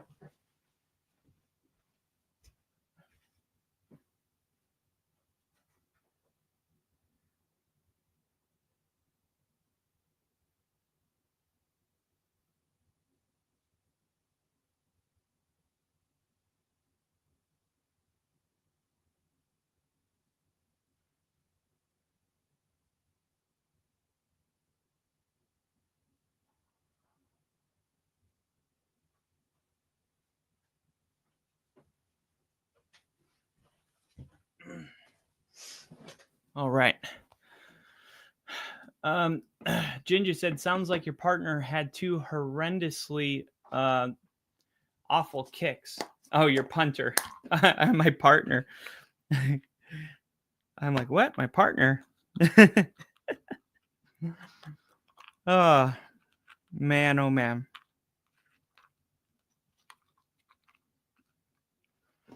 All right.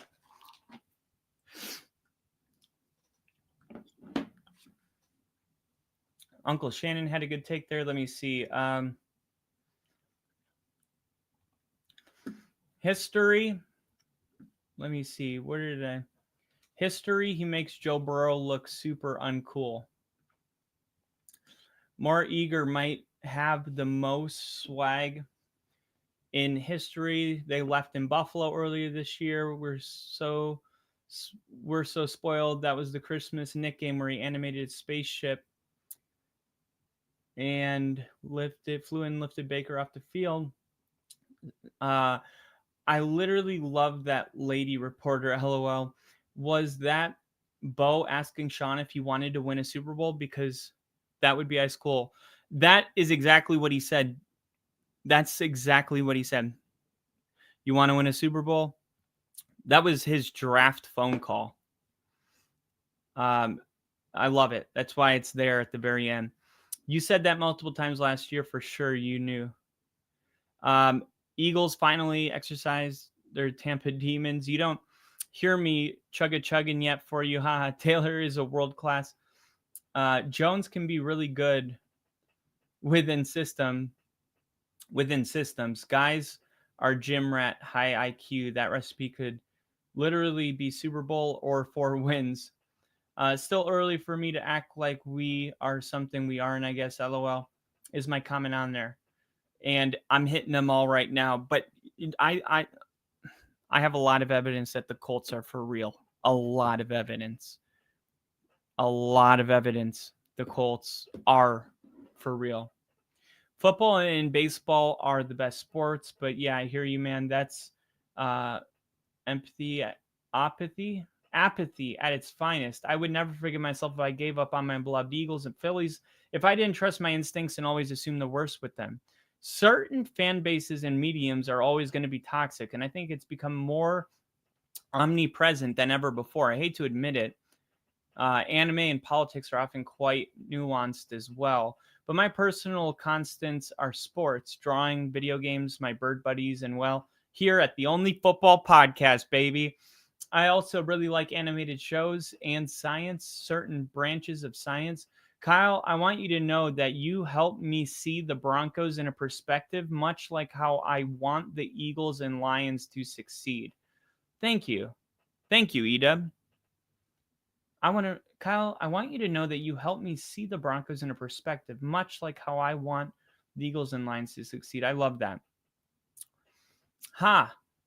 We had so many yards, dude. Wasn't nearly that one-sided. Which game? Which one are we talking about?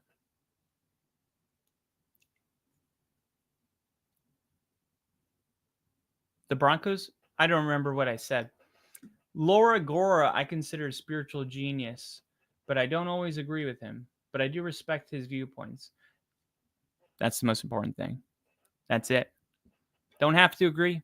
Just have to respect. You know?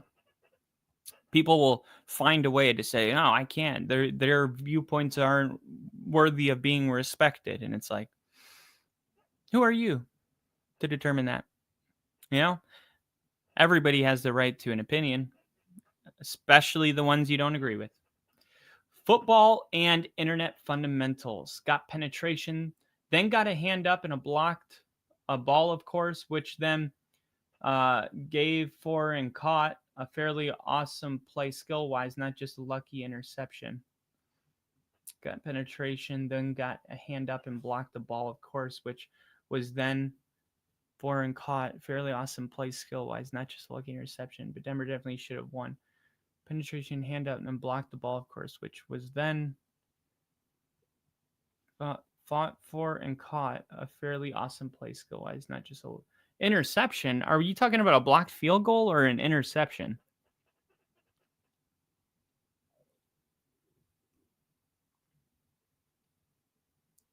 Oh, you're talking about the Colts game? Or the Chiefs game? But Denver should have won, you're right. I don't think Denver should have won, just to be clear, because they didn't. So they shouldn't have won. If they wanted to win, then they would have had to not make all the mistakes that put them in that situation. I mean, that's the way I look at it, truly. Like, just because the Broncos had 3 touchdowns that, were off the board last week against the Chargers doesn't mean we should have beaten the Chargers, because we didn't prove to be capable of making the plays that were right there to be made. Just like today, there was about 10 big plays that we took off the board because of penalties or drops. That's not going to help us beat any actual good team out there. It'll work against the Bengals, but once Denver stops making those mistakes, I do think then we can talk about, we could beat anybody, I think. I really do think this team could go up against anybody, especially the Ravens, the way they're struggling right now. The Chiefs, it's like the time is right now. We have to take advantage of it. We have to rectify these things and understand that we are in a moment right now. And Sean said it when the season started. I've coached 5 or 6 teams that I felt like had a chance to win the Super Bowl. And this is one of them. And I do too, because I've been following this team for 25 years, and there's been 3 or 4 that I felt like could legitimately win the Super Bowl. It was every one of Peyton Manning's seasons besides 2015 when we won it, and this year. Every other year was just optimism where I was like, I'll be happy. I just hope we win the Super Bowl. But this year was like, no, like we should be one of the final teams remaining. If we're not, something went terribly wrong because of how much talent is on this team. But yeah, we're not there right now. That's the truth. I absolutely can't stand fundamentals or even just simply existing, but fundamentals, however, are needed. I didn't feel great overall, but they made plays, I guess, was my takeaway. Plus, that guy in front of us sucked. Friendly Denver fan let me hit his vape. That's true. The Saints, they're all like that in Denver. You got to send that pic of us in front of the sheriff, since I lost my phone and have none of the pictures now. If Mims, I will. If Mims gets to All-Pro first team returning, that's huge plus as well. The NFL season is only going to get crazier. Next thing you know, Rodgers, Goodell will be doing cartwheels. Guarantee you, Jerry Jones will live forever and ever. Giants, our boss, baby. Jackson, Cutta, Dart. Tyreek Hill, Jinja, absolutely. They just need to run the damn ball there and hire my boy. When will the Eagles lose? You guys can be honest with me. Next week.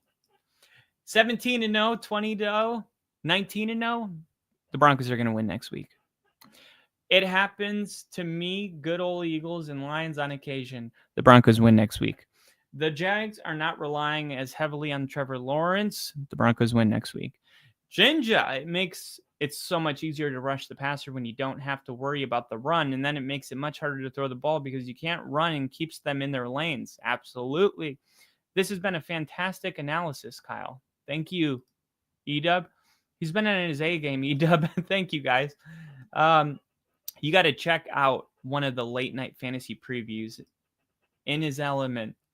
Imagine if all Phil Jackson let Michael Jordan or Kobe Bryant only do alley-oops, and they would have ignored their jump shots. And to be honest, once upon a time, the Eagles used to be super stubborn with running the football. McNabb, Westbrook days. Wherever you're at, it's the last day of September, depending on where you're at. Oh, well, I didn't realize that. Yes, indeed, Jinja, back when Jolly Ranchers and Airhead Candy was popular. In conjunction with the last week of the last day of September, 3/4 for 3/4 of 2025 in the books, just about out. 24 hours until October. Wake me up when September ends. Love that. I read the 24-hour and heard that dun din from the show. I read that 24 hours. It's a good sign for sure that they did what they were going to do to Cincinnati, no matter what. Good teams for that almost 100% of the time when the other team is as bad as you described. Go Piss, man. We got 5. And lol. Yes, this September was a doozy, yet headlines wise was totally forgettable, but football wise, awesome, perplexing, comical as usual, and the same time and on occasion. Jinja got to meet one of his new brothers. That's also eventful. And I got to see Jinja, Edub, solid ass September. You should keep this stream going until you reach 2,000 subs. Haha, Crafty. Do I just keep talking in Forrest Gump's voice? Only football 24/7, 365. That would be awesome. Just give your other channel a little love. Jinja, 100%. Butterfingers, hysteria. I will say he had to have done a pretty darn good job on them, because if you're in the NFL, you can throw, and if he did that bad, those dudes would have been open. And if he did that bad, those dudes would have been open. How often was he on Chase? Not like insanely. There wasn't really a lot of man coverage today with the Broncos. It was very much a zone scheme, but whenever they did do man coverage, whether Riley was on T or Jamar Chase, they threw it at him every time. I would almost bet a Dobbins every time touchdown every week. Yeah, it's a good one. I didn't know he even scored this week, LOL. Still would have bet it and had 10 on the field, that 85-yard Atwell touchdown. And he said legitimately gave his body up to make that catch. 2, he landed really awkward. I said when it happened, I was worried about him. Gamer. Offense isn't consistent enough. Oh, well, every team has a chance to win the Super Bowl. So that's how they sound. Well, yeah, every team has a chance to win the Super Bowl. That's how it sounds. That's how you making me say Denver had more than 5 chances to win in the end instead of should have won.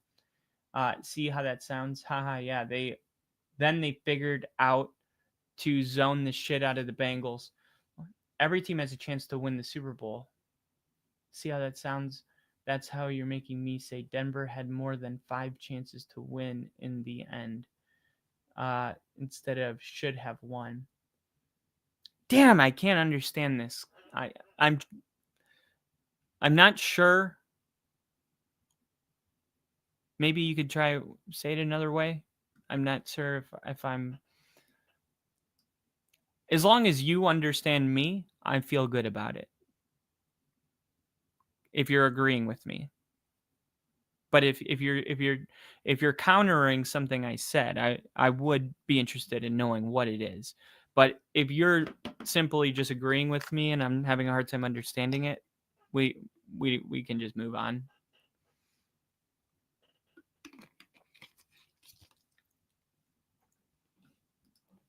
Tony in the chat said, brother, the other night I asked you a question about RJ Harvey. You gave me great insight. I also asked you to sit with Harvey or Ja'Cory Crocky Merritt. You gave me the win for that. I owe you one.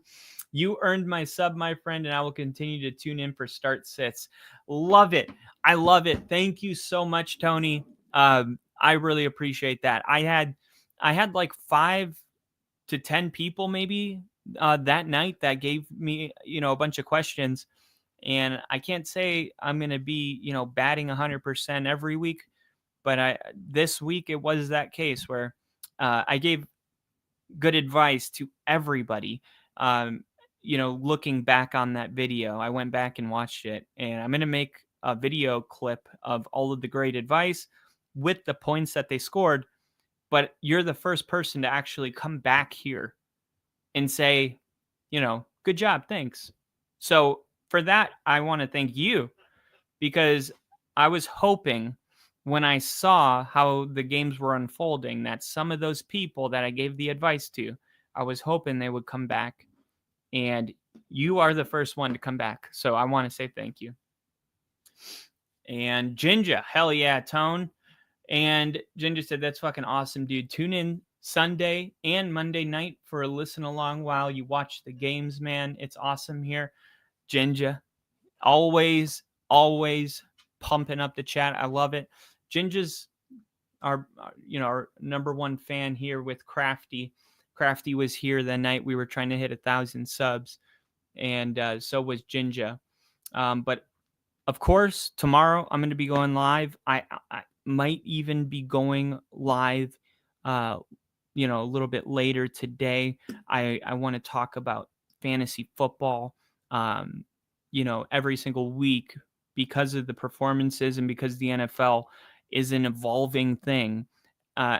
So much changes from one week to the next. I mean, last week it was like, what do we do with Amari and Hampton? this, now it's like, oh, RB1 for the rest of the year. Got it. That's how significant 1 week is. So I definitely want to go live and talk about like what are those changes from week 3 to week 4. What are those things that we need to be aware of? And I got a lot of good stuff in here, and I'm going to be releasing it pretty soon. But I'm going to go hang out. I think Mary might be sleeping, but I'm going to go hang out with her, maybe scratch her back a little bit, and just hang out. And when she's sleeping, if she is sleeping, just kind of be there. And then I might come back up here and hop back on. If not, it'll be tomorrow. This takes a toll. Your family, when you're, and I was telling her that today, I was like, all the streamers that I watch, like if they were married, they got unmarried because of their podcast, because it's so time consuming. But I told her, I was like, but disappointment usually stems from unmet expectations.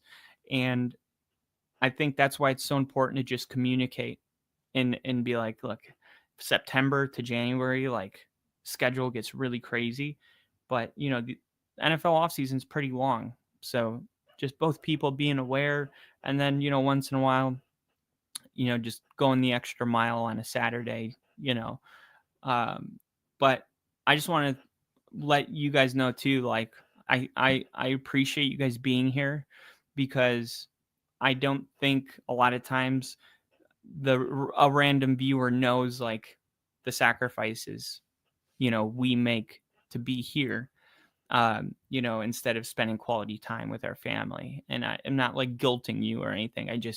When you guys show up, it makes me feel like I'm not doing it in vain. That's what I'm trying to say.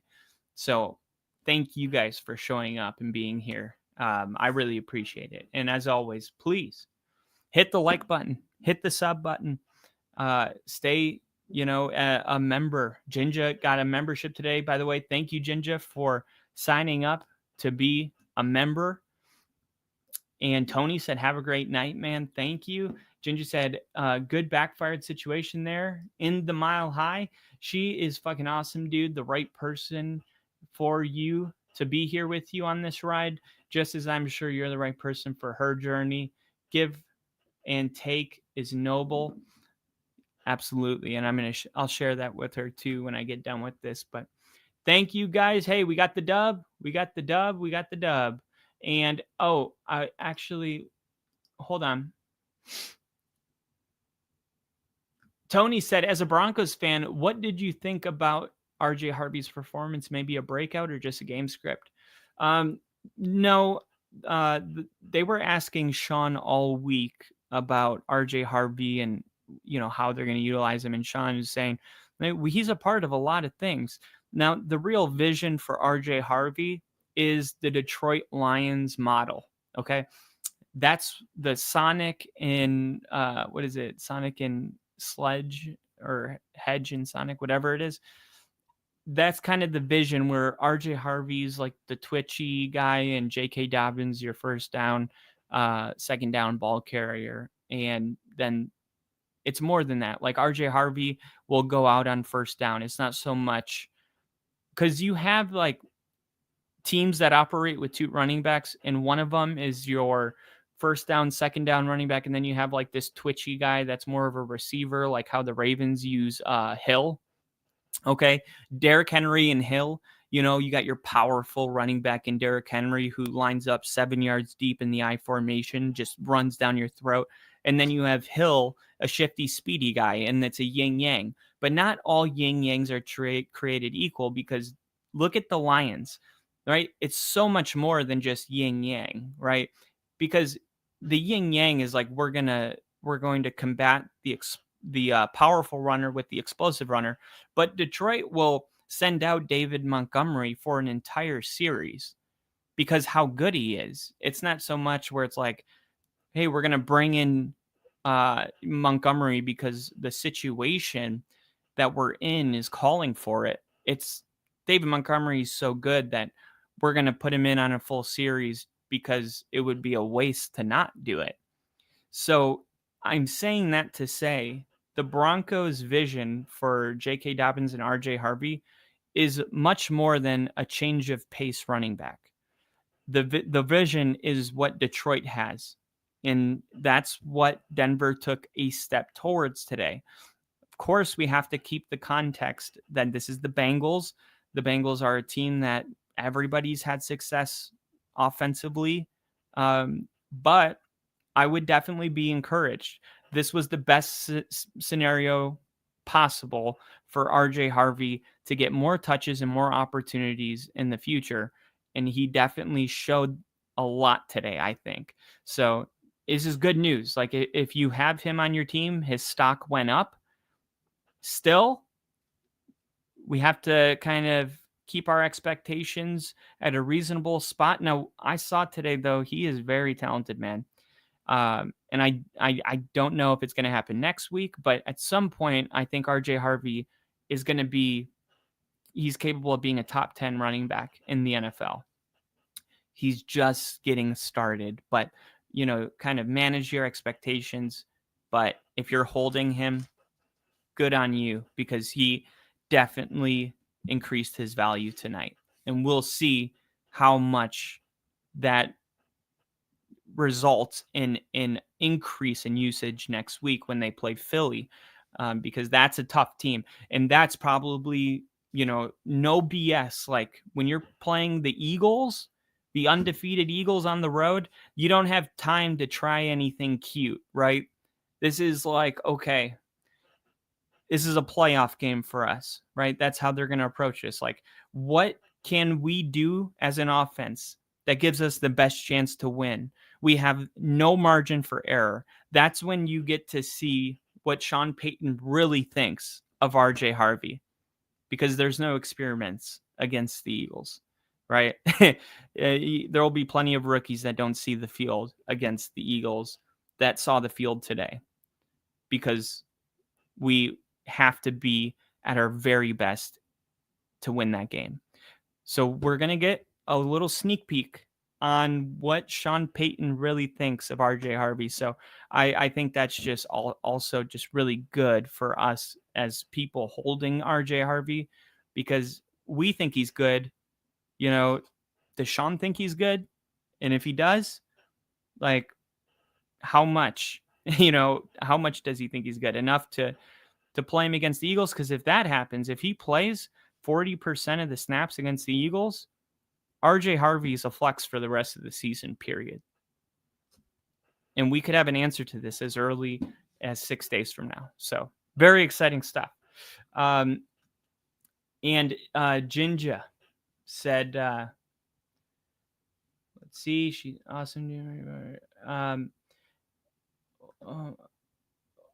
Let me see really quick. Oh, KC was in here. I didn't see you, KC. Thank you. Of course, KC. I appreciate you, brother. Don't allow the channel to affect your personal relationships. We're all human. We get it. Absolutely. Just gotta keep going. You know, people don't fail, they quit, right?